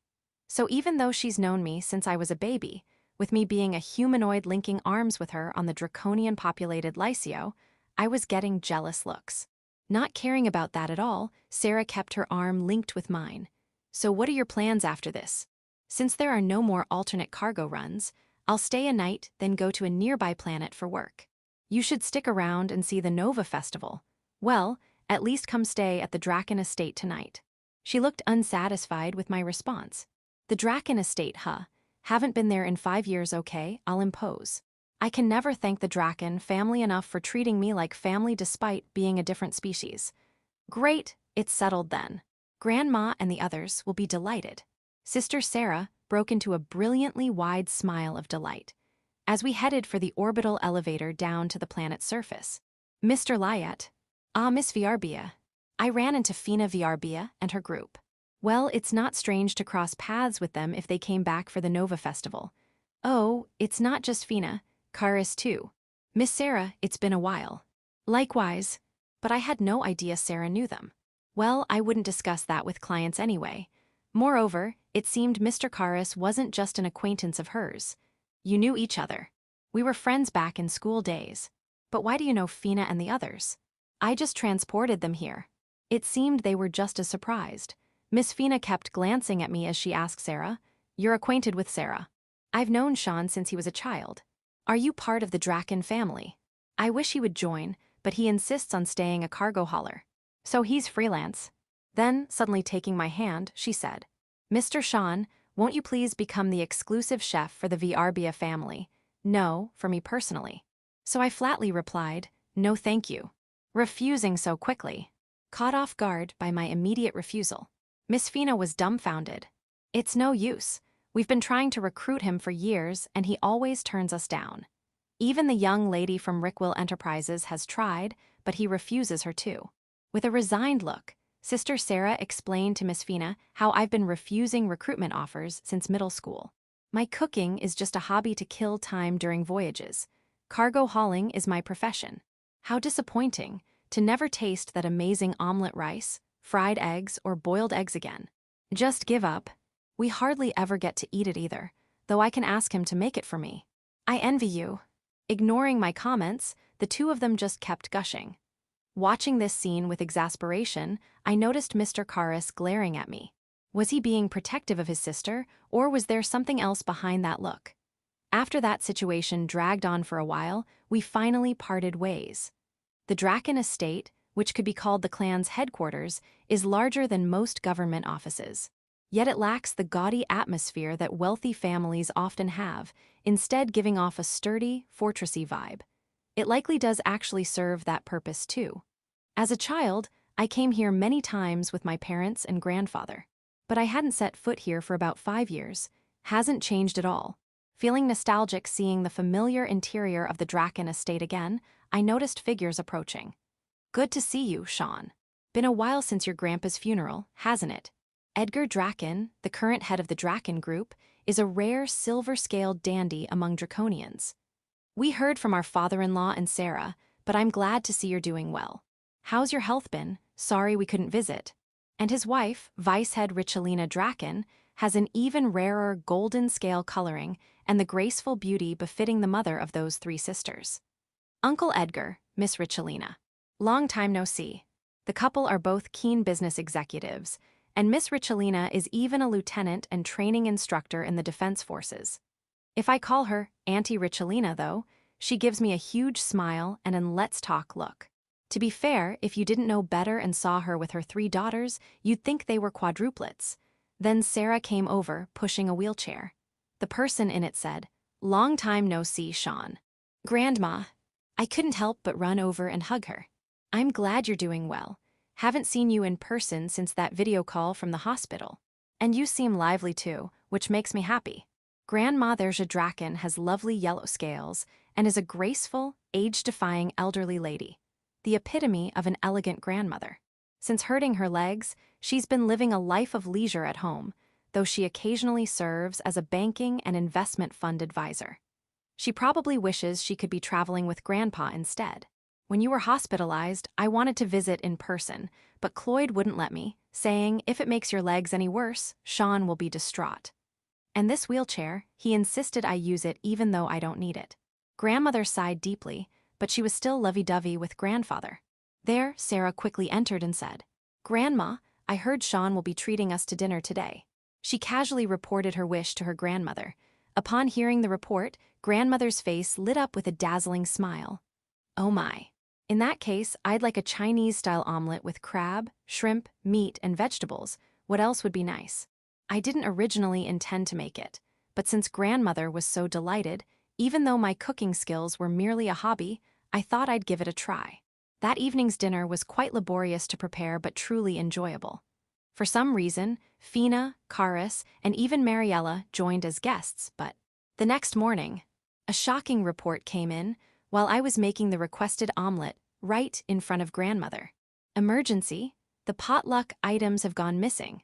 The cosmetic rice cakes from Planet Yarmato that were stored at the headquarters warehouse were completely gone when we checked this morning. It couldn't have been a mix-up with the storage location, could it? Yes, there's no mistake. Uncle Edgar, who received the call from the company employee via 3D video phone, looked quite flustered as he held his head in his hands. The main purpose of the potluck was for each individual and family to bring various souvenirs and sample them together. However, the true purpose was to serve the brought items as a gesture of, let's get along well this year too. Failing to prepare for it was tantamount to saying, I don't intend to get along with you. In any case, search for the items. And confirm the whereabouts of all employees and gather them. But don't let the other families catch wind of this. Explain the situation to the police as well. I'll head over there right away. Father, I'll go too. After giving instructions to the employee who reported the incident, Uncle Edgar left the mansion, skipping breakfast, and Sarah followed suit. All right, we'll definitely find those dirty scoundrels and tie them up. Tina quickly finished the rest of her breakfast, took out her multi-purpose terminal, and left while making calls. The only ones left were grandfather, grandmother, Richelina, Maya, and me. To be honest, I wanted to join the investigation immediately, but finishing grandmother's requested omelet took priority. Here it is. The requested omelet. Oh, it looks delicious. Of course, it was a generous draconian-sized portion. Sean, dear, make mine next. No, Mom, make mine next. Richelina and Maya stared at the large square frying pan for omelets with sparkling eyes. By the way, while grandfather and grandmother had retired from managing the company, the reason Richelina and Maya were so relaxed was that they understood their roles well. If Uncle Edgar, Sarah, and Tina were the attack squad, then Richelina and Maya were the defense squad.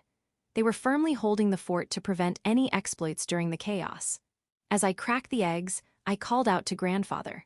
Say, Grandpa, it might only buy us time like before, but I can provide my pre-made ones if you'd like. I can make extra batches too. In fact, about 6 years ago, when my grandfather was still alive, I had come to witness this festival.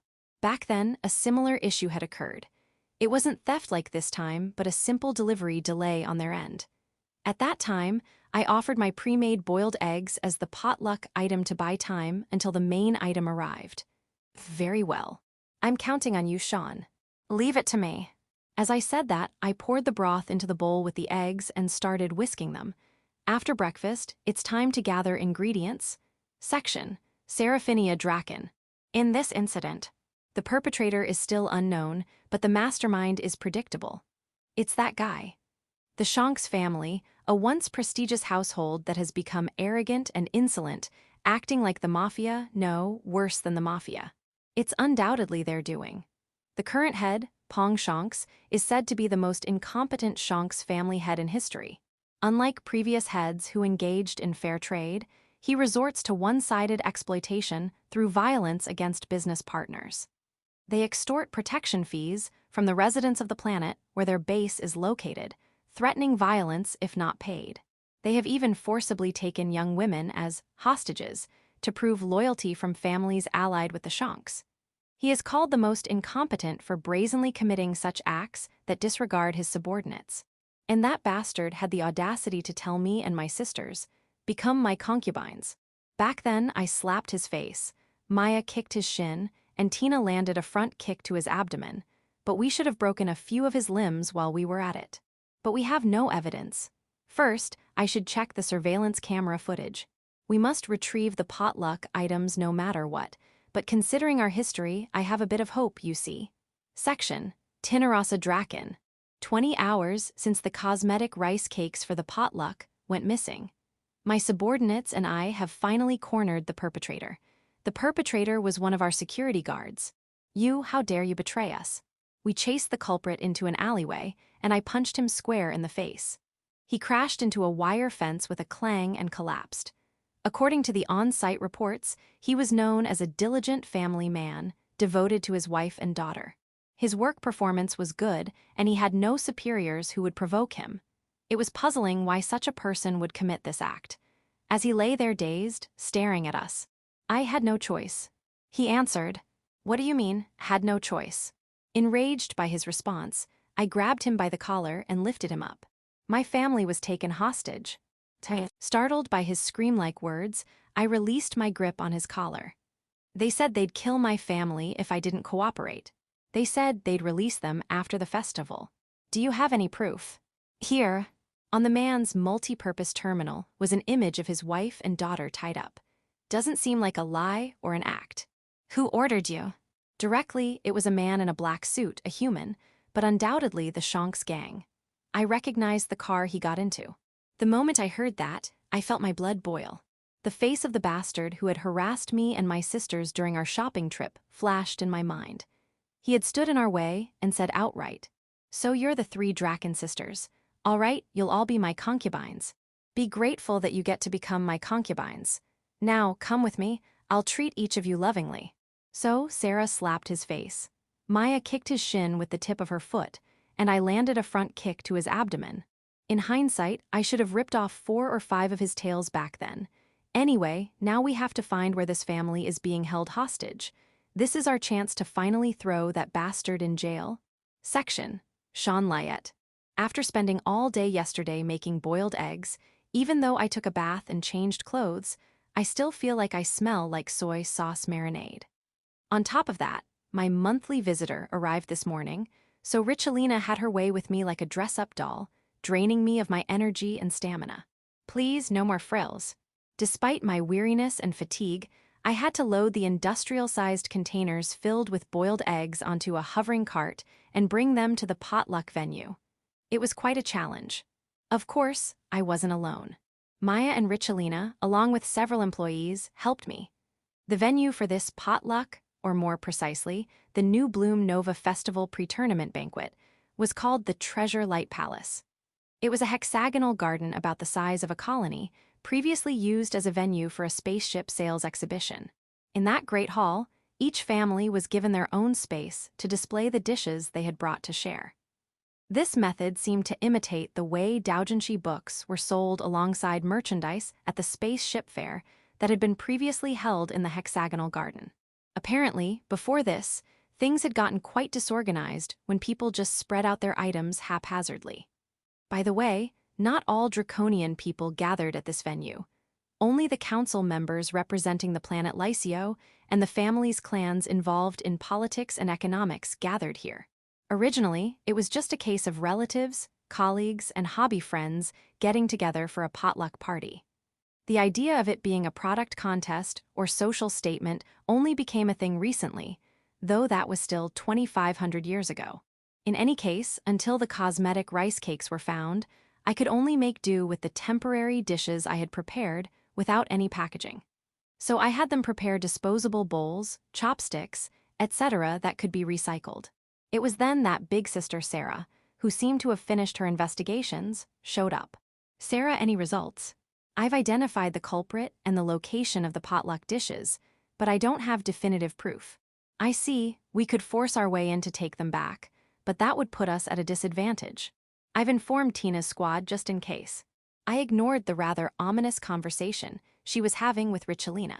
At that moment, well, if it isn't one of the sister Seraphinia Draken come to give me presents. A young draconian man with green scales, brown hair, black eyes, an unsavory suit, and a retinue of attendants in black came up to us loudly proclaimed. Everyone except me looked at him like they'd seen a cockroach in the kitchen. Sarah stepped forward defiantly. Is this because you said you'd make all 3 of us sisters your mistresses, or is there something else? You want another present, perhaps? She took an imposing stance with a bewitching smile, overpowering him. The man seemed intimidated by Sarah's intense presence. Sarah often shows a slovenly side in front of me and my family, but this was the Empress of the Evil Eye persona known to the world. And the force of her presence completely overwhelmed the man. Wah, you could become my devoted woman. Why would you refuse? Are you an idiot? What kind of woman do you think would agree to that? Moreover, Sarah grabbed the man's tie and leaned in, chewing him out. Even his attendants couldn't bring themselves to intervene against Sarah's dominating aura. Finally, I was able to ask Maya about that foolish man. Maya, who is that idiot? That's Pong Shonks, the current head of the infamous Shonks family among Draconians. As you can see, he's a scumbag personality-wise. Maya's tone made it clear she disliked him. Hard to believe someone like that can run a company. The ladies of Rioarth Palace are clearly more refined. I must have been lucky to have never encountered him before. WL, it's a festival. I brought a potluck dish too. Pong desperately pulled away from Sarah, his eyes watering. After being dressed down by her, he timidly instructed his attendants to bring something over. What they brought was a box containing the cosmetic rice cakes that the Draken family had prepared. Look, these are the cosmetic rice cakes from planet Yarmato. I hear you are going to serve the same thing at your booth. It was a box of rice cakes prepared by the Draken family. I don't see any rice cakes in your booth? Oh dear. Apparently the Draken family doesn't intend to get along with the people around them. He raised his voice intentionally so others could hear. If that was his aim, he just came across as an idiot. However, unfortunately, we do have them prepared.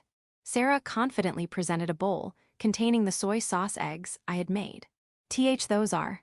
Yes, the jeweled soy sauce eggs that were such a hit 6 years ago that we kept getting requests for them. The moment they saw it, Pong and everyone around froze in their tracks. And no way.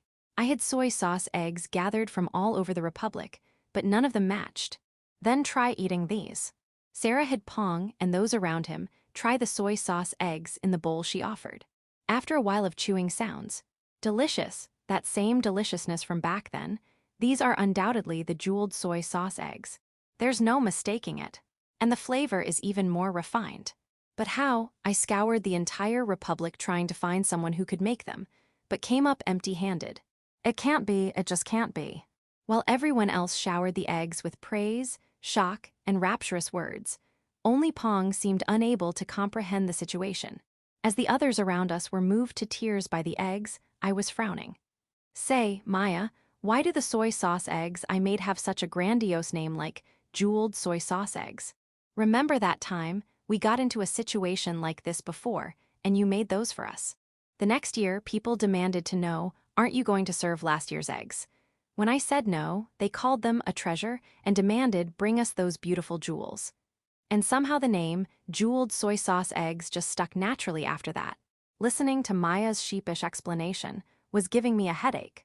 Why did the simple soy sauce eggs I whipped up to pass time on a voyage get saddled with such an embarrassing name straight out of a cooking manga? No wonder that the VRBS kept demanding seconds when I served them as a side dish during the voyage. They must have realized they were the real deal. But if that's the case, why didn't the VRBS point that out? Probably because they didn't realize they were the jeweled soy sauce eggs. Sean is Sumerian, so they likely assumed only a draconian could make eggs that delicious. The face can be similar sometimes, but now that they knew of my connection to the Draen family, they surely understood. But what did she mean by face? Had we met before? As I cradled my head over these thoughts, a sudden rumbling shook the ground. Madam Draen, allow me to make my offering first. No, please accept mine ahead of yours. Eek, out of my way. I was first. No, I was clearly ahead of you. A massive crowd surged forward, forcing their potluck dishes on Richelina as they took bowls of my jeweled soy sauce eggs from Sarah. Out of my way, you lot. Igwa. A burly auntie in the crowd sent Pong and his attendants flying with a body slam and tail combo. From then on, it was pure pandemonium.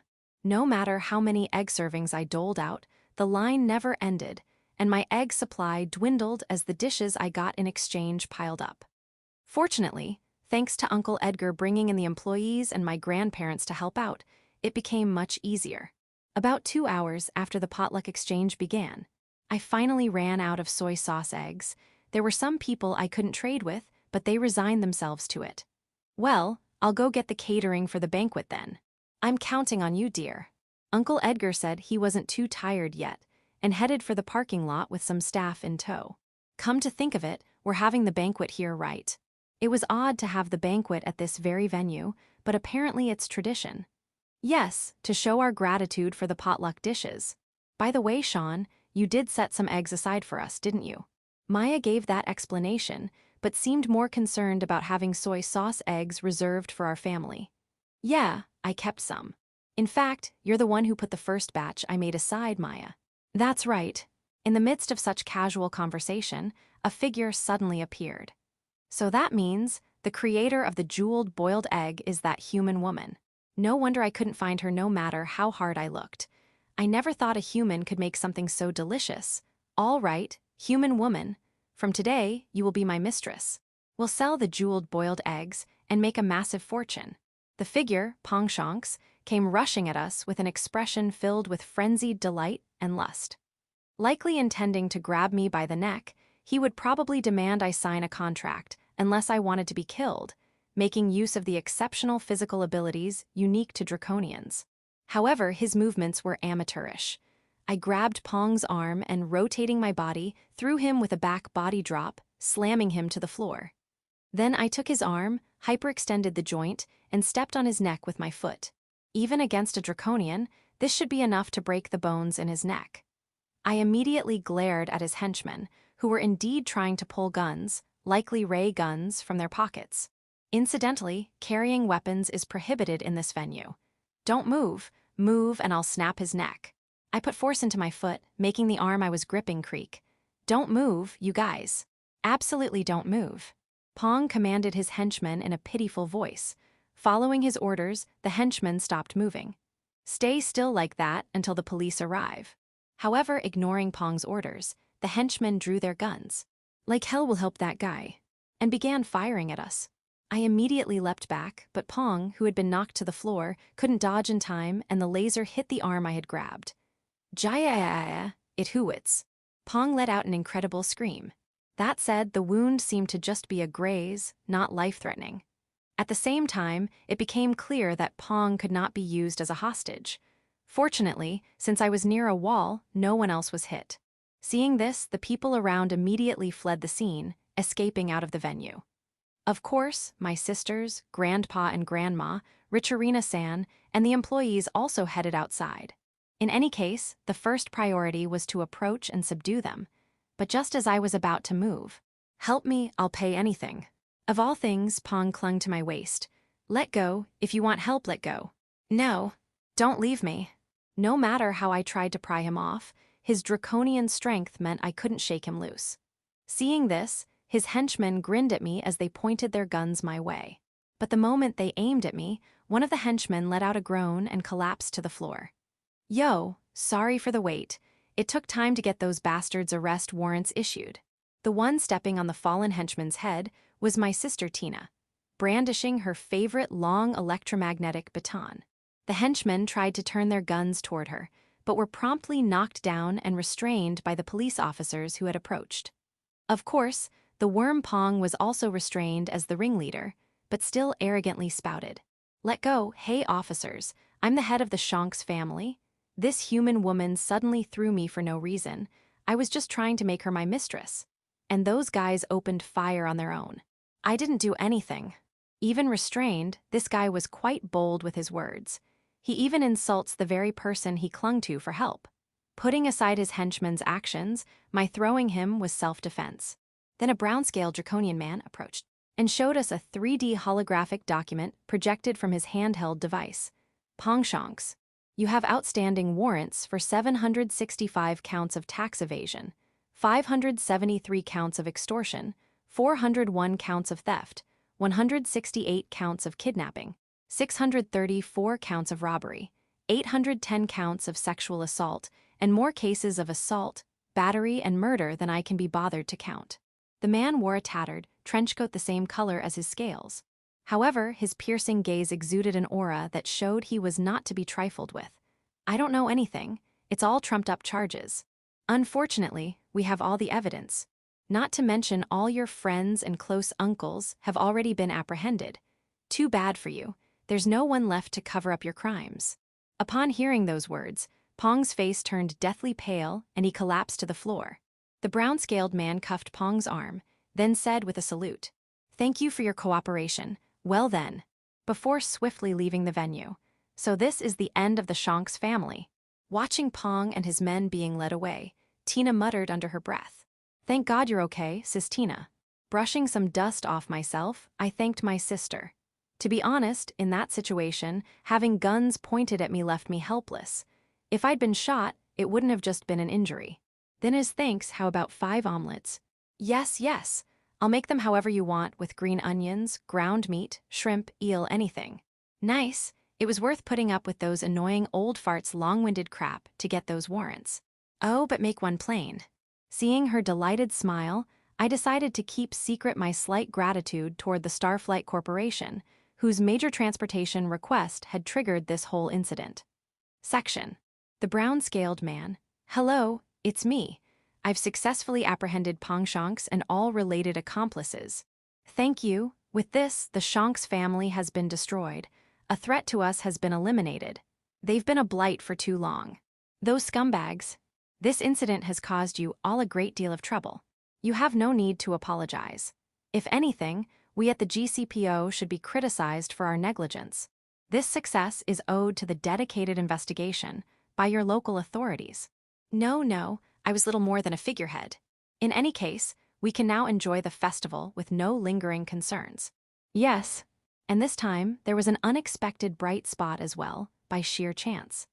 Ah yes, the jeweled boiled sauced egg. Its creator was Sumerian Shanliet, a cargo transporter associated with Draen family, one of the heroes of this case.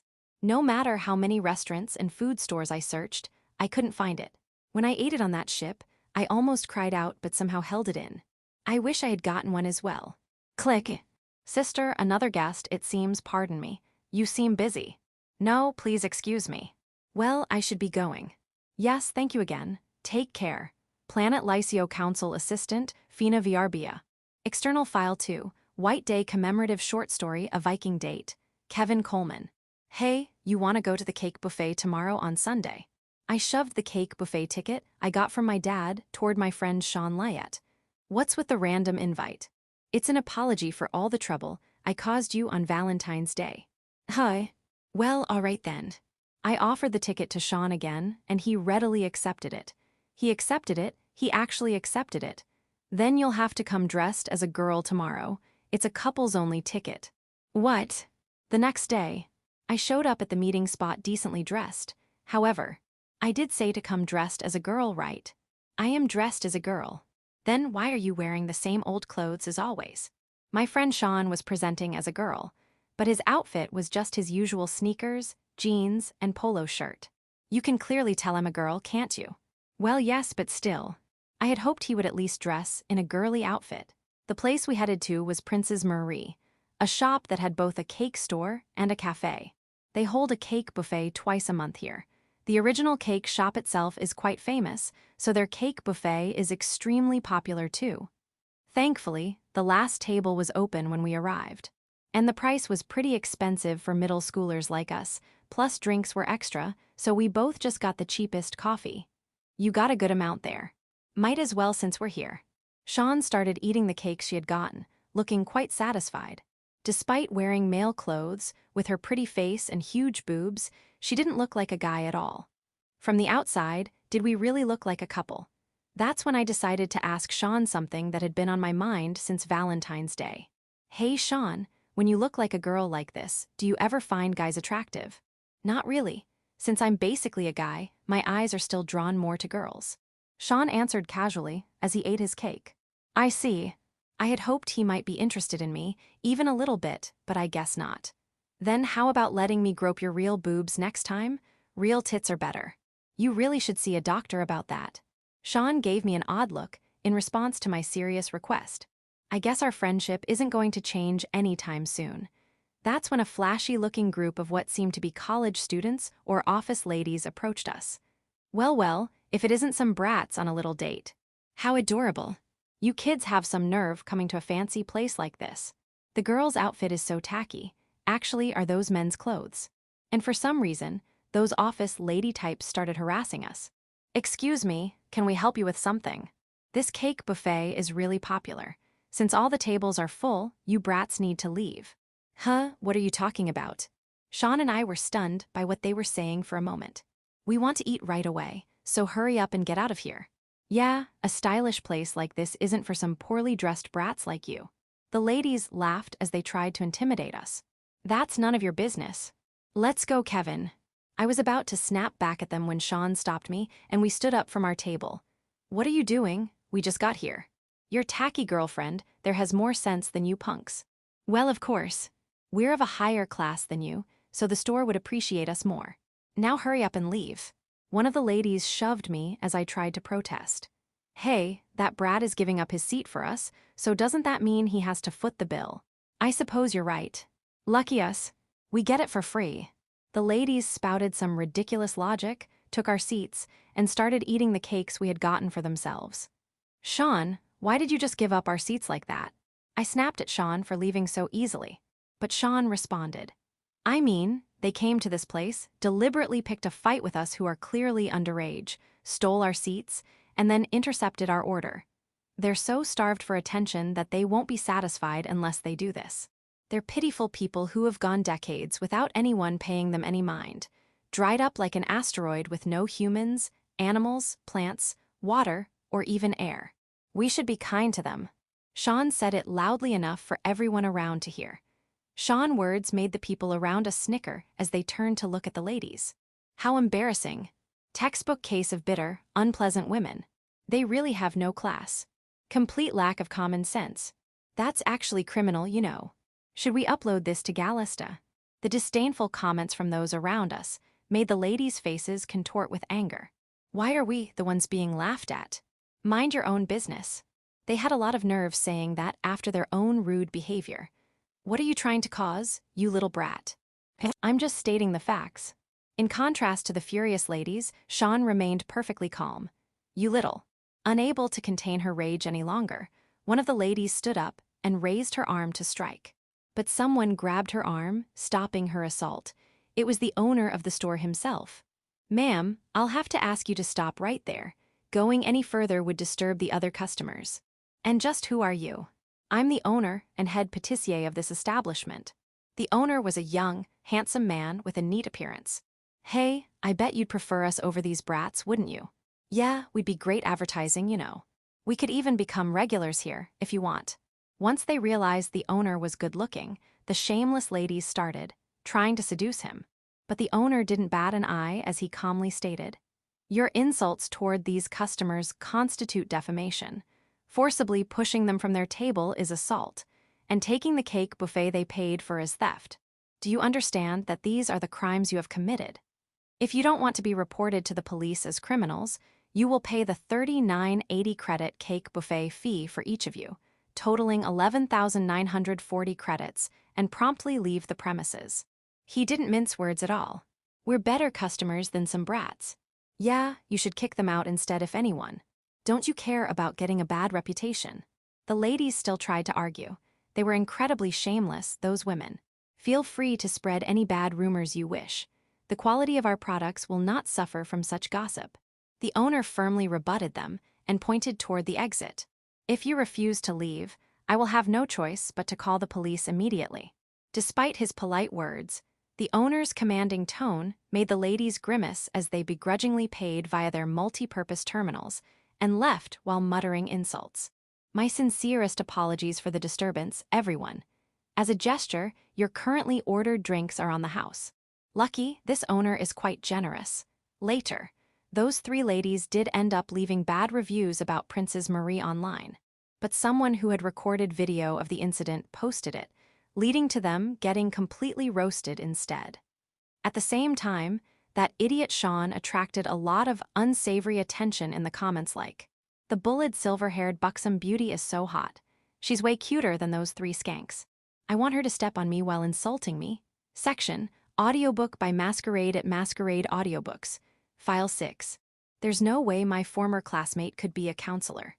Sean Lyett, 7 days after the Nova Festival on the planet Lycio. Having enjoyed my holiday while getting maintenance done on my ship at my base planet Orlangia, I was at the counter ready to take on a new job. Here, a celebration for your promotion. Oh, I'm glad you remembered. Sasara smiled and quickly stashed away the box of Princess Marie cake and homemade cookies I handed her under the counter. The receptionists around us were staring at her series of actions, making me feel an inexplicable sense of dread. Well then, these are the available jobs for now. The request list Sasara showed me had a wide variety of requests. The most numerous were fresh products and daily consumables. Fresh products required refrigerated frozen facilities, suiting ships that could move quickly.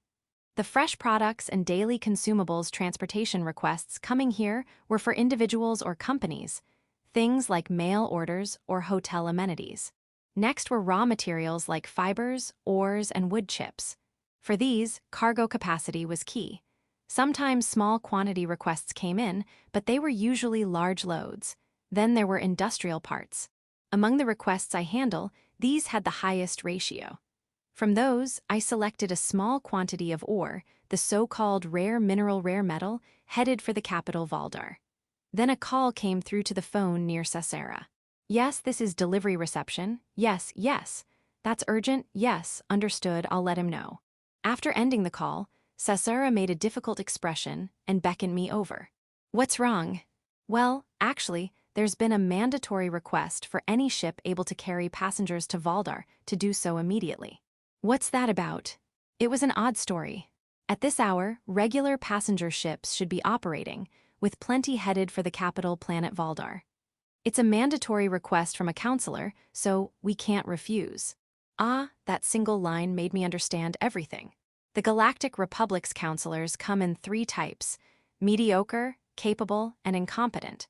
This inconvenience must be from one of the incompetent or mediocre ones. What a pain those bigwigs can be. But there's compensation, so please. Can't refuse it, can I? Fine. They're probably already headed for your ship. Though I was reluctant, if it's mandatory, there's no choice. After checking everything, I hurried to the docking area. You're late. Hi. How dare you keep Master Lunesh waiting? As soon as I arrived, a young man with green hair and a well-formed face faced me defiantly and suddenly started yelling at me. I swear I didn't dawdle on the way. I came straight here to the docking area as soon as I heard about it. It should go without saying you need to be ready before Master Lunesh arrives. Not even 2 seconds of waiting. The moment I heard that, I could feel the blood rushing to my head, as if I'd just sit around waiting for them. If they had set a proper appointment time and made me wait 10 or 20 minutes, I could understand getting scolded. But being suddenly forced into this job and coming in a straight line only to get yelled at for being 2 seconds late, only an idiot would do that. Whatever, just launch the ship already. My apologies, but I haven't loaded the cargo yet. Don't mess around. You'd make Master Lunesh wait even more. This guy's an absolute moron. This ain't the Galactic Empire, so don't go throwing around made-up crimes that don't exist in Republic law. Ignoring him, I started loading the cargo. Hey you, launch already. That's enough. The woman nearby stopped the man who seemed about to strike me. Assistant Counselor James Hansclift were the ones imposing on him by boarding his ship. I won't allow any more insults. HMPH, understood Master Lunesh. At the woman's admonition, James immediately reacted by standing at attention and saluting. His attitude, actions, and words were very familiar to me. Lilina Freemex of Angel Delivery Service, a lesbian who loves the leader Vyora Zavel and never allows anyone other than her comrades near her. His attitude, actions, and words were exactly like hers. In other words, this assistant counselor was undoubtedly a devoted follower of this female counselor. After James bowed his head, the counselor woman spoke to me. Allow me to reintroduce myself. I am Wilsha Lunesh, serving as a counselor for the Galactic Republic. Since the counselor woman seemed somewhat reasonable, I courteously greeted her back. I'm the cargo transporter Sean Lyett. Yes, I'm aware. However, her response left both me and James stunned. James quickly recovered, though, and asked her about the details. Master Lunesh, why would you know about some lowly snail like him? However, the counselor ignored James. It's been a while, Lyett. Don't you remember me? She had black hair and sharp eyes, a well-formed face, a transparent-sounding voice. She may have appeared in the news as a counselor, but this felt older. I remember now. You were my classmate in the 1st and 3rd years of middle school, Wilsha Lunesh. She was a genius who joined the student council right after entering the middle school I attended, becoming student council president from the 2nd year until graduation. I'd completely forgotten. Correct. Upon hearing my answer, the counselor woman smiled happily. In contrast, her assistant wore a displeased expression. Master Lunesh, why would you allow this snail to address you so casually? We were classmates back in school. Ignoring the counselor assistant's protests, she smiled at me. But still, there's a difference in status now. Master Lunesh is a counselor. This guy's just a lowly cargo transporter.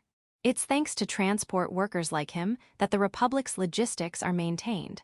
Mind your words. My apologies. When the assistant made the rude remark, the counselor admonished him, making him immediately apologize, a classic back and forth. But then an unnecessary comment was added. The apology isn't for me. At Lunesh's words, he looked as stunned as if scolded by a goddess. The next moment, he glared at me with an indignant expression. I am very sorry. He apologized with full reluctance. All right, don't worry about it. What? Then there's no need to apologize. I'd love to just eject this guy into the vacuum of space. Whatever, just open the entrance already. Per spaceport rules for cargo loading-unloading, no one besides the workers is allowed on the ship during that process. In other words, to prevent stowaway hijackings or accidents. What? You'd make Master Lunesh wait here? You're the ones who came here before the loading even started. For someone boarding a cargo ship, you'd think they'd expect that much. It's spaceport regulations. We can't just break them. Yes. And as expected, with a single word from the counselor woman, the assistant immediately changed his attitude 180 degrees. Eventually, the cargo loading finished. Since it was just a small quantity of rare minerals, it could be loaded onto my ship and the process was quick. Loading complete. All systems check. Thank you for waiting. Please come aboard. HMPH, finally come Master Lunesh. And so, the 3 passengers boarded the ship. Then, predictably, the assistant immediately started making unreasonable demands. How shabby? Hey, where's Master Lunesh's room? Those 2 over there are the bedrooms. What about upstairs? That's my private quarters.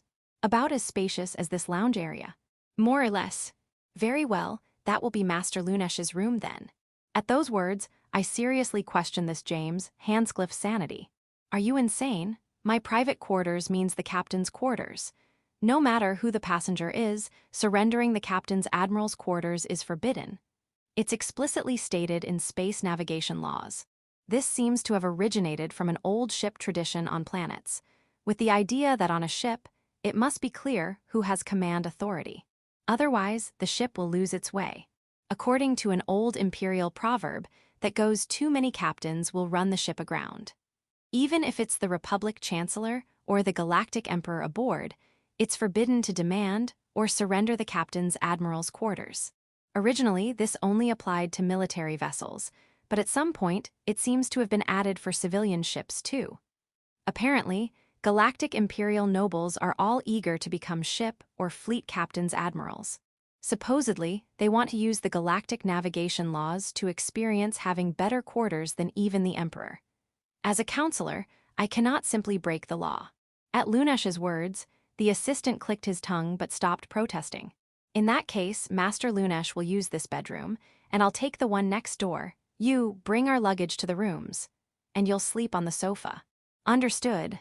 It seems he's having the maid-like woman in the suit do the heavy lifting, while making her sleep on the sofa. A far cry from the previous passenger Karis Vrbia in the opposite sense. In conclusion, this James Hanscliff aide is the worst. When I told it would take 3 days to arrive, and he said, Master Lunesh is very busy. Cut 2 days off the schedule. After I set sail and entered hyperspace on autopilot, leaving the cockpit, he said, Hey you, what have you been doing? Don't you have Master Lunesh's tea ready? So I brought out tea and cookies. And he said, These cookies are your handmade. How dare you serve such dubious things? Among other things. And then he said, The sofa cushions are bad, unsuitable for Master Lunesh to sit on. And, hey you, what's with that bathroom? It's so shabby for Master Lunesh to use. And, you've prepared Master Lunesh's favorite Shaitao Kurgruester from the planet Labucal, right? And, it's outrageous to serve Master Lunesh food made by the likes of you. At the very least, you should have a chef on board with 3 Milky Way Michelin stars. And, he barged in uninvited, yet was overbearing, self-centered, and extravagant, a triple whammy of annoyances. However, the highest-ranking Counselor Lunesh didn't complain once. In other words, this aide was just passing off his own selfish demands as Counselor Lunesh's. A council member should have their own dedicated shuttle in the first place. Why did they end up borrowing this ship? Thinking about that, I went to get some coffee from the cockpit, and in the lounge was just the maidservant Sarah Triminal, who had removed her jacket, tie, and pumps for more comfortable attire. She had already folded down the sofa and retrieved the sheets and blankets I had stored near the bathroom, making a bed. It was 10 p.m. Galactic Standard Time. A bit early to sleep, but late nonetheless. Has Master Lunesh gone to bed already? Yes, Miss Lucia sleeps early unless working. Miss Triminal seemed happy discussing her employer in such a familiar way. The distance between them seemed quite intimate. Meanwhile, the aide raided the kitchen, drinking fruit liquor like a madman before passing out drunk. Well, at least that kept him quiet. You've been with the council member a long time. Yes, since that child was born. Lady Lucia's mother was busy, so I helped raise her. Counselor Lunesh went to school with me. For her to have raised Lunesh, she seemed young. Seeming to notice my doubts, she chuckled. This is a full-body prosthetic. I'm actually an elderly lady. I could appear my real age, but keep this look in case I need to be Lucia's body double. Indeed, her black hair, height, build, and facial features resembled Lunesh's. So her current appearance wasn't her original look. Well, best not to pry too much into that topic. Instead, I asked about something else bothering me. By the way, why did you suddenly need to charter this ship? Don't you have your own? That ship became inoperable. But if so, commercial passenger liners were an option. Lucia and I considered that, but then that boy insisted on privatizing 5 minutes before departure. So the aide was behind it after all. Of course, they thought Lucia made that request, so we hurriedly apologized and let that ship depart. Then that boy tried to privatize the next flight, so we managed to stop him and charter this cargo ship instead. She sighed deeply after explaining. Thank you for your hard work. I sincerely meant it. No. Would you like some hot milk? Please. I headed to the kitchen and conscientiously prepared honey-sweetened hot milk. The next day, that blasted aide was at it again, complaining about the bread brand, criticizing the plain bathroom. To put it bluntly, he's a bad complainer of the worst kind. After breakfast, I quickly retreated to the cockpit. Around noon, the alarm suddenly blared. Damn it! I opened the throttle fully while deploying the barrier shield at full power to the rear. A beam struck it at that very moment. The resulting vibration would certainly alert the passengers. Hey you, what was that shaking? We're under attack. I'm sending a distress call to GCPO while prepping to exit hyperspace, then going full throttle towards the nearest inhabited planet or military base. Narrating my actions out loud, I immediately carried them out. Returning to normal space from the warped hyperspace, I sent a brief distress signal to GCPO about the attack. GCPO quickly responded. One of their few redeeming qualities. This is GCPO Galactic Republic HQ. What's your current situation? Are you still safe? Currently fleeing at full speed towards planet Valdar. Attacker unconfirmed but definitely fired on us. Request assistance ASAP. Roger that, we've already requested support from nearby defense forces. Brazen pirate act so close to the capital planet. Just get inside Valdar's defense perimeter. Understood. I cut the transmission and gripped the control stick tightly, staring at the radar intently. Sure enough, I spotted the pirate ship signature closing in from behind. I knew it was following us. Well, I didn't expect them to just let us go. A notification sounded then. The enemy ship is hailing us. Suspicious for sure, but I decided to accept the communication while recording it. Any information could be useful. Stop right there, Sean Lyett. Stop and hand over all your cargo. On the screen appeared a thug-like man who called out my name demanding we stop and surrender our cargo. My cargo is just a toothbrush and toothpaste. Dagran Gazan, eldest of the Gazan brothers. I stated his name and details out loud to have it on the recording. It's no use lying. I know your cargo is rare minerals. Hand it over now. There's no way you can outrun us in that rust bucket. So the dumbass Gazan triplets really did become pirates. Shut your trap. We'll catch ya and let the boys take turns fixin' ya to the beds. The eldest, Dagran shouted on the monitor. Let me go first, bro. Then other male voices could be heard off screen. Yeah, gimme a go too, Magras bro. Don't worry, Jagraga, I'll let you both have a turn. Apparently those were the younger brothers Magras and Jagraga. They proceeded to make vulgar, repulsive comments, so I cut the transmission. What's with those guys? The aide then spoke up. Well, if you heard the exchange earlier, it's natural to want to ask questions. Former associates. They'd accept a shipping job, sell off the real cargo, then deliver junk instead. They'd also kidnap female colleagues and passengers, assault them, and sell them on the black markets. When I heard this, he made a face like he'd heard something he didn't like, and then aha. Then his face lit up with a flash of inspiration. If we inform them Master Lunesh is aboard, surely they'll be terrified. Master Lunesh, the councilwoman, is renowned for her beauty. Those creeps would happily try to abduct her, plus demand a massive ransom. But this ship was formerly military. Doesn't it have any weapons? It was completely disarmed for civilian sale. Just a beam for clearing asteroid debris. He kept suggesting ideas, but I had to shoot each one down. This is why I hate dealing with cheapskates.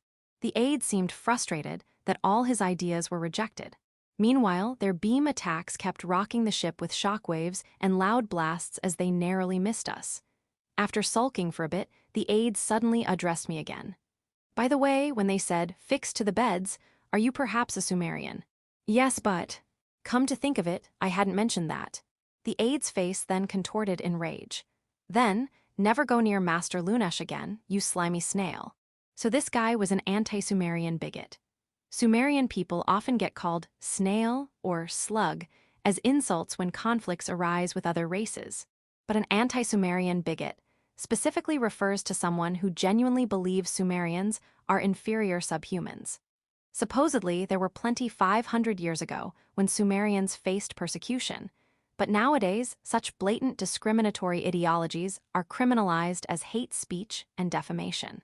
That's why I suspected General Steinberger earlier. A tiny few wealthy elites sometimes still harbor such prejudices in secret, but there's no time to dwell on that now. One wrong move, and we could all end up cosmic dust together. Even if we survive, we'll just be playthings for the Gazan triplets. Not that I care what happens to this wretched aide. I'll make you regret this if we don't get caught by those 3 idiots. But he don't respond to my words. I can't believe there was a snail in Master Lunesh's class. Is Master Lunesh unwell? If she had some strange pathogen, it could be disastrous. That's right. Since she even ate the food, as soon as we reach the capital, we must conduct a thorough examination immediately. Bang! In the midst of my muttering, a loud slapping sound suddenly rang out. Wilusha Lunesh, the counselor, and Sarah Truminal were there, somehow. What are you doing, Master Lunesh? Moreover, you must not enter a place where there are slugs like this. The aide was just as surprised, but more than that, she was shocked at being slapped by the counselor. Who do you think you are? Eh? The aide unintentionally responded, not understanding the meaning of the words spoken to her by the counselor. At this reaction, the counselor frowned and then opened his mouth. You acted selfishly and made us miss the passenger ship, and since we had to hurry, you unreasonably borrowed this ship from its operator reckless insults and verbal abuse. And to top it off is a Galaxy Republic counselor's aide blatantly making discriminatory remarks. I employed you as an aide at your mother's request, but this is the limit. After we arrive on the capital planet Valdar, you will be dismissed as an aide and sent to the Inquisition Committee. After that, you will have your aide qualifications revoked, face disciplinary dismissal, and even be arrested and imprisoned. It seemed a lot had built up, as she vented it all at once. For a while, the only sounds were the beam hitting the barrier, the shocks, and the beam passing by the hull. And finally, once the aide had rebooted, she said, Why? I've only ever acted for your sake, Master Lunesh. You were supposed to choose me as your lifelong companion in the future. This can't be. There's no way my Master Lunesh would say such a thing. She was utterly confused by the unbelievable words from the counselor. Most likely, in his mind, he thought, I'm being useful to Lunesh. Lunesh also thinks I'm competent, useful, and indispensable. But to put it bluntly, that's too naive. And for a while, he kept groaning while staring at the floor, but then suddenly turned to face me with an expression of fury. So, you must have put something in Master Lunesh's mind. I won't forgive you. Vile inferior snail. Shouting that, he pulled out a large gun from his pocket, one too big to be for self-defense. Even though he knows I haven't really talked to the counselor, how vexing. Moreover, he doesn't seem to understand what would happen if he shot me in this situation. Right now, I'm gripping the throttle and control stick to keep the beam from hitting the barrier as much as possible. In other words, I can't escape. But the next moment, bang, with a tremendous sound, the aide collapsed to the floor. That was close. Sarah showed me the stun gun she had concealed in her cybernetic arm. I wish you had used it sooner. Specifically, before we boarded the passenger ship. If she had used it then, and we had boarded the passenger ship, the only trouble would have been the idiot triplets. But still, it was undoubtedly a dangerous situation. The counselor seemed anxious, clasping her hands before her chest. Then rest assured, the cavalry has arrived. The beam coming from ahead was being absorbed into the Gazan brothers' ship, and after that, we passed a massive warship. I eased off the throttle and let out a sigh of relief. Wilusha Lunesh. Lately, disasters have been occurring one after another. My office was ransacked, my car broke down, strange letters and emails kept arriving, and so on. The decisive event was the malfunction of my private shuttle today, which set off a chain of incidents. It has been a year since I hired James, who passed the counselor's aid examination and is the son of Elmetta Hanskett, one of my supporters, at Mrs. Hanskett's request. He is older than me and capable at his job, but for some reason, he doesn't like me. He constantly tries to enter my private room under some pretext or another. Sometimes he arbitrarily cancels my appointments, while at other times he schedules appointments with people I don't need to meet. He seems to regard me as an object of worship and tries to force that on others. More than anything, as a counselor's aide, he has been observed acting arrogantly toward various people, using his position as a shield. That man caused a lot of trouble. There was a malfunction with the private ship provided to counselors, so we tried to use a civilian passenger ship instead. But he unreasonably insisted on chartering the whole ship just 5 minutes before departure time. At that point, the passenger ship had finished boarding all passengers, completed all necessary checks, and was just waiting for departure clearance. Nevertheless, he ordered that all the passengers disembark. Naturally, the staff was shocked and argued that it was impossible. Then he threatened them, arbitrarily invoking my name. "You dare defy the wishes of Galaxy Republic Counselor Wilushalunesh," threatening the officials in my name without my permission. I had Sarah, who has been my attendant since childhood, pull him away and apologize to the staff before hurriedly leaving. When I warned him, he showed not a shred of remorse. That's only natural. Those people who disobeyed were the ones in the wrong, he said, showing no sign of remorse. The next flight was also chartered in the same way. He reluctantly agreed when I suggested chartering a cargo passenger ship instead of trying to monopolize the next flight. However, his method of chartering was also forceful, rather than politely requesting a ship bound for Valdar. Sarah and I arrived at the docking bay with size, and a pristine white cargo ship was docked there. As I was admiring how clean it looked, the owner approached and was promptly accosted by the aide, James. The moment I saw the ship's owner, I almost cried out. The owner captain was none other than Sean Lyett. He was in the same class as me from 7th to 9th grade. Moreover, in 7th grade, Lyett saved me from being kidnapped. Since then, he became my inspiration. Lyett's ship, or rather, Mr. Lyett's ship looked clean and sanitary, a top-rated cargo passenger vessel. Yet the aide kept finding fault with it. On top of that, I was appalled when he tried to disregard the spaceport rules and maritime laws. Well, I was quite interested in seeing Mr. Lyett's private quarters. The tea and snacks he served were the popular cookies from the cultural festival, nostalgic, and even more delicious than before. The dinner was also wonderful, with dishes that seemed too good for a cargo passenger ship lining the table. But that feeling of delight kept being ruined by the aide. Despite eating the most cookies and even getting seconds on the meal, he rudely called it flavorless and dubious. To make matters worse, he treated Sarah, my attendant since childhood, like his own servant and even made physical demands of her. That's completely unforgivable. If not for Mrs. Hanskett's request, I would have fired him immediately. Mrs. Hanskett is a woman of character, a good understander of mine, and one of my supporters, so I can't treat her dismissively. Therefore, I decided to go to bed early. I invited Sarah to join me, but she declined, saying she needed to keep an eye on the aide to prevent him from coming to my room. She said he had passed out drunk from the alcohol loaded onto Mr. Sean's ship, so it would be fine. But just in case, she might need to call on Mr. Lyett for help, which is why she insisted. The next day, a decisive incident occurred. It was triggered by the appearance of a former cargo transporter turned pirate.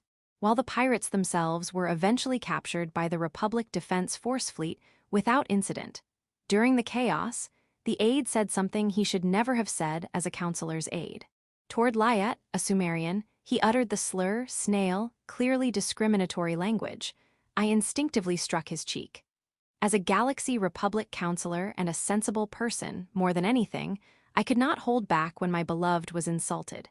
He was dumbfounded for a moment, but the next instant, for some reason, he assaulted Lyett, who was gripping the ship's controls.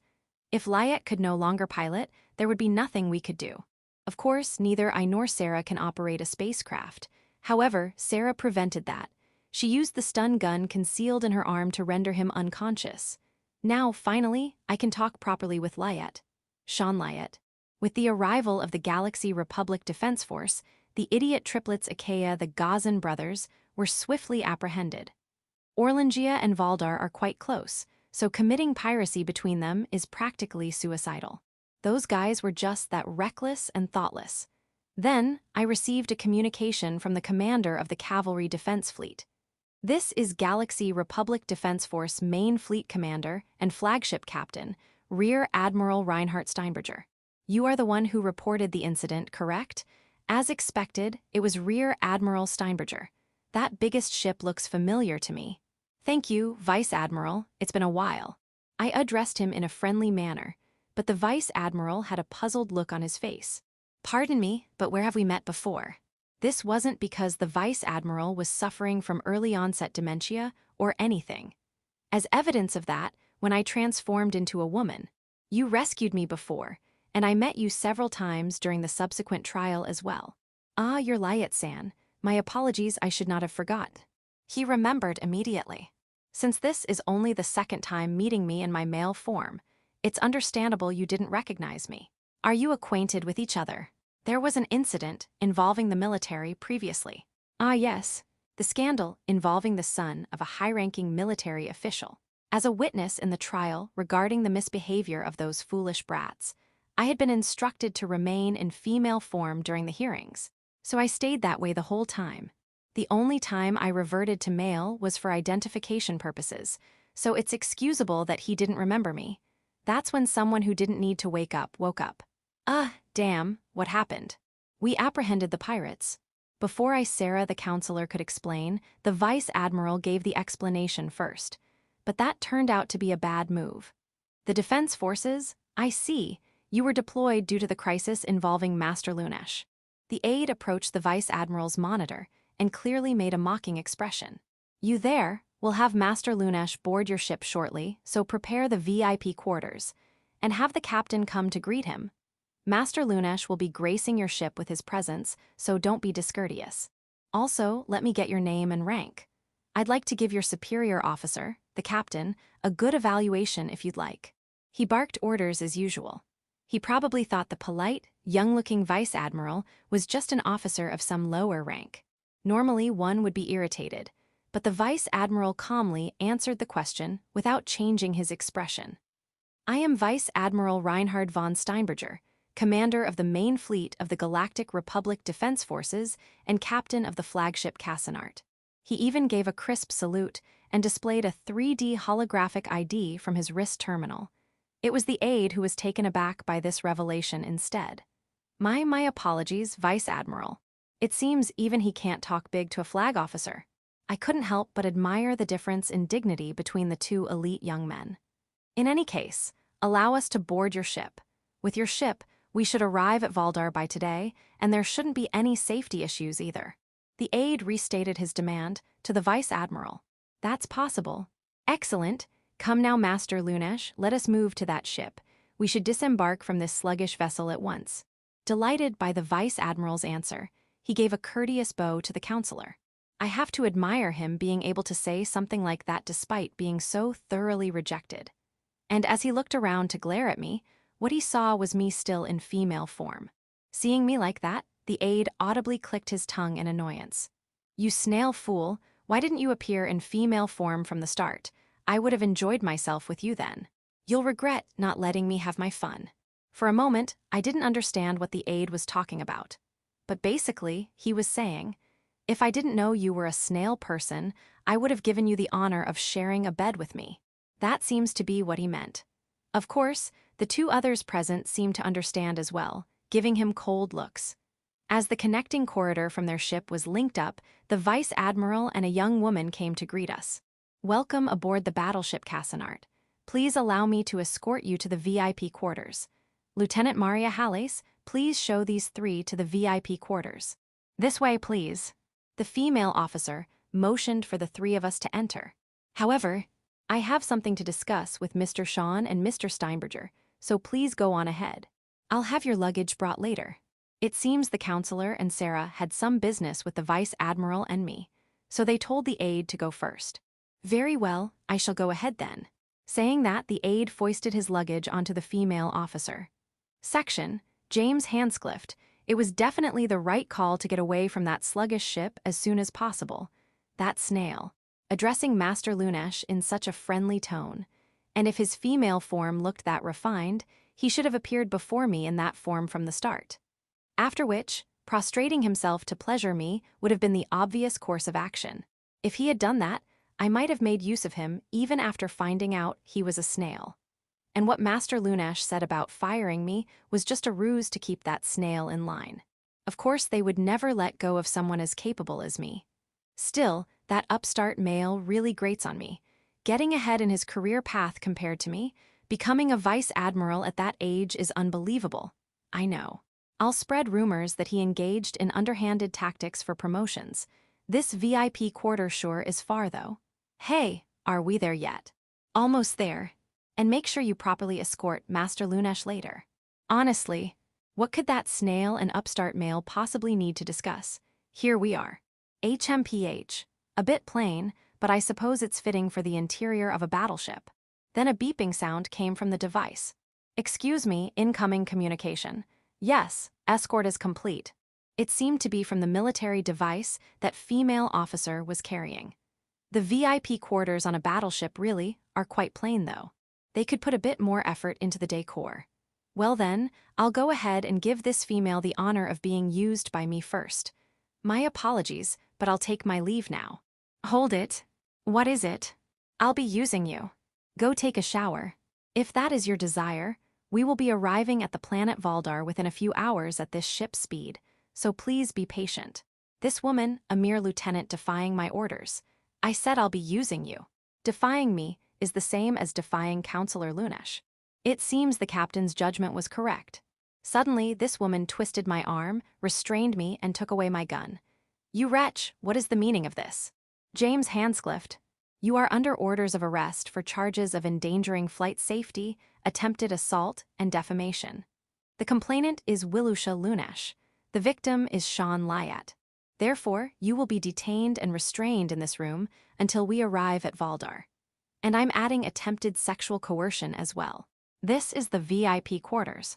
There's no way it can be used for something like that. Battleships have no need for true VIP quarters originally.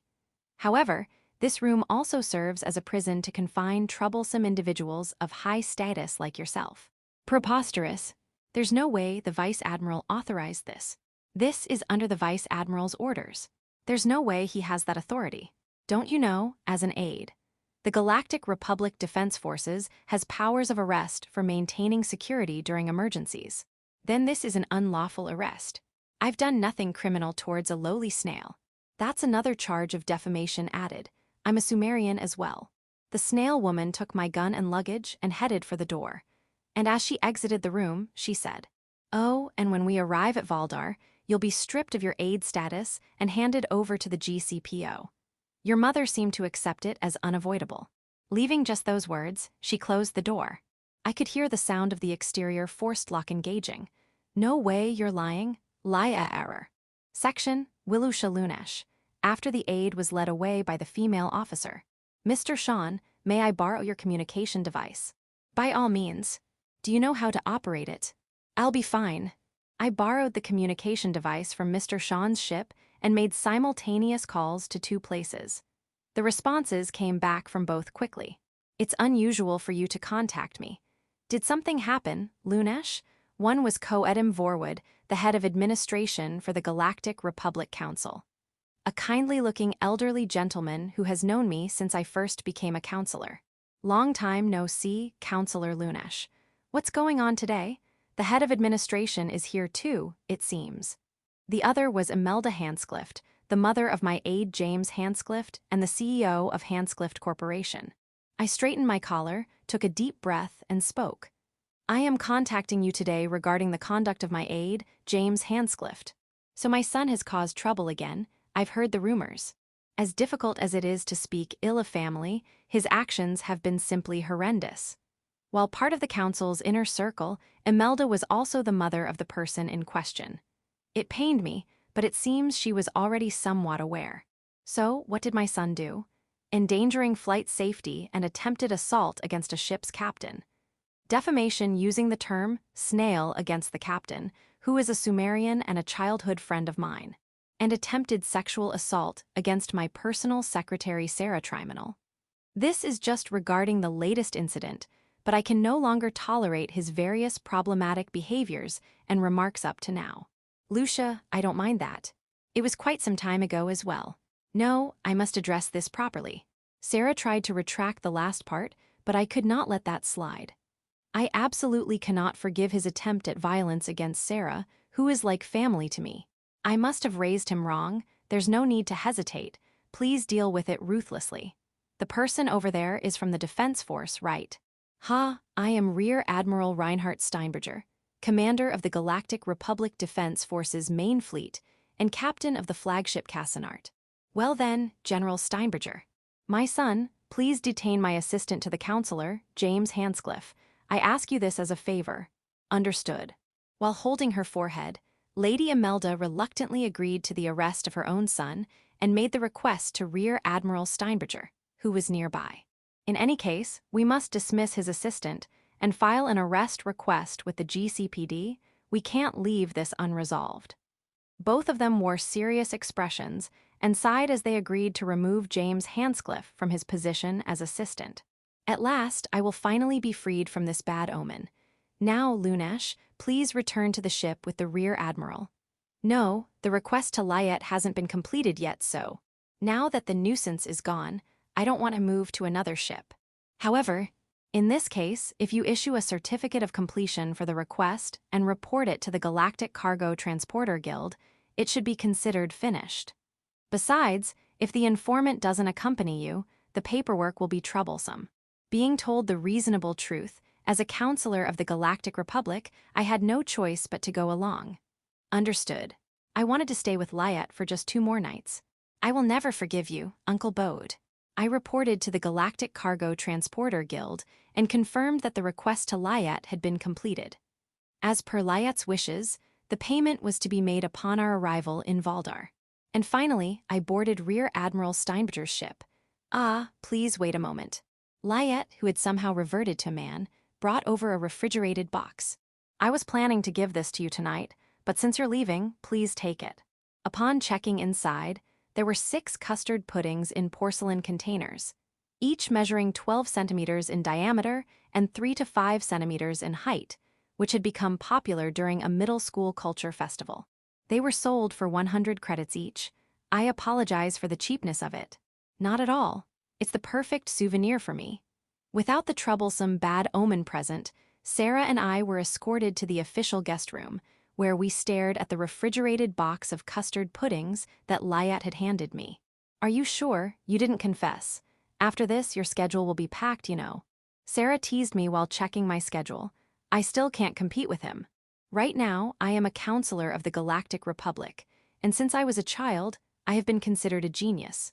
But if I can't manage a single assistant bad omen, nor push my opinion through in the council, how can I stay a counselor without someone supporting me? I don't think I'm a match for Lyet, who was thrown into the waves of the world at the age of 15 after his parents died, and who navigated his ship through space all by himself after his grandfather's death. Even in cooking, he's much better than I am. True, when Lyet san in a girl's form, her figure is far better than yours. Her chest is big, her waist is slim, her arms and legs are long, her skin is smooth, and she's beautiful too. That's not what I meant. Sarah teased me with a mischievous smile. It's true when it comes to figure, there's no doubt I lose. But he always called me Counselor Lunesh, except for the first time. But wait, I'll show you, I will become someone worthy of being chosen by you. Extra Story 1.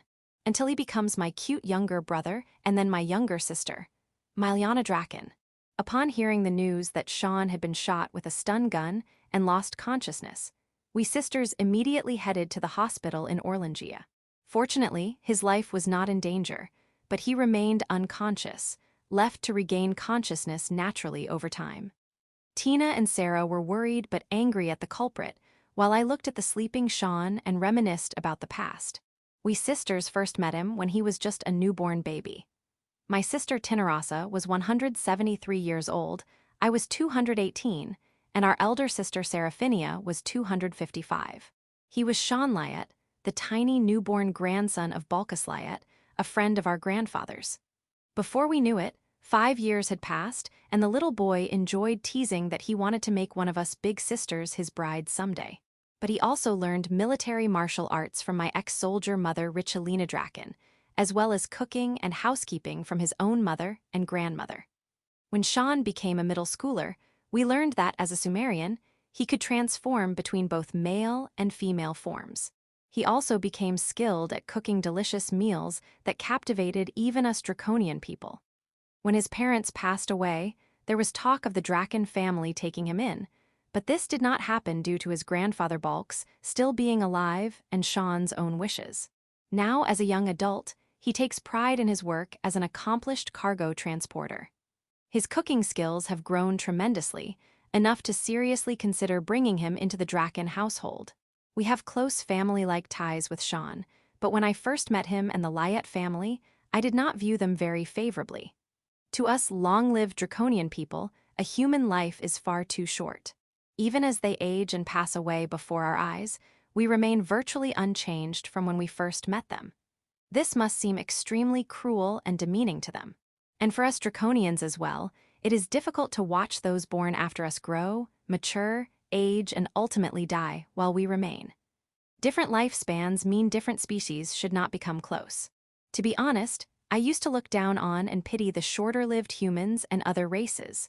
That was my mindset when Sean was born. I can't even recall what caused me to adopt that view.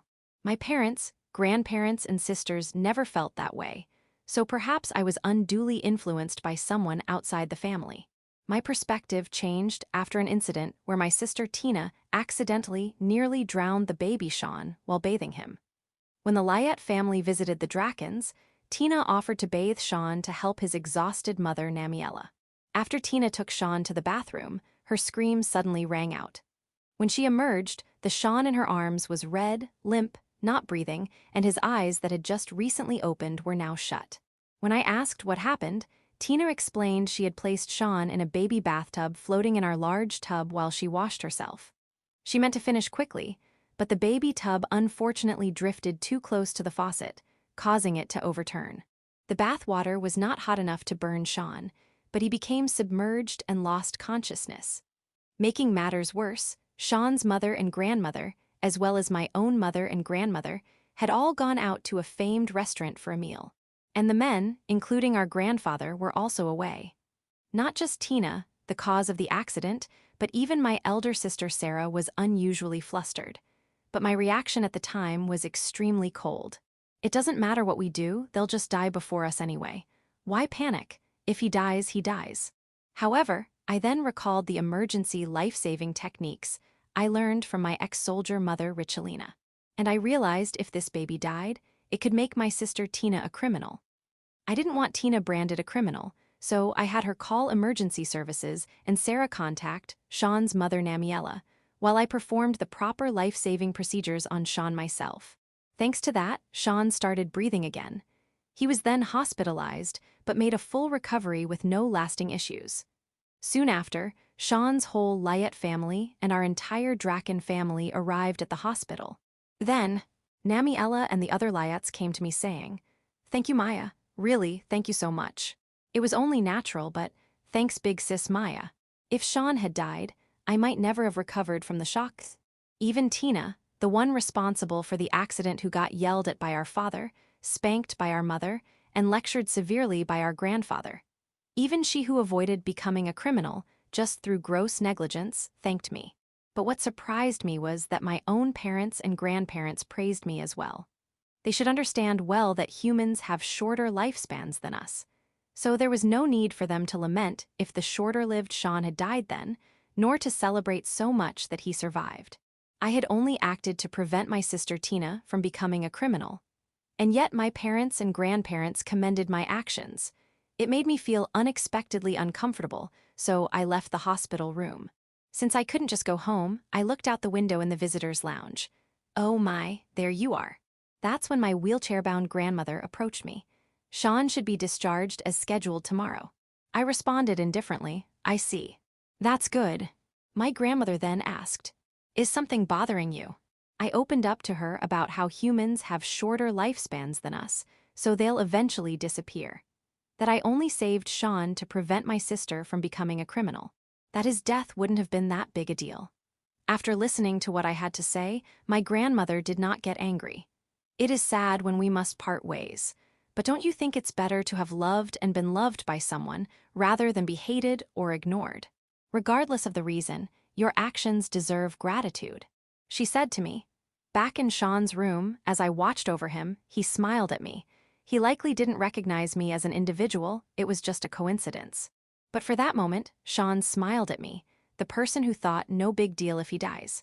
With both families present, I broke down in tears. I don't know why. But from that day on, I never again looked down on humans, and I was able to cherish Sean wholeheartedly. Seeing Sean lying there now reminds me of that time, filling me with guilt. But I must not forget this guilt. It is my penance and warning. For now, I can only pray for Sean's speedy recovery. However, there are still many uncertain factors that prevent me from having any expectations. First is Sean's recovery, which only time will tell, so I can only maintain the current situation. As for his ship, belongings and cargo, unfortunately the ship itself was scrapped. But the cargo was delivered to the clients by GCPO, which should put Sean's mind at ease. His furniture, household goods, and food supplies that were on the ship are being stored at the spaceport. We tried to take custody of the food supplies due to expiration dates, but we're told we cannot receive them immediately unless we are relatives, spouses, or we're part of the crew. For other relations, there is a 7-day processing period, which Tina and Sarah were impatient about. It was quite a handful restraining them. A little patience would be nice, though I too plan to indulge fully once they are returned. After all, it is cooking made by my beloved brother and sister. Extra story 2, Dark Rules of the Business Management Department, Mimi's Rapirio. In the department that handles cargo delivery reception and delivery requests at the Orlangia branch of the Galactic Cargo Transportation Union, my workplace, there is an unwritten rule. It is not stated in the official work regulations, but is an informal rule followed among the female employees. The content of this rule is, when asking others for work, you must always pay compensation. While just words, it would be common sense in society. However, in this case, the compensation is not monetary, but usually juice, coffee, sweets, and occasionally sandwiches that are traded. Among them, items of high value include cakes from Princess Marie, confections from Amoya, and sweets made by Sean Lyett. Unlike the first two, which can be obtained by going to the store, sweets made by Sean Lyett are not so readily available. Well, the aforementioned shops are also extremely popular, so acquiring them is difficult. This rule of when asking others for work, you must always pay compensation in the operations management department has existed long before I joined the company. Confections from Amoya were popular back then and held high value as compensation. The sweets made by Sean Lyett, who is both a she and a he, gained value as compensation around a year ago when they kindly gifted some madeleines during Halloween. I also had some at that time, and they were truly delicious. After that, they continued to gift various cookies and baked goods. However, their value skyrocketed when Cesar Essenvelde, my senior and a cargo transporter who has known Sean Lyett since starting this job, shared a classically made pudding that could be portioned out, which Sean Lyett had gifted specifically to Essenvelde. Despite being able to portion out this pudding, it melted deliciously in the mouth, with the sweetness of the pudding and the bittersweet caramel spreading throughout. It was an absolutely exquisite pudding. Due to the deliciousness of this pudding, sweets made by Sean Lyett gained high value among the female employees in the operations management department. Since Lyett does not gift sweets very frequently, there is often competition to secure them when they are available. As a result, Lyett's sweets have become even more valuable now. 10 of Lyett's homemade cookies are worth the same as a can of regular store-bought cookies and can even get someone to cover your overtime shift. If the classically made portionable pudding was offered as compensation, it could fetch the equivalent of a paid day off, with change to spare. Incidentally, I've heard that this information has leaked out bit by bit to other departments, cargo transporters who are not Sean's friends, and even branches on other planets. At this rate, I'm really worried that someone might directly request sweets from Lyat themselves, causing trouble. If the surrounding noise becomes too much, Lyat may stop gifting sweets altogether. To prevent that, we may need to keep a sharper eye out. Especially Essenvelde, the supervisor, who seems to frequently ask for sweets, taking advantage of her long relationship with Lyat. We must be cautious about that. Extra Story 3, Fateful Fork in the Road. Samson Castus. I met Big Brother Tony in the back alleys of the planet Sorkle. When I came to, I had a father and mother, and although we weren't rich, we lived a relatively happy life in the lower town area of the planet Sorkle. But when I turned 9, my father and mother died in an accident. Then my mother's sister suddenly barged into our house, and before I knew it, our house had become my mother's sister's. And my mother's sister made me drop out of school, and then kicked me out of the house, saying I was a nuisance. I later found out that the reason she made me drop out of school was so that I couldn't report her to the school teachers. No matter how desperately I tried telling the police she was a thief, they didn't do anything because of some civil affair thing. So I had no choice but to live in the back alleys. Or rather, I had no other options. Since my father's parents and my mother's parents had already passed away long ago, and I had no one to rely on. For food, I got discarded items from convenience stores. For a bed, I made one by combining cardboard, scrap materials, and plastic sheets in the gaps between buildings. For clothes, I did delivery work at recycling shops and got clothes that couldn't be sold. I also looked around vending machines for spare change, cleaned coin laundries for coin tips, and collected and sold recyclable trash. Not to brag, but I never stole anything, not even once. If I did something like that, I'd be just like my aunt, my mother's sister. I'd become the same as her. I lived peacefully like that for about a year, but then I was approached by a guy named Wamiga who claimed to be the boss of that area. He was around high school age and had a bad reputation for being marked by the police for things like assault and extortion. He also had some cohorts with him.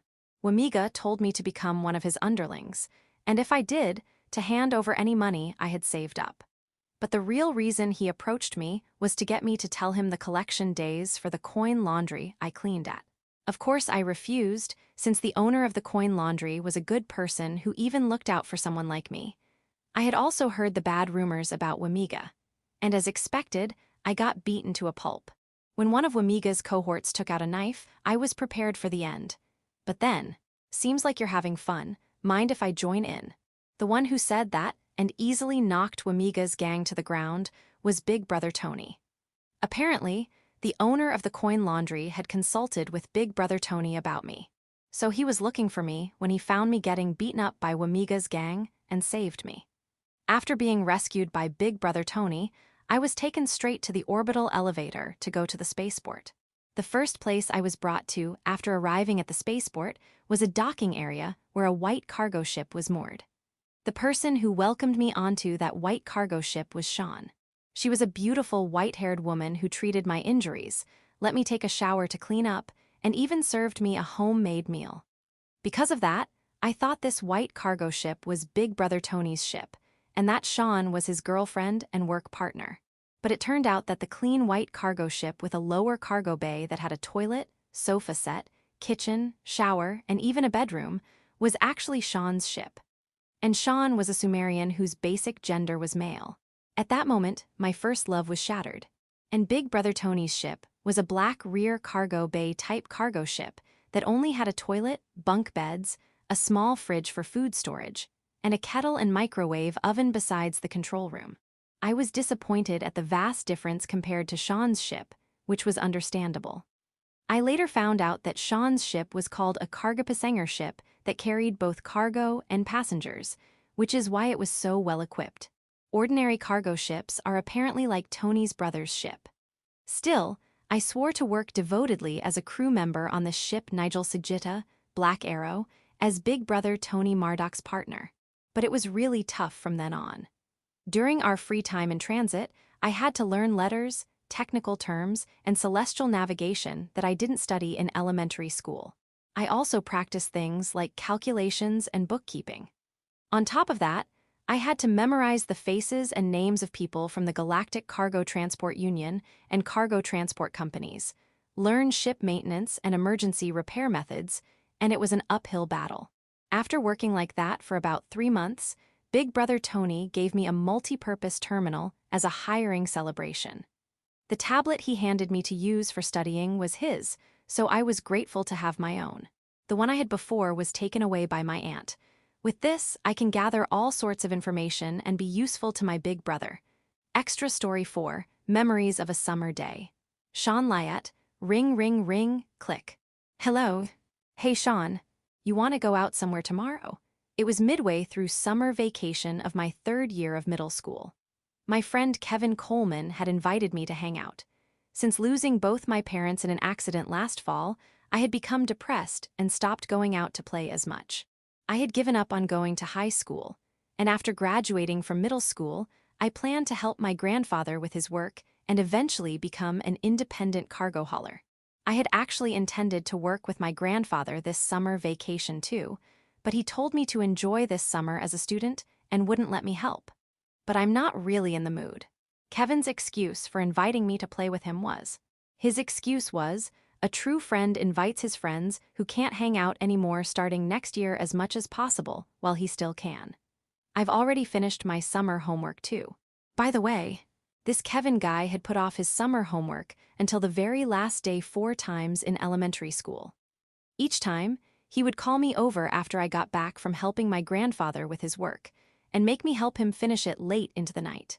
So, on the entrance ceremony day of our first middle school trimester, I showed up at Kevin's house carrying study supplies. We're doing your summer homework starting now. Don't think you'll be let off until it's finished. And threatened him. Of course, I did mine too.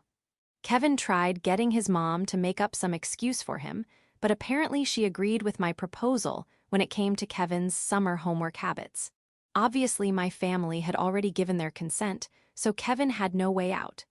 That's why Kevin had no choice but to start on his summer homework then and there, and I really didn't let him off until it was complete. Maybe because he was able to fully enjoy that Spartan summer homework regimen, he's asked me to do the same the following year and again this year. Thanks to that, he's been able to keep his cool this whole time. But there's something he has that I don't. All right, I'll go out with you. Awesome, so where should we? But aren't you worried about entrance exams this year? That's right, unlike me who isn't going on to high school, Kevin has that wall of entrance exams ahead of him. Yet that guy just said nonchalantly, "Nah, taking a break is important too.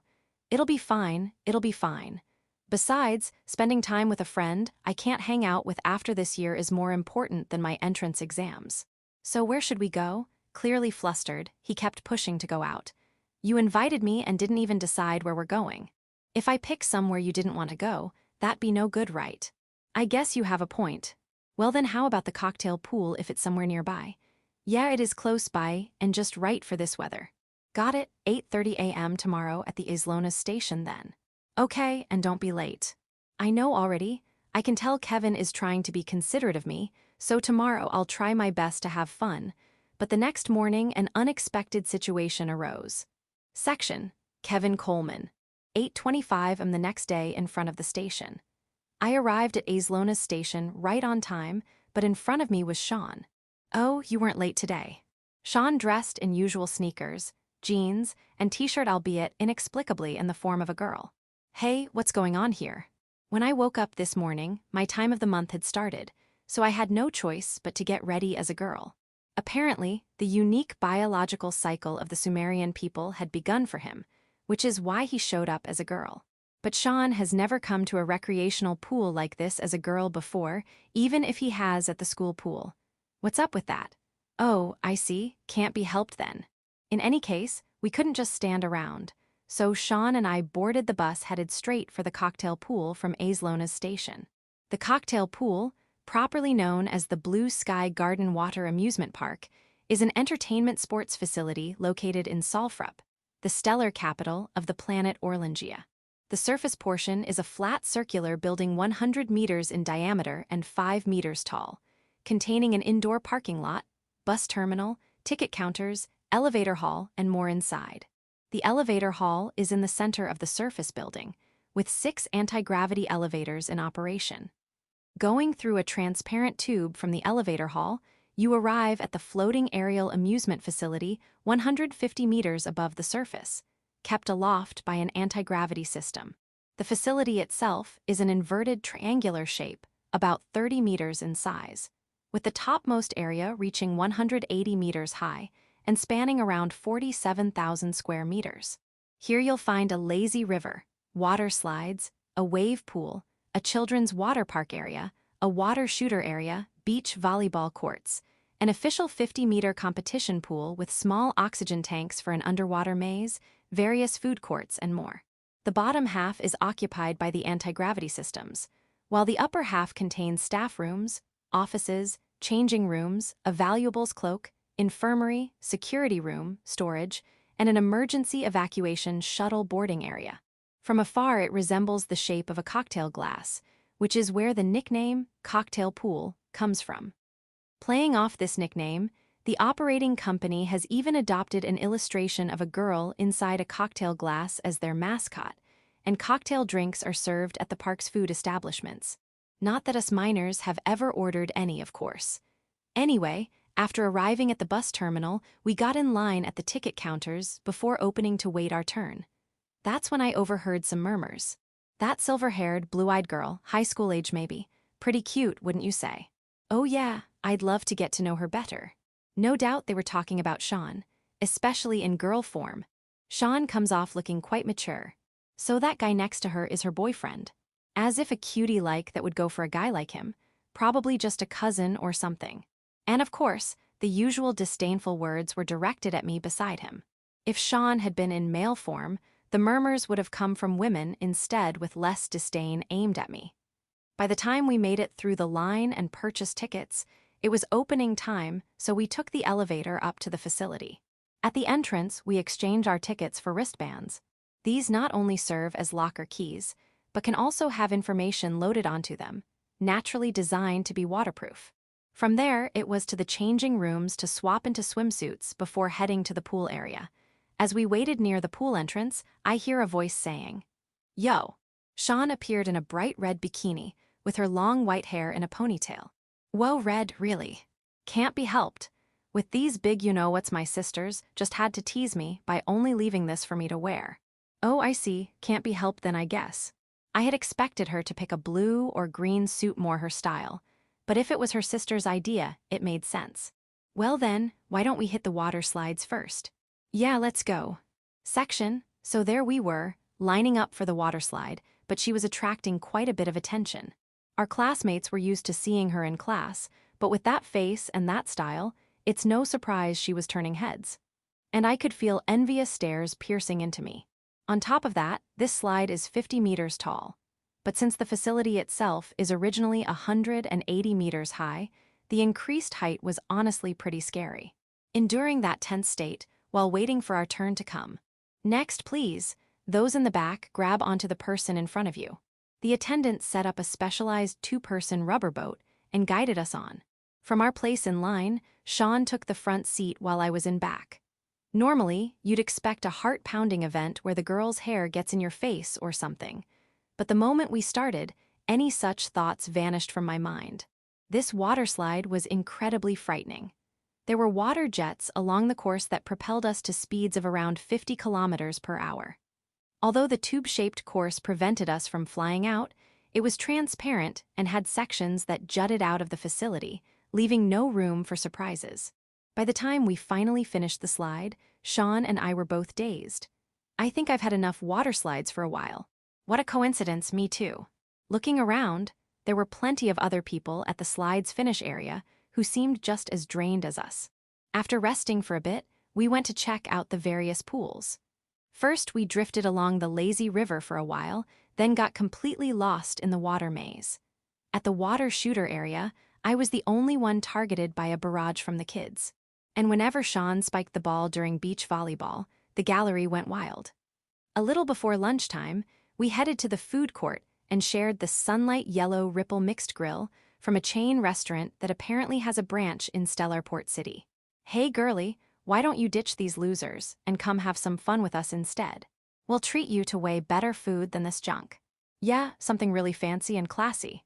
As we were eating, a group of 3 human college guys approached Sean and said, "While Sean in her female form does look quite mature for her age, it's still inappropriate for adult men to hit on a minor like that. What's more, the fact that they did this despite me, her companion, being right there really pissed me off. So I tried giving them an annoyed, low-toned response. Hey, this is my friend you're talking to here." The 3 college guys just glared at me in response. "Hooray, you supposed to be. I'm this girl's friend. Beat it, kid." Then one of them came up beside me and landed a hard punch square in my gut. Since I was sitting, I couldn't dodge or even let out a sound as my face slammed into the table. Sean then glared at them with an irritated look and taunted, "So you guys are classy gents, hitting on an actual kid like that. Real upstanding lollikins, huh?" Naturally, they reacted to that remark. "What you just say? We're in the same class, dumbass. If she's a kid, then I'm a kid too, get it?" The guys briefly exchanged glances before smirking deviously. "Well, if that's the case, we'll just have to teach you kids about the adult games." One of them then grabbed Sean's shoulder. At that moment, I was overwhelmed with rage. Having finally recovered from the grief of losing her family, I invited my friend who gave up on higher education out for some fun, hoping to make one last good memory. But now these scumbag punks were ruining it. It was no joke, so I quietly slid out of my chair and shouted, "Get your filthy hands off her." Gah! I landed a headbutt straight into the gut of the guy who tried grabbing Sean, sending him flying dramatically. "You little brat, I'll get you for that." His buddies naturally came at me too, but I couldn't falter. Even as I was getting pummeled, I clung to one of their legs, determined not to let them near Sean. Then in the next instant, one of the remaining guys suddenly dropped to the floor. No, Sean had thrown him, as he'd made the mistake of targeting her, the supposed prey. Come to think of it, Sean did train in some military martial art or something, right? Damn you, you're gonna pay for that. The guy I'd headbutted earlier got back up and tried to charge at Sean, but just then, "That's enough. Stand down." Security guards swarmed the area and apprehended the college punks. Someone in the vicinity, a staff member or patron, must have called them. Section: Sean Lyett. After the college punks were arrested by security and they took Kevin to the infirmary, we lost any desire to keep playing and decided to just head home. It came out in the news later, but those college guys had apparently been doing this scheme at various leisure spots, aggressively hitting on and abducting girls, sexually assaulting them while filming it to use as blackmail material to force them into prostitution. They were swiftly prosecuted and definitely facing jail time. Once Kevin came out of the infirmary, we changed clothes, took the elevator down, and sat on a bench in the bus terminal's waiting area. There, Kevin apologized to me. "Sorry about all this mess. So much for our fun day out, huh?" Kevin apologized to me. "It wasn't your fault. The college punks were to blame, not Kevin. If I didn't want to get hit on, I could have postponed our pool plans once this lunar cycle started. And even if postponing wasn't an option, I could have borrowed a swimsuit from my sisters, instead of coming in the girly one they picked out. But I didn't do that, because I didn't want to make Kevin feel bad for caring about me. Still, how pathetic am I? Getting swatted away like nothing while you were pulling off all those slick moves. I'm just glad you stood up for me. You did try to help, didn't you?" Kevin's not bad at sports, and his face is decently good-looking too, I'd say. The fact that he'd readily shield me from creeps like that preying on him shows he's got plenty of appealing boyfriend qualities. But then he has to ruin it by saying stuff like, "Then at least reward me somehow. Preferably in the sexy way." That's probably why girls don't flock to him. Well, I'm sure he's just trying to be flirtatious in his own way. You're never gonna get a girl with lines like that.